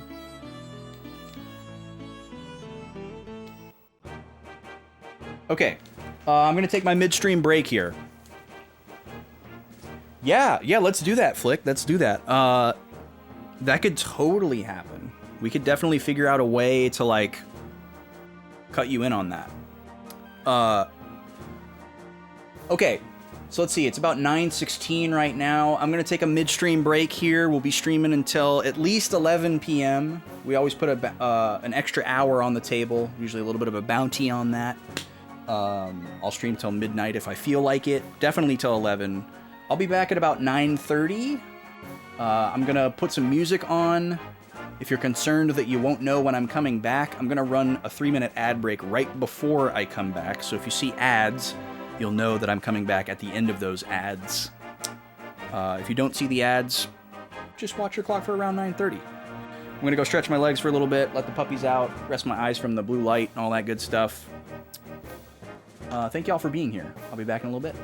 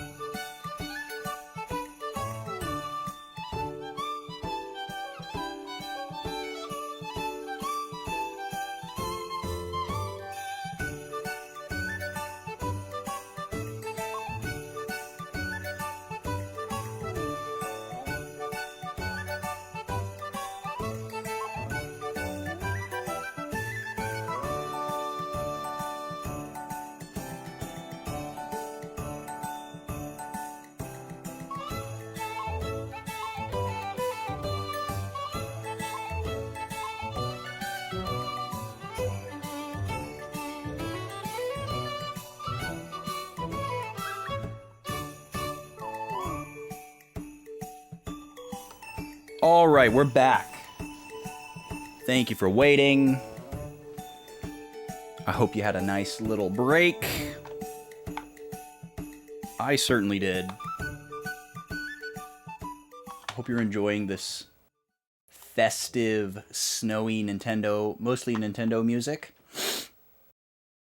I thought it was relevant. Let's get the game audio back for you. There you go. And then for me...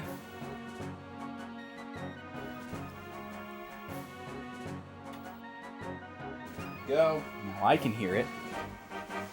And it's officially seltzer time now. We've come far enough. Okay, Roy's asleep. Let's wake him up. But before we do that, let's take some notes here. We must find strategist Shu in Radat. So, how interesting that Victor's old ruined town of North Window might become our new base. That's kind of cool. And weirdly ominous as well. Oh, cool, Flick. I think I saw that. Yeah, I will check out that photo and be in touch with you. Man, it is cold outside. I didn't realize how cold it was out there. Because it's so nice and warm in here. But it got chilly. It was like 70 today, which was great. Like, it was nice and sunny. I didn't need my jacket when I left work like I did when I got up. But now that the sun has been down for a while, it's got cold again. Okay, we must find strategist in Radat named Shu. North Window might be new base.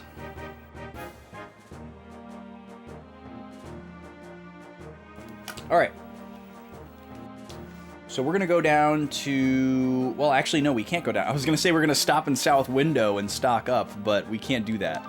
I think we're full anyways. Oh, no, we're not. Yeah. A bunch of people are missing HP.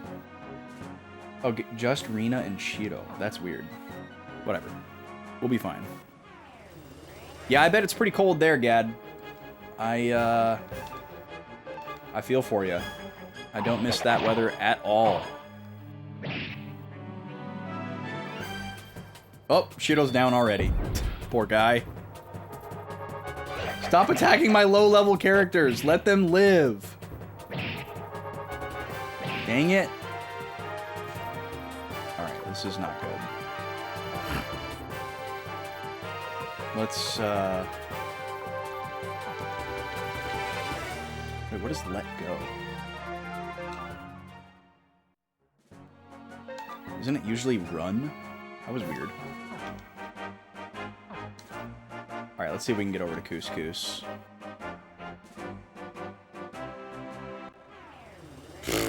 One tile short. Look at our good boy just laying down. Well, thank you, Gad. I appreciate that. Yeah, I dearly miss the friends and familiarity of the Twin Cities. But that is quite literally all I miss. I do not miss the climate. I do not miss the subculture. I do not miss the traffic. Alright, let's find a quick sleep here. Oh yeah, we need to upgrade some weapons too. That would be very good. We have not done that in a while. We also haven't saved in a little while. You don't blame me at all? Well, thank you for not blaming me. Yeah, luckily, you know, this isn't something I haven't heavily reflected on or talked about, but there wasn't like a single friend or anyone that I knew in the Twin Cities that that gave us a hard time about moving away.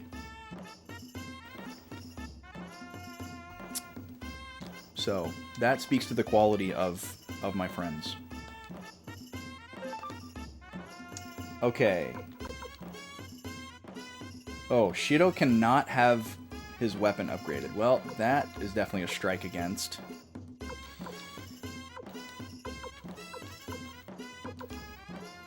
Alright, let's get everybody to level 5 to start. We have quite a bit of money because we walked around in that dungeon for so long.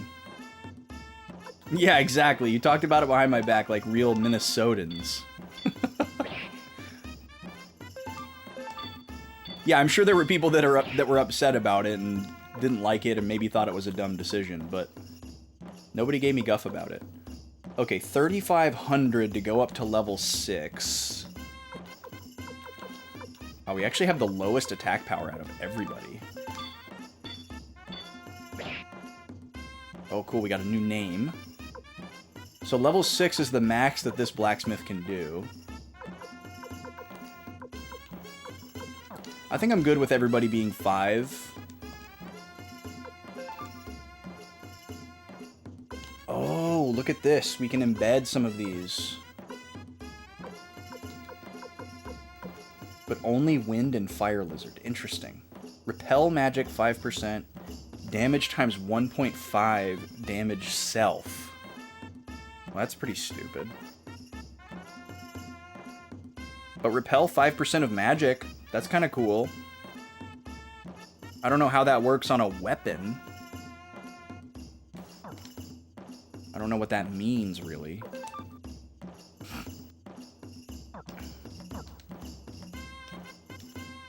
We'll keep an eye on that. We actually should look for a Rune Master, too.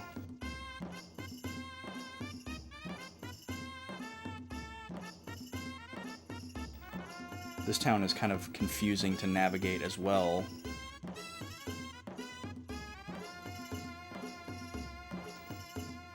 I get a little bit disoriented in these games. Some of the areas are just a little too large for my taste. Oh, that's just another way to exit the town. Okay. Got it. So it must be over on the right wing of the town. So we go this way. And there's more stuff over here. Because, yeah, like, I don't know, the loading zones in this game are kind of weird. Like, it's not super obvious what stuff is. Like, the lexicon is different than I'm used to.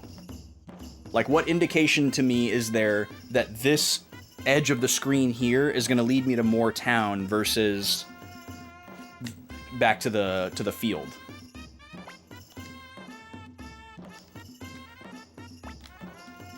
Iron door. Oh, there's no Rune Master here. Okay.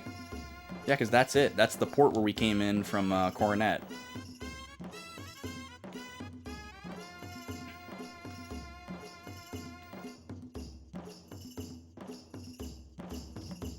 Because, like, you have all this perspective with, like, the mid-ground sprites that you can get behind, which is a really cool effect, but it makes it harder to tell where stuff is. Like, it's not like Dragon Quest VII where you can, like, rotate the camera around.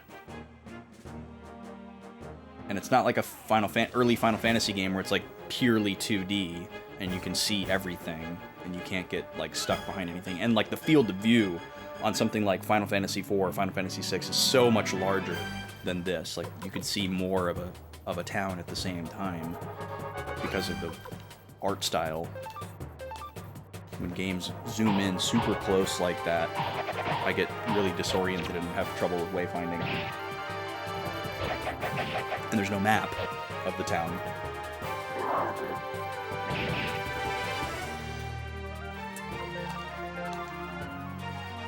I could see that sim thing being way better in the remasters we've got coming. If there was just like a little mini map for the town, that's all it needs. I wouldn't ask for any other adjustments. If there was a little mini map, I'd be so happy. Drag On Quest 7? Yeah, good one. That's the only Dragon Quest game you'll speak bad about. Interesting. Just because you think it's too long? Or do you have other gripes with that game? I love Dragon Quest VII. I will agree that it is an incredibly long game, but I love it.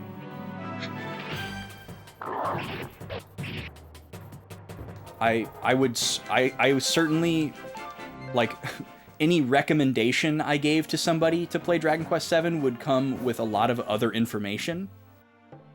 Grains of salt, as it were. But, I think it's a great game.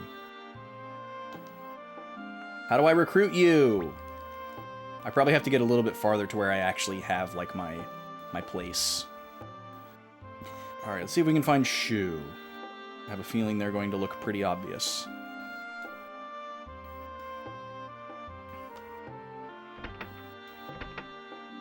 But yeah, it is kind of crazy how long that game is compared to even, like, the rest of the series. It's not like it's like, oh, well, Dragon Quest games are just famously super duper long, so, you know, you're in for it. Oh, it's here. This was blocked before. Main gripe is that it didn't respect the player's time. Some of the other issues were you issues and not the game. You just weren't a fan for grinding for classes, for certain characters to leave, then replaced with people who had no job class points.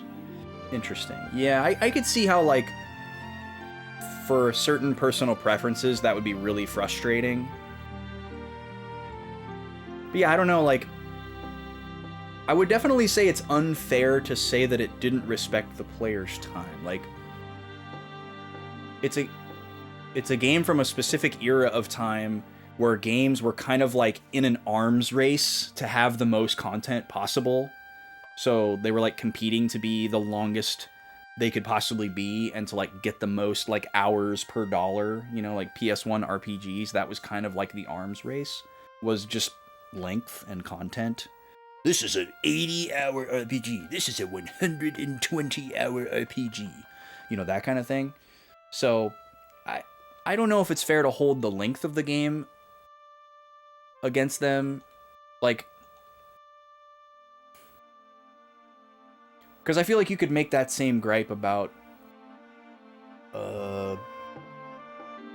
like, they're not as long, but somebody might make the same gripe about, like, a PS1 Final Fantasy. Like, oh, this game doesn't really respect my time. But, I mean, you can play the game in whatever kind of episodic chunks that you choose. I don't know. I'm not trying to invalidate your opinion. I'm just responding to it. So don't take that personally. I'm not saying you're wrong. Draconics, I don't know if you're asking me if I've played Dragon Quest XI or if you're asking Liquid Metal, but I have not played Dragon Quest XI. I have played 7 and 8, 5, and 1, 2, 3. The length was the least of your problems. I don't see, that's so interesting that a big issue for you was characters being replaced. I don't even remember that happening.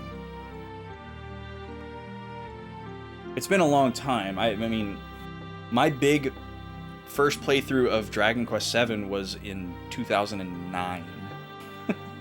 So that was a long time ago. But yeah, I don't even remember that happening. Cuz there's what?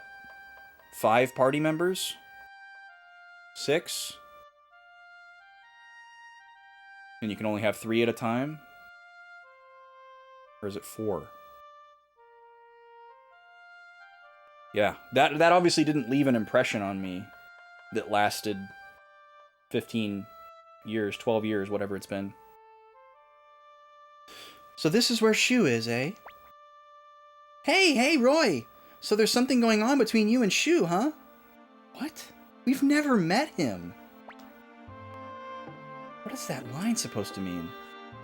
Let's go in. Huh? Oh, okay. And, like, why is Nanami, like, aloof and, like, unobservant all of a sudden? She's been, like, a very, like, astute brain so far throughout the game. He lives in a nice house. And she, like, her asking, like, if he's handsome or something. Yeah, obviously it was a translation thing. But I was just trying to figure out, like, what they were going for. Look at this guy. What is this? This guy looks like Kuchiki Byakuya from Bleach. God, what is that character that I'm thinking of from? Is he from Shenmue? I don't know why I'd be thinking of a Shenmue character. I've never even played Shenmue.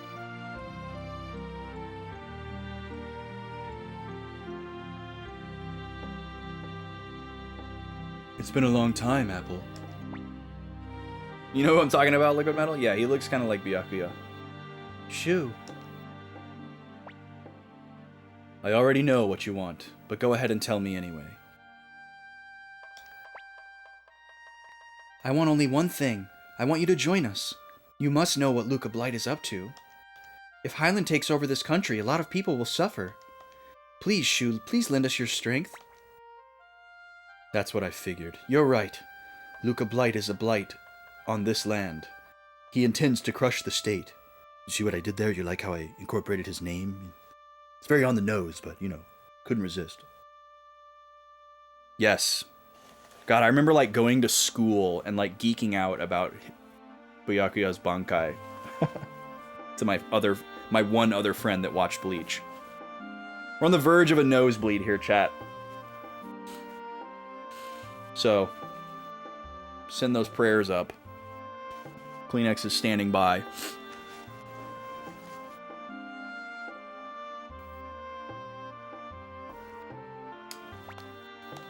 That's why we must stop him. Please join our side. I can't. But why? You know what Luca is planning. That's true. But to be honest, I don't really care which country is destroyed. How can you say that? I'm a trader now. I use my knowledge to predict shifts in the world's economy. It's the greatest way to get rich. Rulers change, borders change, countries change, but money is a constant. In fact, nothing better for business than a good war. Wow. Alright, I don't like this guy. A Kleenex sponsorship? That would be insane. So Shu, are you saying that even though you know what a monster Luca is, you're just going to ignore it? In a word, yes. How can you? I misjudged you. You didn't learn anything from Master Matthew, did you? The Master expelled me. Well, it was good seeing you again, I'm sure. Someone show them the way out. Wow. Everybody spoke so highly of this guy. He's a dick. Apple, this Shu of yours. Shu and I studied war tactics together under Master Matthew. Shu thought of me as his own sister. But even though Matthew warned him not to use his genius for the wrong ends, he wound up being expelled. Master Matthew and Shu, they were both so important to me, but they couldn't get along. Maybe there's some way we can get him to change his mind. That's true, but without Shu's help, there's no way we can stand up to Solon G. I hate to admit it, but I can't do it. Let's get some more information. I love that there's just a dog with us. Like he pops out like, yeah, you guys have your conversation. I'll chime in, if I think of something good, but you guys go ahead. And Rikimaru's like, I'm also here. Please accept the job. That's right. I forgot that guy was just standing out there saying that. What is that line supposed to be? I hope they retranslated this for the remaster, because holy crap. If they don't, people are gonna riot. I feel like that's probably the #1 bucket list thing for people.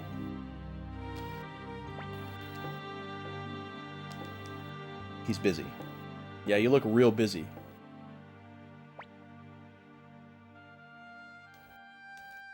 There's a lot of very important looking people in this town, but they don't seem to care about us.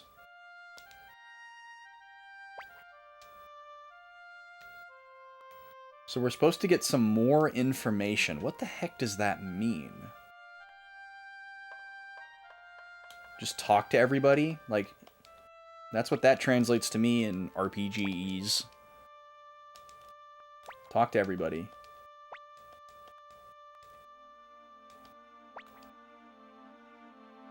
What is he actually saying? Yeah. Please accept the job. I mean, that is like... That is crazy. That is a crazy line. Wait, what did he say? How's it going? Is that thing working out for you? Oh yeah, he gave us a recipe. Okay. I thought that was another like crazy non sequitur. Oh my god, something's happening. Apple, are you still here? I think you know this, but Highland will be here sooner or later. Yeah, they come to every town we go to. I know that, but we're not leaving until you agree to help us. So what are you going to do? Are you willing to get down on your knees and beg? If that's what it will take. Yeah, Apple, don't you dare. It's okay, I don't mind. Oh, come on. This is ridiculous. I beg of you, please help us. We need you. Apple, you... Please, please, I'm begging you. Sounds like Home Alone? Wait, what sounds like Home Alone? Oh, get down on your knees and tell me you love me.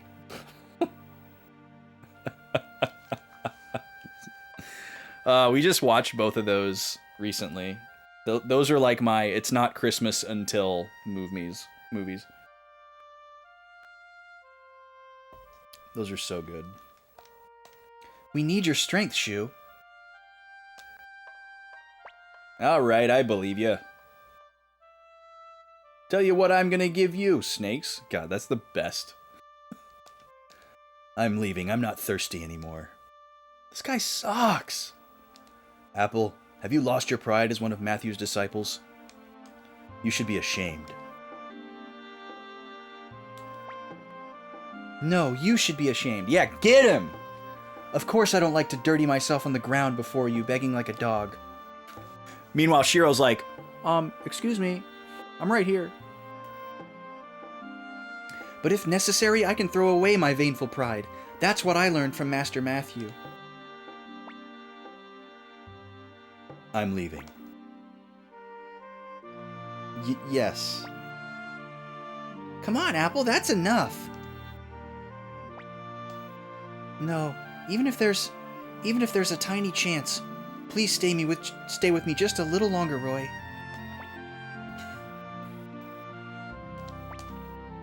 Thanks. But it looks like Shu is going to avoid us from this point on. What should we do? we should beat his ass. That's what we should do. We should just kidnap him and be like, look, you're gonna come with us, you're gonna stop being a dick, and you're gonna help us. You can make money when we're done. Oh, this guy looks new.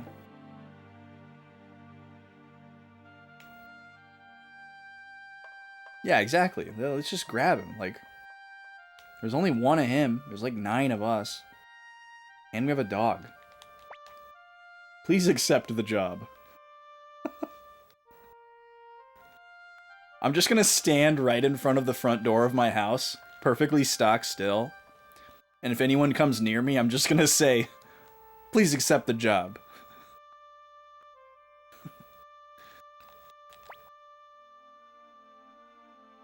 That guy just said that Lord Shu is polite. Who are you talking to, man? He is not polite. Wait, what'd you say? Excuse me, but whatever happens, you must never go upstairs. That means never. And we always say never in quotes.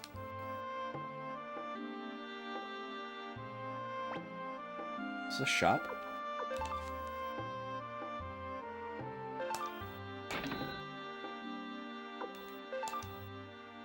Alright, maybe I can sell some crap here. I should probably give that to somebody.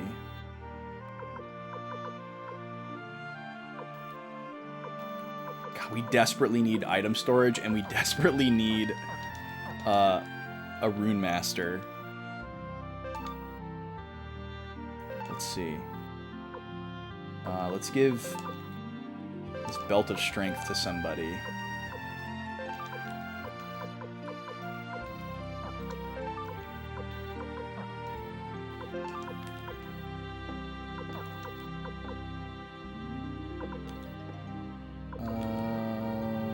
give it to... Let's see, it raises strength, and Rikimaru's a strength character, so we'll give it to Rikimaru. Can anyone use this necklace? Nope. Why does it exist? And then, what else do we have? Anything?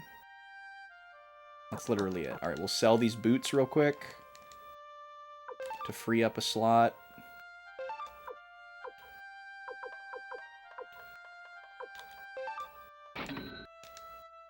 Tempted to sell the necklace, too. I feel like by the time we have a character that can use it, it'll be useless. We had a necklace in the first game. It's not going to be like a single drop rare item. I think it's just a regular item that we happened to get from an enemy. Oh, he moved. Aha! I know about the three of you. You're Roy. That's your adopted sister Nanami, and that's Apple, student of Matthew. Am I right? No, you're wrong. Give someone the Stallone Rocky voice. Oh, that's a good idea.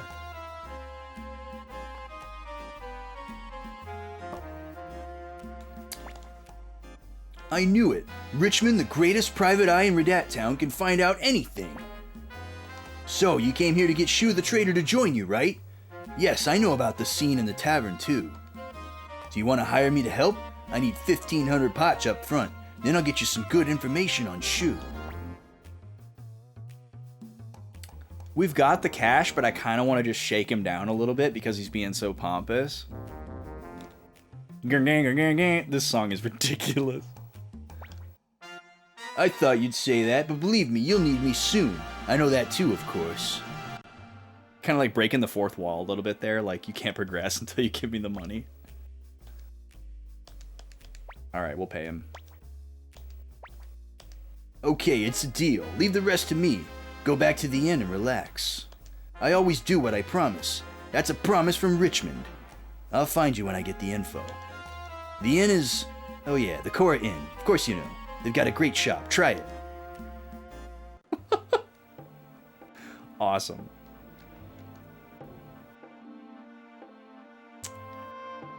Yeah, I'll be on the lookout for somebody for a Stallone voice. That'd be kind of funny. Kind of reminds me of what I did for Seth in Fire Emblem Sacred Stones. Oh, he like booked us a room. Okay. Sure. You thought you were cool, but you're not Richmond? Hello? Okay. It was a success. Who are you? Hey, you're the one from before. How did you get in here? Just calm down a minute. I came to report what I found out. Really, really? Come on, you really haven't done anything, have you? Hey, pretty lady. Why would this hard-boiled private eye Richmond do something like that? Hey, what's going on? Don't make such a fuss. Well, I'm good about getting the job done quick. It looks like this Shu person is avoiding you, but there's an important trade tomorrow night. Shu has to attend. The trade will be at the port east of here. If you wait at the bridge, you'll be able to get the jump on him. Well, that's the end of my job. The rest is up to you. Well, see you later. Tomorrow night, eh? What a ridiculous character. Ah, I slept well. Well, let's go. We'll wait for him at the bridge to the east. Wait, at the bridge? What do you mean? You don't remember? Well, that's okay. Anyway, it looks like we should go to the bridge to the east. What is she talking about? Why would she remember? Like, we actually went there, but not for any particular reason. I was just, like, arbitrarily exploring the map. Alright, let me drop another save.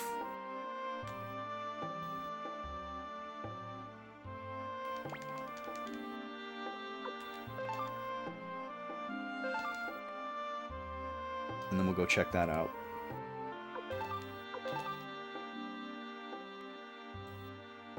I feel like we're already getting pretty close to the number of hours that we spent on Suikoden 1.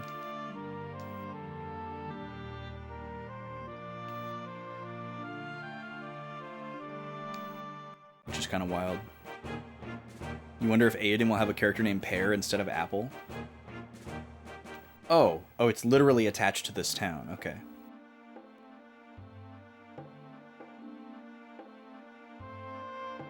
They've revealed a lot of characters for Aiden. I've got all those Kickstarter emails saved, and I'm in their Discord. I want to say that at least, I don't know, 20, 30 characters have been revealed.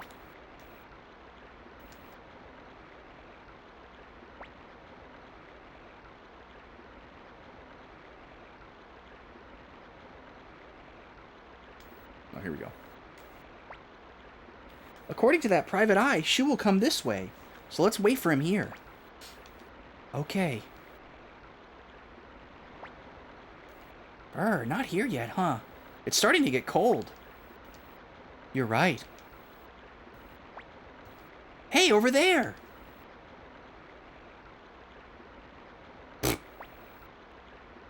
There's nothing left to talk about. No, I'm not giving up. Apple, listen carefully. It's a war you're trying to get me involved with. How to kill. That's what you and I studied. In the last battle, Victor's fort was burned to the ground because your strategy failed. How many people died? Do you even know? How does he know about that, by the way?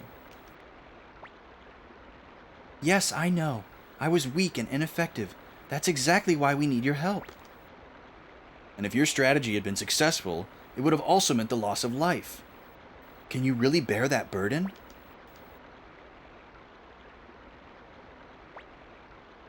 I've got a gold coin here. It's the kind I use when I'm trading with island countries south of the Doran Republic. If you can find that coin, I'll join your side. What the? Dude, I would so hit this guy with the ellipses on that. Just like, are you out of your mind?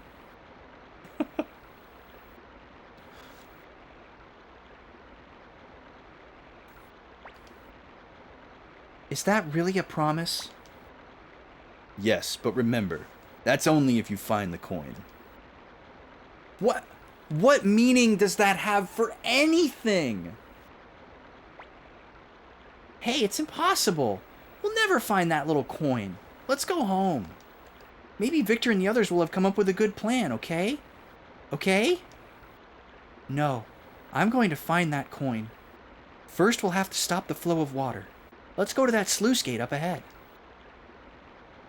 Apple is going a little bit manic here. Yeah, like, what does it prove if we find the coin? And, like, how's he gonna know if we don't just get another coin? He's got a one-of-a-kind coin?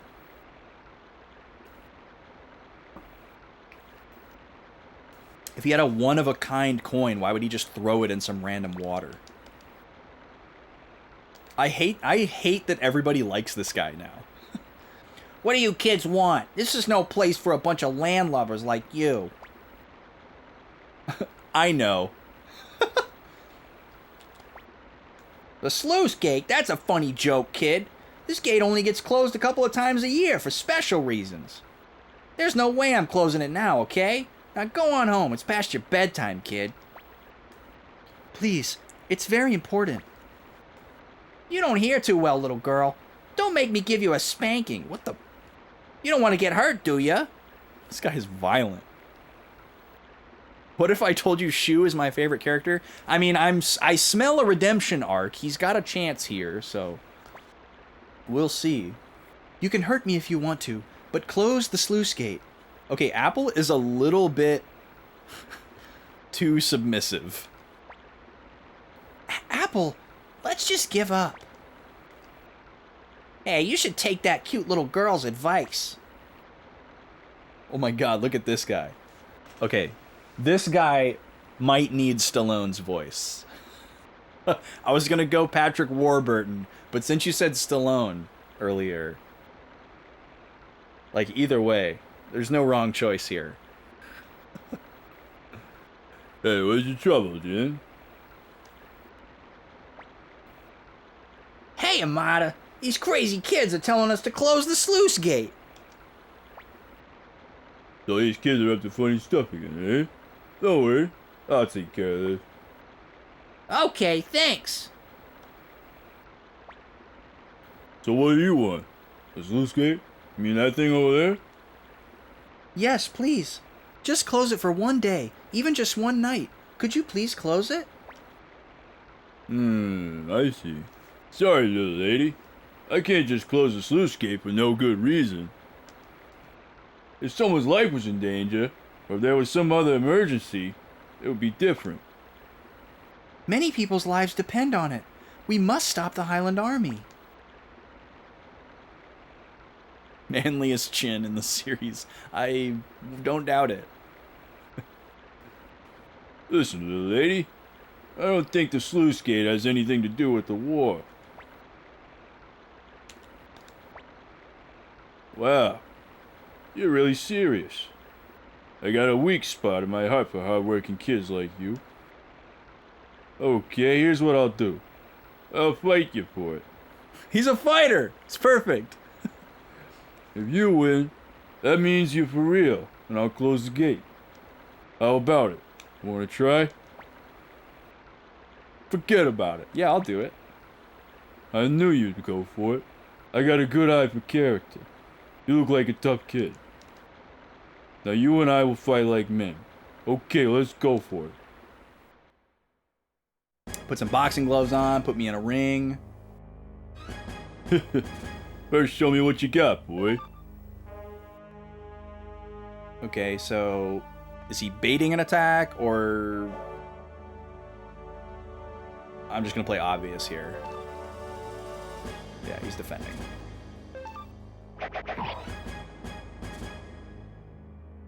Ouch. I felt that one. Alright, here he comes, probably. Yep. Oh, this guy sucks. Come on, it's your turn now. It's my turn.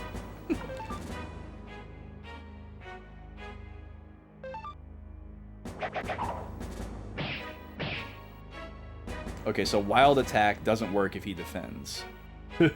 I'll show you how to attack. So we can parry him. Ooh! Ooh! Ugh. Nice shot. But it ain't over yet. Alright, let's defend again. Was that a crit? I thought it was just because we did the right move. If you like that, I'll give you some more. So I guess you want to do wild attack when they do attack? Alright, you're dead. 124 points of damage. This dude just got schooled by a boy with tonfas. I mean, we did used to be in military service, so this is kind of believable. Hey, I'm sorry. I guess you were serious. What do I do now? Well, a promise is a promise. But only for one night, okay? Okay. Thank you so much. Hey, Amada, is it really okay to do that? Huh? Yeah, you guys have a good reason. Must be pretty important. Well, anyway, it's my responsibility. Okay, again? Okay, I get it. But it sure is strange. True, yeah, we were trained by a martial arts master, in addition to being a conscript. Are you okay? You're not hurt? He's fine, he's fine. Roy is a lot stronger than he looks. I'm sorry. We don't have much time. Let's hurry and get below the bridge. Okay. Well, at least Nanami said something nice about us for once. This water is pretty cold. We have to hurry up. It'll be daybreak soon, as soon as this water level drops.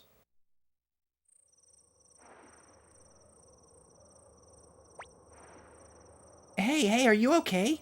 It's starting to get cold. I'm fine. You can go back to the inn if you want. Yeah, we are helping you, Apple. Quit being so pathetic and let us help you. Hey, enough already. We'll never find it, I tell ya.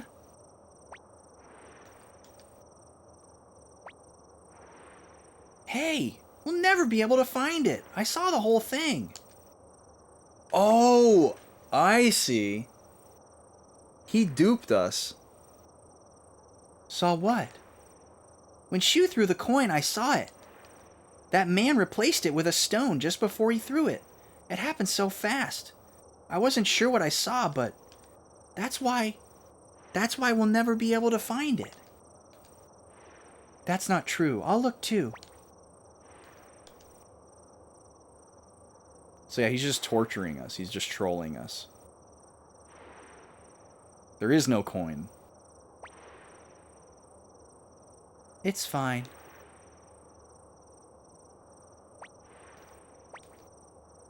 You can go home, it's fine.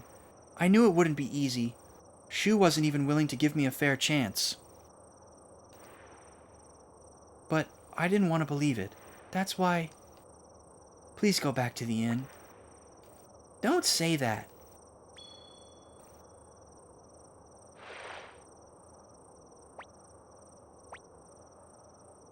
What's that? Is it true? Is it true? That's it! That's really the coin! Really? Hooray, Roy! The coin. So now Shu will...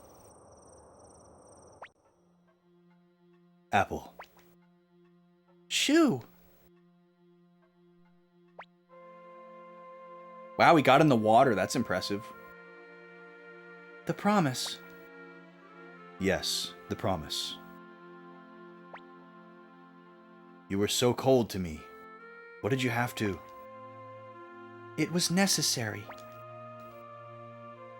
You're a strong woman.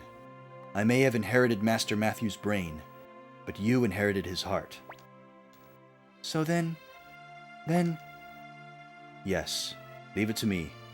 It's worth more than 100,000 soldiers, and I'm on your side now. Thank you. Can you show me that coin? That rune on your right hand.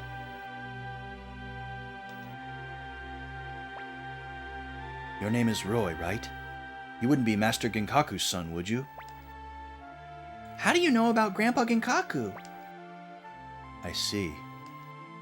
There aren't many left who recall, but the name of Master Genkaku has a special meaning for the city-state. What do you mean? We'll talk about it after the war. Sorry, kid. You'll have to wait till Suikoden 3. Why'd you bring it up then? Right now, we have to worry about defeating Solon G and his troops. Roy, I want to thank you for saving Apple. What? Saving her? Saving her from what? We should have saved her from trying to be your friend. Between you and that rune on your hand, we might just have a chance to win this war. This guy's got a long way to go to make me like him. But this coin... The last person who said they would talk to us about it later got murdered. Oh, Richmond intervened. Ha! Another job well done. How, though? Like, that was such a weird, convoluted, like... There was like a gotcha on top of a gotcha.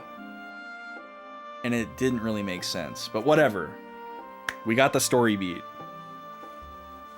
Alright, so in my notes, I'm going to write... Shu sucks.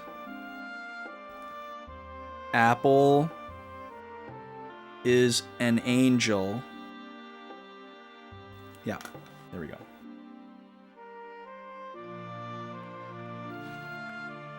How did it go? He has lots to take care of. It was so sudden it might take some time. He wants us to go on ahead without him, so let's go. Are you sure? He might be trying to trick us again. It's okay. Shu isn't that kind of person. Let's go, Roy. Okay.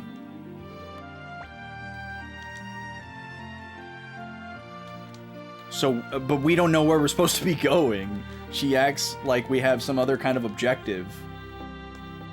But we literally don't. So I'm wondering if I should just continue east, or if I should go back to North Window. I think I'm going to go back to North Window. Well, I guess first, while I'm here, I'll see if it'll let me go east. It did before. Or wait. Oh. No, okay. Sorry, I got a little turned around for a second here. Please accept the job. Oh, that's so good.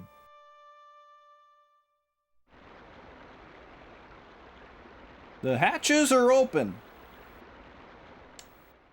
All right, we are able to go east. Okay.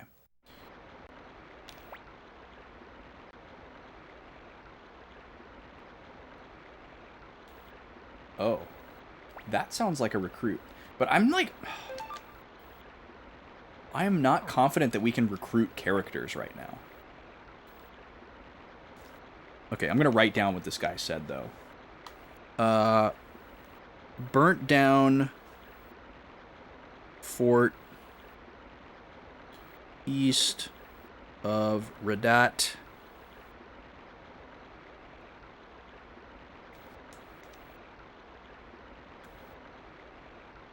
Young kid is there.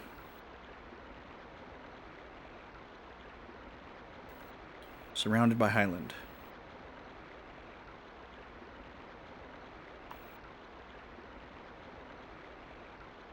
That sounds like a side quest and or a recruit. But I feel like it behooves me to wait to go after threads like that until I know I have somewhere to send characters. Because it's possible that we could meet a character that is recruitable, but it wouldn't let us recruit it if we don't have somewhere to send them. So I'm just going to assume that until I have a place to send characters that probably no one is missable. And if they are, then so be it. We're not trying to get every character in this playthrough, because it doesn't have any effect on what transfers over to Suikoden 3.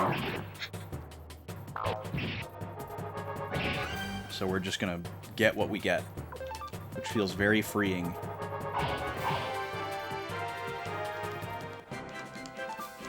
I did not like being tethered to a guide in Suikoden 1.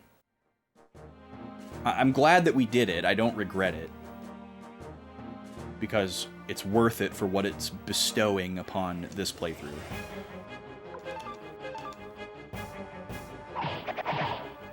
Are you saying that I'm homeless right now? I mean, yeah, we basically are. Like, I mean, Roy very much is homeless. Like, we're not welcome in the town that we came from. You know, we were ostracized from there.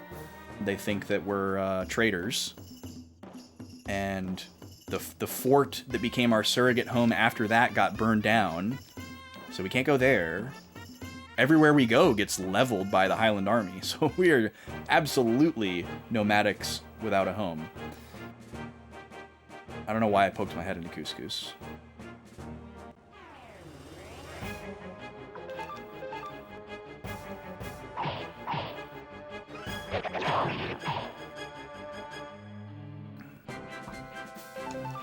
Shiro does seem pretty strong.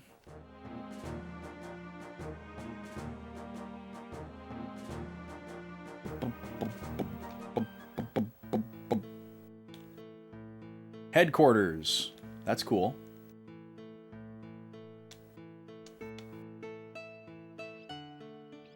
Now, if that guy is in here somewhere, God help me.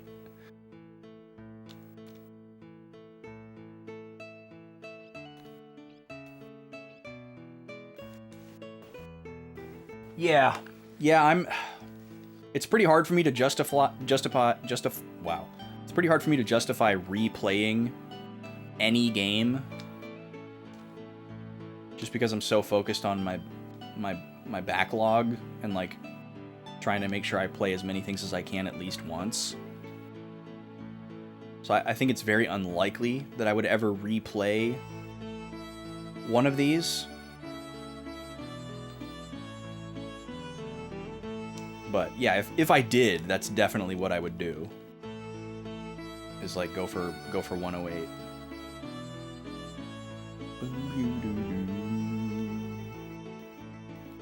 God, this place needs a map so bad. This game just needs a map. We had a map for the overworld in Suikoden 1, but none of the smaller locations had it.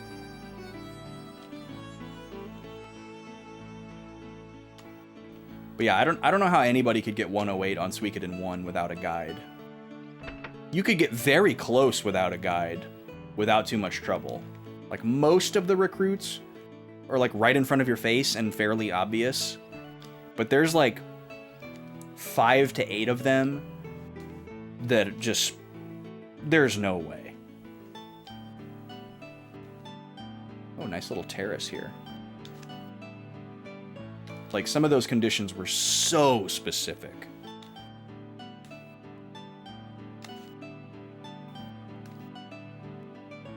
So yeah, I wasn't super down with how that worked. But again, I'm glad that I did what I did to get them all, so that we could have the full experience out of this game. Especially after so many people were like, this is like the game, and Suikoden 1 is like, you know, the beta or like the prototype. So I definitely wanted to, you know, that helped me decide to do that. Can we go this way already? No, this is to go up.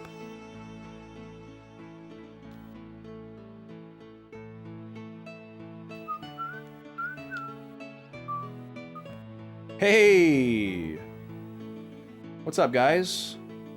You're back, Roy, Apple. How was it? Were you able to talk to that strategist? Shu promised to help us. He should be here soon. How did we beat him here? How am I liking it so far in general? I'm liking it a lot. I really like the tone of these games. I like how different they are from other RPGs that I've played. They're very clearly unique. They don't really borrow a whole lot from like the common you know, RPG lexicon. I know I keep using that word a lot, but or like the RPG toolbox, you know, like it's very unique. Like the magic system is unique, the weapon system is unique, the tone of the story is very unique. Like usually when some of these older RPGs have like a very grounded, like political story, you know, that's like different than the like supernatural good versus evil big bad kind of story that we're used to. Usually when they do the more grounded political stories, they're extremely convoluted and they don't make sense and they're hard to follow and there's too many characters and blah blah blah blah blah blah blah, and it just kind of gets lost in the sauce a lot of the times. But these are very digestible. Like there's like you know, there's like all these different like nations and powers and leaders and stuff like that, but it's not like imperative that you understand every single bit of that in order to understand the overarching plot. So that's really nice. You know, it's not like Final Fantasy Tactics or God, what's that other game I'm trying to think of that's very much like that? Where there's just so much going on narratively that it's really easy to get lost in the sauce. And it's like sometimes it seems like that's a consequence of a grounded story. It's like, oh, well, you wanted the realistic, humanistic, political story with an ensemble cast, so it's got to be confusing. But this is kind of like a happy medium.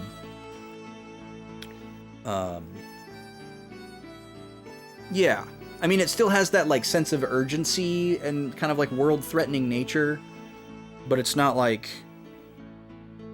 Yeah, it's just so different than something like a Final Fantasy or, you know, a Dragon Quest or a Tales game. You know, it's just very different tonally, and it's nice. Yeah, it's refreshing. I think my favorite thing about these games is actually the momentum. These games have a lot of momentum. They just go and go and go and go. There's not really any reason to not just go from story beat to story beat. There's not a bunch of like fluff distracting me along the way. And there's not a bunch of like arbitrary difficulty hurdles like body checking me to like make the game longer so that I grind or whatever. I really, really like that at this stage in my life. I will never turn down an easy RPG. Unless it sucks. I guess the rest is up to this strategist of yours. But can we really trust him? He was banished after all. If you don't trust me, perhaps you should leave. Wow. Why would anybody trust you, dude? Do not back away from him, Victor. You would break this guy in half. Shoo, that was fast. There's much to do, so I pushed my horses hard. I went through 3 steeds on the way here. What? Wait.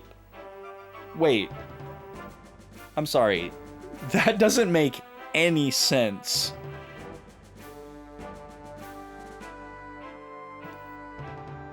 That doesn't make any sense.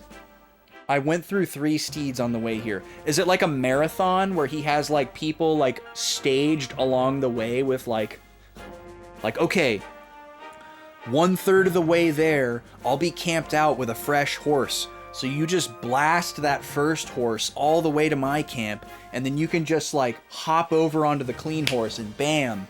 Like, also, I love... He went through 3 horses to get here. He pushed him so hard, but we walked and we got here first. We even stopped in Couscous. We didn't even go in a straight line.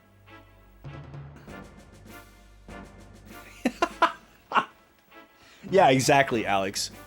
He just stopped off at random people and like threw his weight around for no reason. Well, apparently he's got everybody convinced because everybody's like, "Oh, Shu is the best trader in town. Oh, have you met Shu? He's so smart." Everyone's just swooning over this guy, but he sucks. Hey, you, big guy. Are you Victor? Yeah, that's right. Listen up. Follow my orders and do as I say, and we can defeat the Highland Army. Don't believe in me, and you'll be the loser. If you want to win, don't question me again. If you can't do that, I'll consider you an obstacle that needs to be removed. Victor's like, he doesn't know who he's talking to, does he?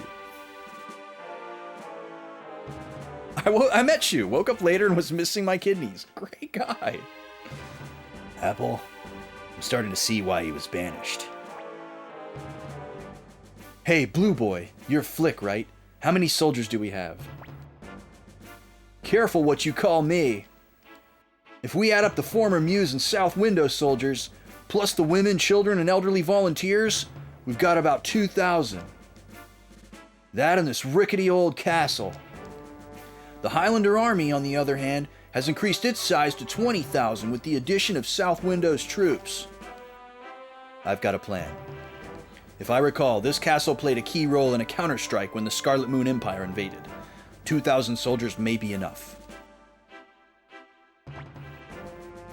They may be 20,000 strong, but they'll have to leave soldiers to man their garrisons as they go. In reality, they have only 10,000 soldiers to move as they please. Furthermore, 1/3 of them are former South Window soldiers.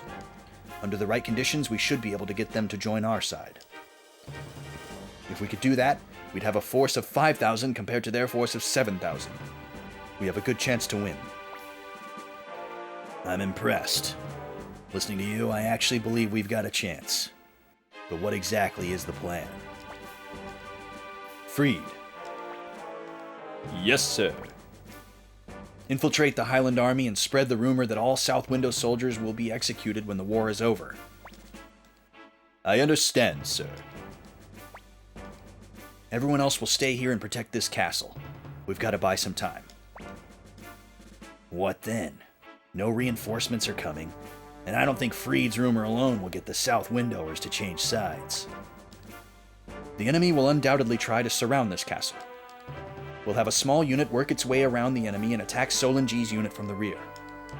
If we attack their general, the troops will be shaken. We should be able to get the South Windowers to change sides. Wait a minute. This is a peninsula. How are we going to sneak around an enemy that has us surrounded? The Highland Army has only been in land battles. They have no experience on the water. For Solange, water is just an obstacle. But we're going to use the lake to our advantage. We should be able to borrow some ships from the neighboring village. You've taken care of everything. I feel like we're going to win. Yeah, we're gonna win! We're gonna win! Head Pat Bolgan, yep.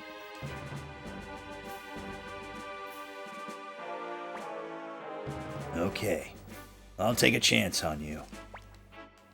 So, who's going to attack Solange's unit? Either me or Victor. No, I'm going to leave that role for someone else. Roy, I'd like you to do it. Okay. The key to defeating Luca Blight is literally in your hands. We're counting on you. Well, everyone get to work. Freed, I'll help you to figure out what to say to the South Window soldiers.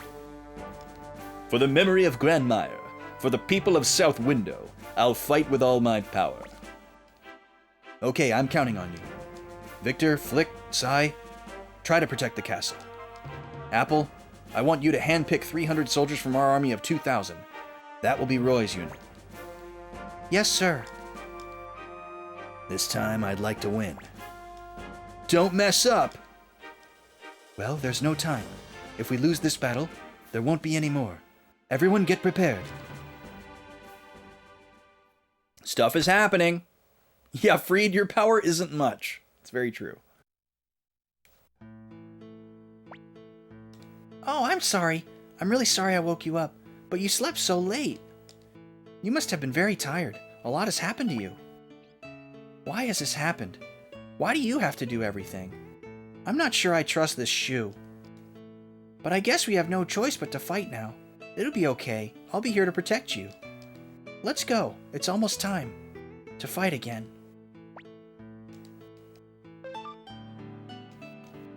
Okie dokie.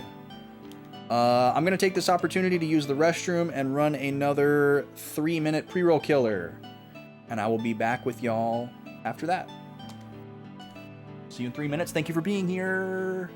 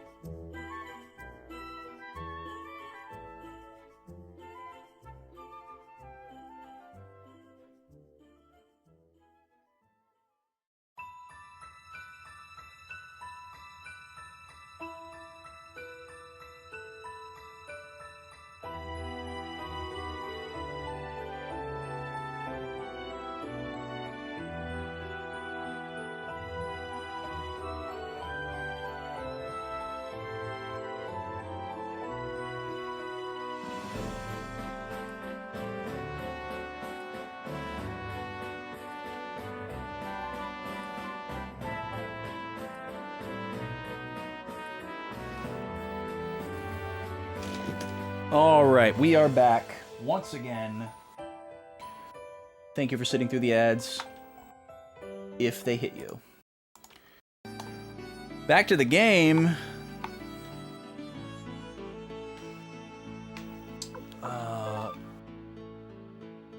Why am I at a save point? Oh, yeah. Okay. So yeah, drop another save here. So once again, we kind of don't really know exactly what we're supposed to be doing, so let's go see what's going on here. Yo, Alex, thank you, dude. Thank you for the 24 months. Holy crap. Thank you for the Prime, dude. I really appreciate that. Let's spin the wheel. We had one spin earlier, and we landed on snack. So we can land on anything except for snack. So let's jump over here. See what's going on. What'll it be?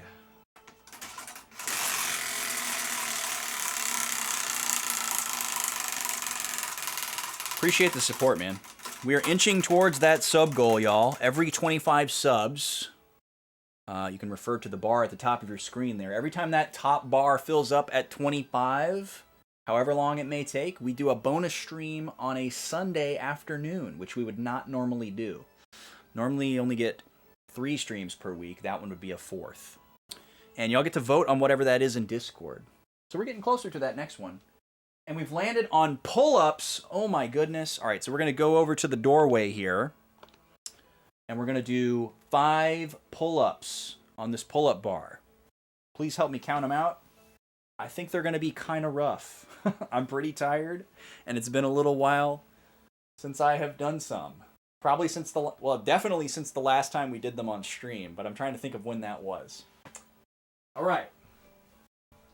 Let's do it. 5er. I'm going to go curl grip. I'm not going to make it super hard on myself. Do a quick stretch here.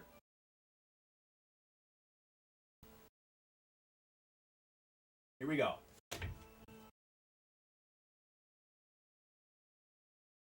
This is a really good stretch, actually. I like this a lot. Just let it hang. My feet aren't touching the ground. Just let it hang a little bit. That's a nice stretch. All right, here we go.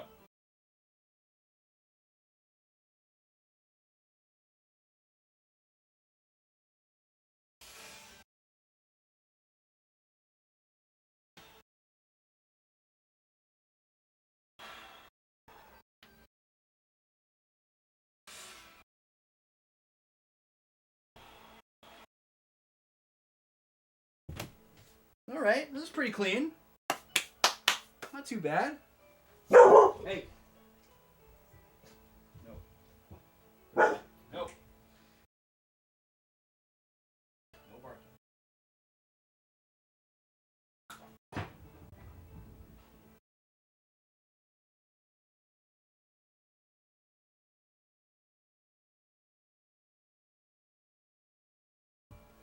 All right.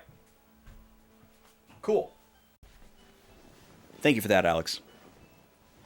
Puppies were barking a bit because the lady just walked back in. Oh, I don't know if I would say I crushed them. I mean, curl grip is definitely the easiest way to do pull-ups. I mean, some people would argue that those aren't even actual pull-ups. Some people will tell you that the only way that you can do a pull-up is like this traditional grip, wide grip, or the like parallel grip, or some people might only say this way. I don't do pull-ups this way ever because it hurts like right here where like my collarbone meets my shoulder muscle. There's something about that movement that causes like joint pain. So I don't ever do pull-ups this way. It also happens to me if I don't do push-ups with really good form. I don't know what that is, but I don't mess with it. But sometimes I do the like parallel grip because that bar allows me to do that. That's usually like my preferred one. Those are like the most challenging, like the most workout-y, I guess. Yeah, so I think some people call them chin-ups or curl-ups. But yeah, these ones I can do a decent amount of. Like in a row or just, you know, like in a day. If I wanted to try to like do as many as I could, stop, wait a while, do as many as I could, that kind of thing. But if I'm feeling not so spry and I don't want to do the parallel grip, I'll do the curl grip. But definitely still a great exercise. I guess I technically work out once a week. Every Saturday or Sunday, one of the two, during my weekend, I do a session of Ring Fit, which is a really great Switch game. It's a fitness RPG, perfect game for me. It's really decent exercise. And then other than that, I just I do some stuff with free weights sometimes, not super consistently. I do some calisthenic stuff very rarely, not consistently, and I walk every day. That's pretty much it. I don't like lift heavy weights or go to a gym or anything like that. I'm not necessarily opposed to that, but I just don't really have like the desire, I guess. I like exercising, but weightlifting doesn't appeal to me. If I could like figure out a way to, if I could figure out a way to put it into like some type of like activity or like, you know, like game, then I would be more interested in it, you know?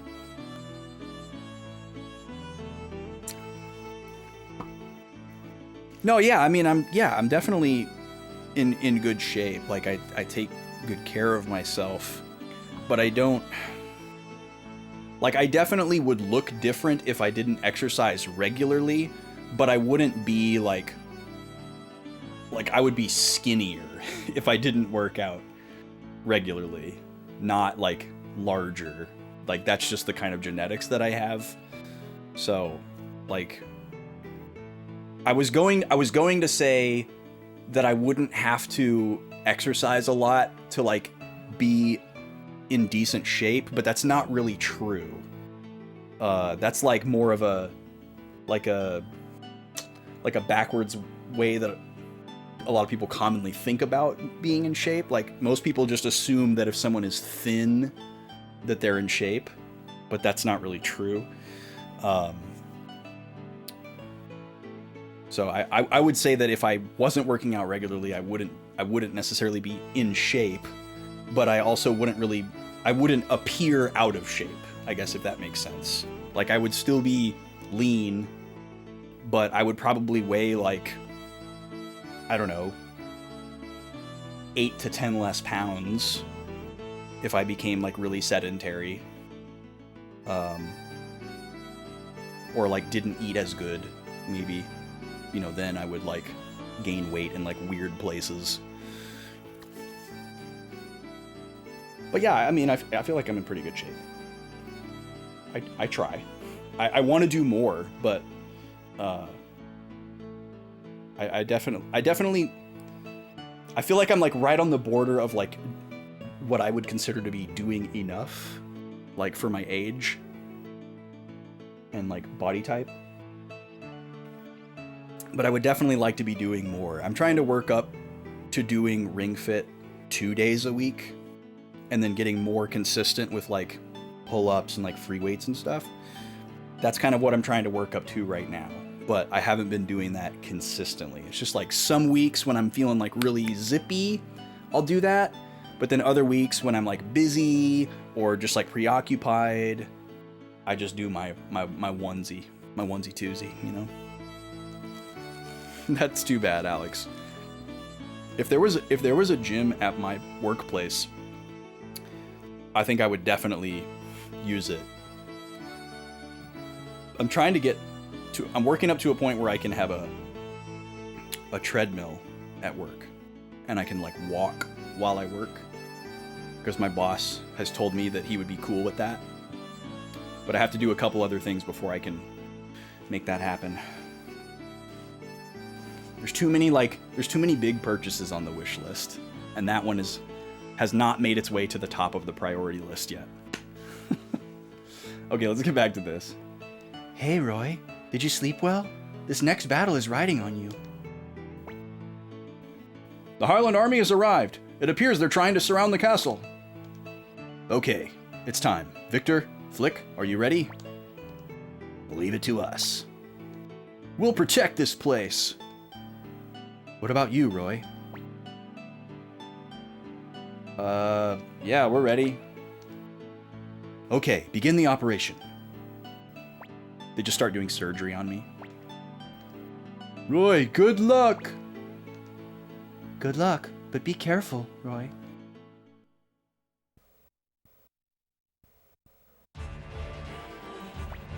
Yo, Flick, thanks for hanging out, dude. Always great to see you. We'll be in touch. I hope you have a good rest of your weekend. We finally have music. Usually there's no music on this screen. Yeah, have a good sleep, man. Get some good rest and enjoy your day tomorrow. Good. They're just rats in a trap. Crush them. Don't let anyone escape. But our forces are spread too thin. Our flanks are too exposed. Exposed? The only thing our flanks are exposed to are the wide, open fields of South Window. Don't worry, just get them. This will be fun. That old coward from South Window gave up without a fight, and I was getting bored. Listen up. We need to keep the enemy busy until Roy can sneak up behind them. Everyone, be strong. And there's the PowerPoint word art.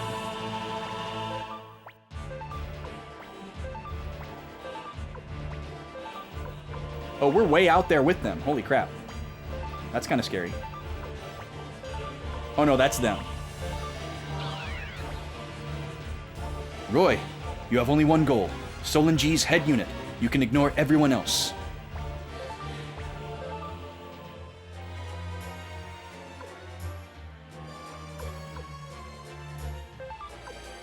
Oh, that guy's with me, okay. And then that's Solange.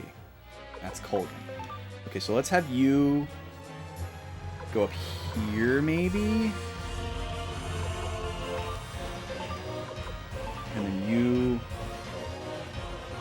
go over here.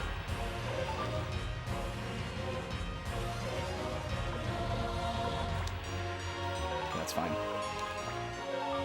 I don't know if they, like, see us, or if we're, like, good until we step out of the woods. I don't know if the terrain is a thing. We'll see. I'm assuming they can see us right away.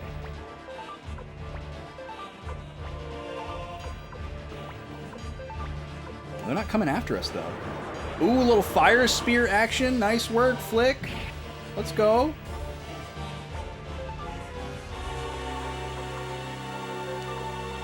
Okay, so you can go ahead and flank Solange, I guess. Or wait. Let's... Oh, I screwed that up. No. Dang it. All right.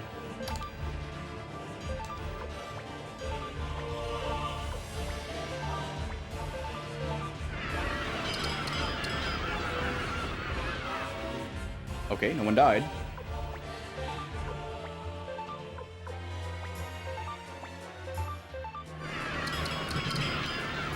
That one didn't go so well.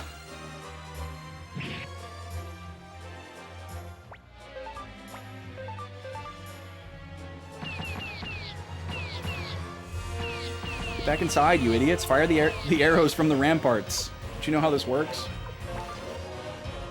Alright, attack Solange. Nothing happened. What the hell? The enemy has attacked from our flank. What? Where did they come from? We've been surrounded. Don't be such a coward. Go back to the front line. I'll take care of this thorn in our behind.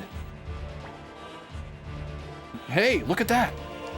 The Highland Army, they're being beaten? Everyone, look. Roy is attacking Solange's personal unit. That's a brave young man. Really? Solange's unit? This is like Dynasty Warriors. This is reminding me of Dynasty Warriors. Liang Zhao has fallen. Lord Roy, He's a man that could lead us to victory. It's our chance to fight back. Victory. That's right. It's time to pay them back for what they did to Lord Grandmire, for the honor of South Window. He's right. Now's our chance to fight. Destroy the Highland Army. Well, that was easy. Roy, our work is done for the time being. We should get back. Can we stay out here and just kill him? I'd like to kill him, please.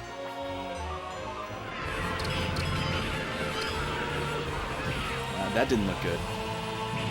Oh no, Freed. Oh no. My favorite. I love that we sound like kids on the playground as we rush into battle.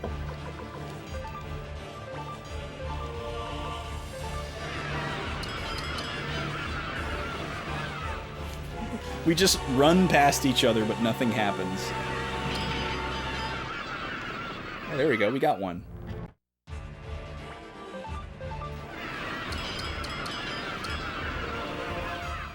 And I might have to do Nettie tonight. Definitely at least some saline spray. Gotta hydrate your noses, people. Makes a world of difference. Oh, well, there goes our friends.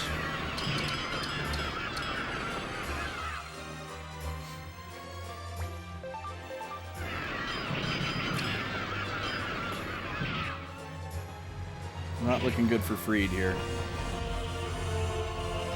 I can still fight, my lord.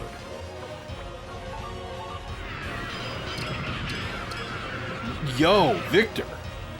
Oh my goodness. Liquid Slime. I use it's just like Arm & Hammer saline spray. It's just saline in a little spray bottle that's angled straight up. So you can just like, you don't even have to like stick it all the way in your nose. I just like spray a little bit just to kind of like get it wet up in there to keep it from getting too dry, because that's usually the main problem that I have, is when it gets dry it gets irritated and then it bleeds. I usually get a lot of nosebleeds in the winter. I'm very susceptible to dry. My body likes humidity a lot.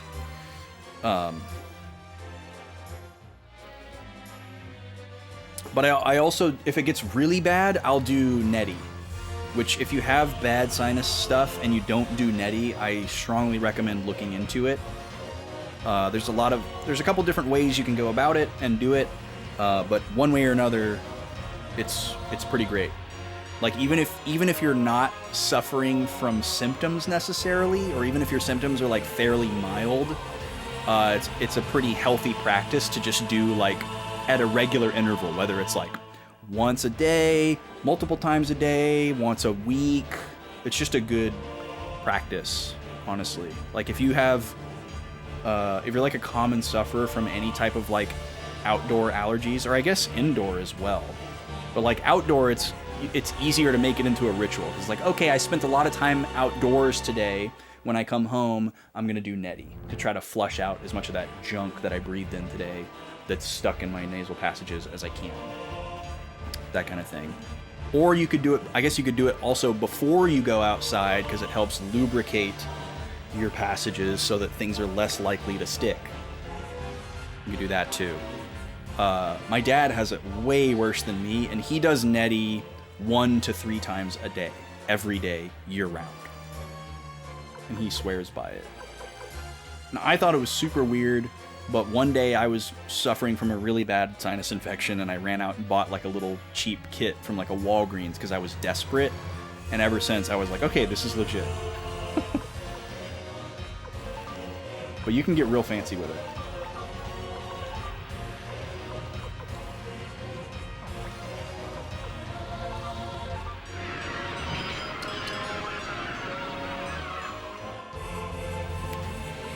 But doing Nettie is a lot more of a process. You gotta like heat up the water. If it's not good, like distilled water or filtered water, you gotta boil it. And then you gotta wait forever for it to cool down. You got to get the salt mixture right, like all that kind of thing. It's a process. It's not just something that you can like quickly do before you run out the door. That's why I like the saline spray a lot better, because I can do that in 30 seconds. There's no prep work involved. I can just like do it real quick in the morning or like in between things during the day, you know. So I find that very convenient.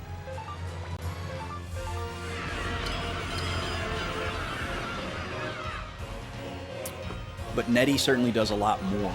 You just gotta like have time for the process.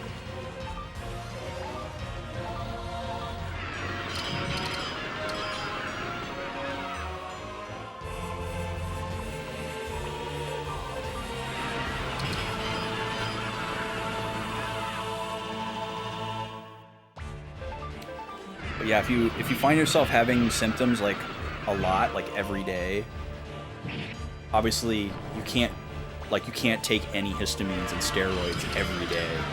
You know, you can't do Flonase every day. You can't do I mean, some people do take like Claritin and stuff like every single day of their life, but like it's not going to maintain efficacy. But saline, you can do that over and over and over and over and over and over and over and over as many times as you need to. That's probably the best thing about it. Lord G, it's no good. At this rate, we'll soon be surrounded ourselves. I know that, you fool. Retreat, full retreat. They just teleport. Victory! Brought to you by Office 97. We did it! We won! We won! We won, Roy. They're running away. I guess we did it, huh? Yeah.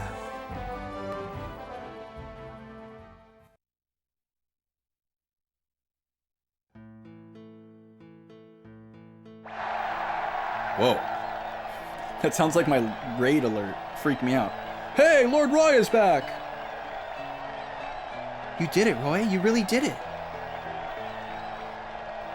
I'm so relieved. Pilica was worried too, but Roy is just fine.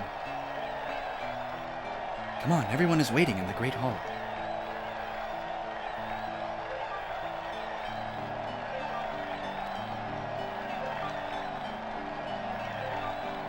Okay, they're all in my party. Great. Got it.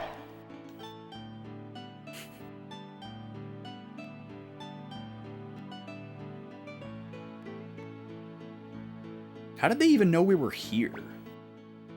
You're famous, Roy. All of a sudden, you're everyone's hero.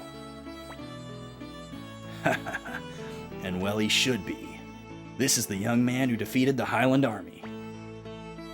Everyone's talking about you. They're calling you the Herald of Victory. All right, Luca, thank you for hanging out. Always a pleasure. Yeah, we'll be turning in soon ourselves, actually. After we get to the end of this story beat, I think I'm going to wrap it up.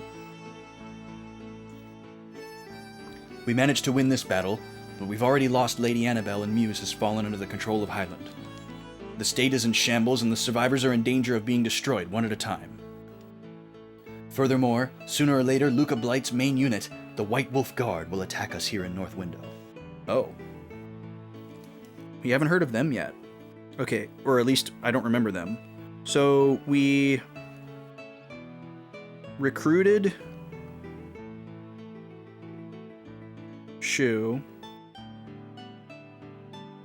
repelled Solon G at new HQ in North Window. Luca Blight and his White Wolf Guard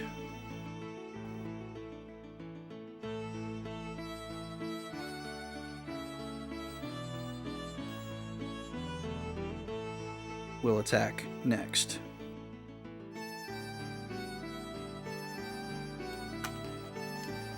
In our present condition, we wouldn't be able to defend against such an attack. We need to gather more power here.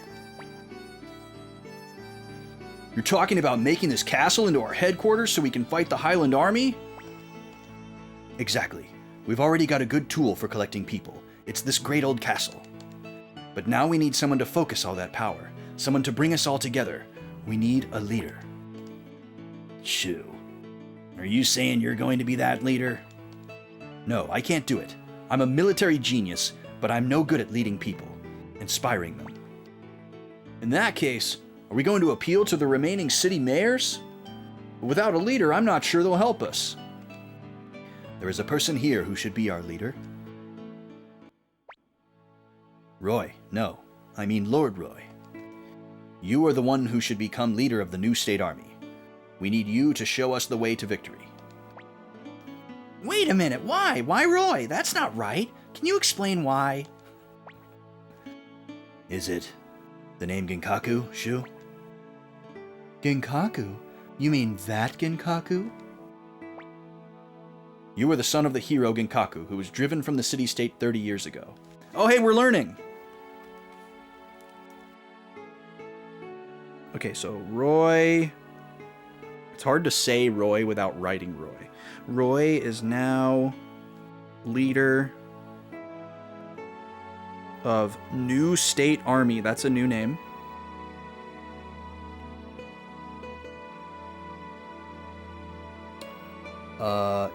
Ginkaku was driven from city-state 30 years ago.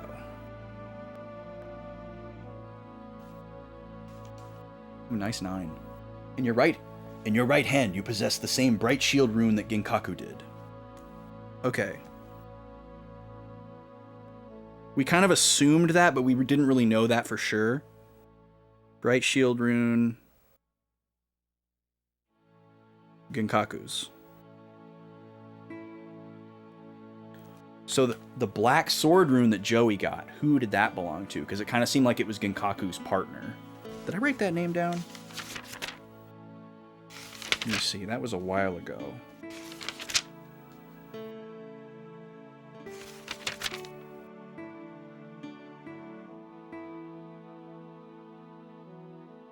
Han. Someone named Han.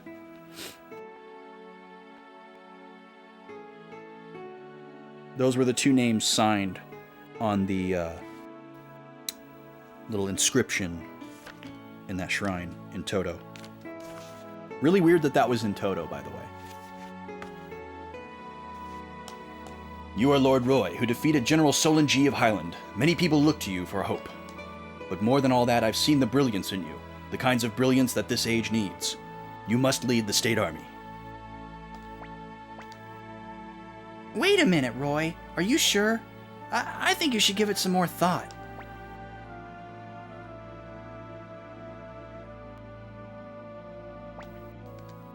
That's true, but why you? Is there some reason Roy must do it? It's going to be very dangerous. Yes, but...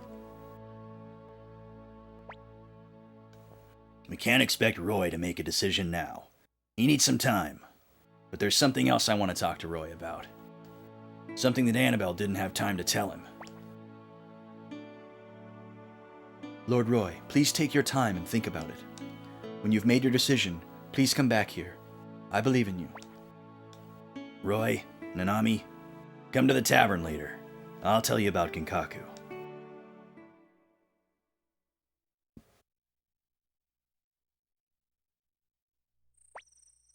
Hey, what are you gonna do?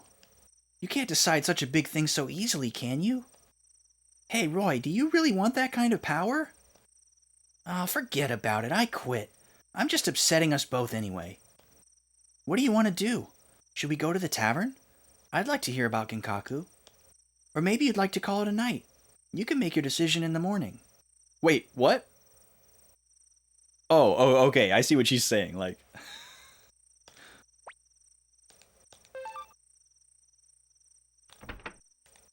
Alright, this is where we're going to call it a night, y'all. We're going to save here. Next week, we will kick it off with meeting Victor in the tavern and learning about our surrogate father, Ginkaku. That's very exciting. It looks like we are moments away from finally getting a headquarters. Who knows if we've recruited the right character to open up a storage? I really hope we have. If not, that's what we're going to make a beeline for. And, you know, we'll check the surrounding area, try to recruit a lot of these characters that we've seen, that we've written down in our notes. Try to buff things out, get different amenities. I'm more interested in having the amenities at the HQ than I am the selection of characters. I'd rather just commit to a cast of 6 and use them the whole game. But, you know, we'll see what happens. We'll see who we meet.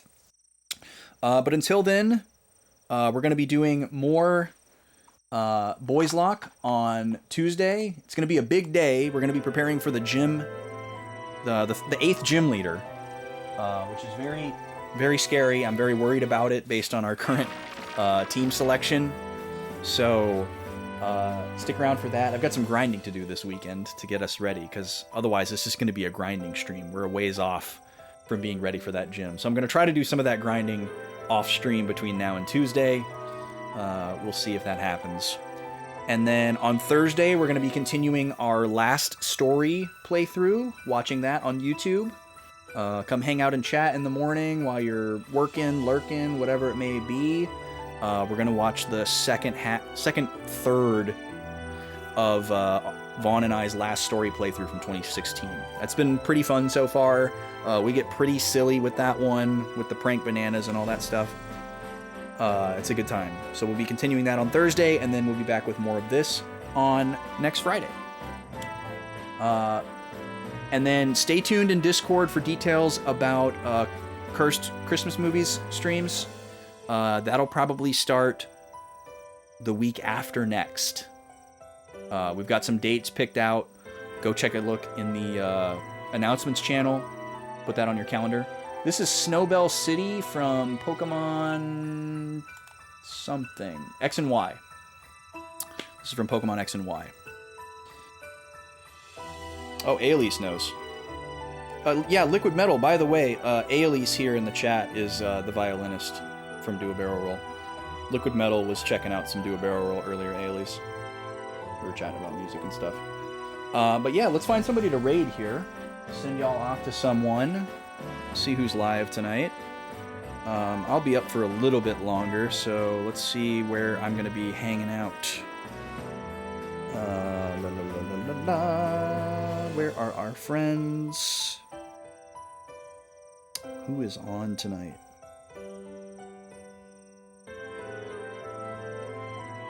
Yo!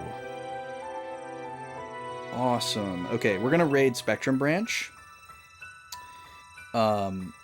If you guys are worried about Sea of Stars spoilers, we're going to raid somebody who's playing Sea of Stars, so fair warning.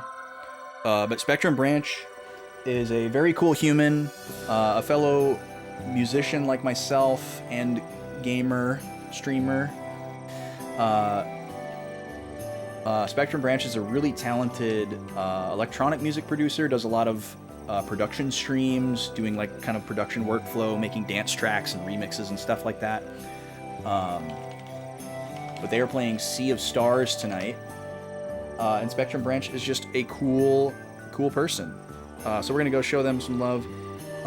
It looks like I'm trying to look how far into the game they are. Yeah, they're pretty far into this game, pretty close to end game. So feel free to lurk or run away if you're worried about spoilers. But I don't get a chance to raid Spectrum very often, so we're going to take the opportunity. Appreciate y'all hanging out tonight.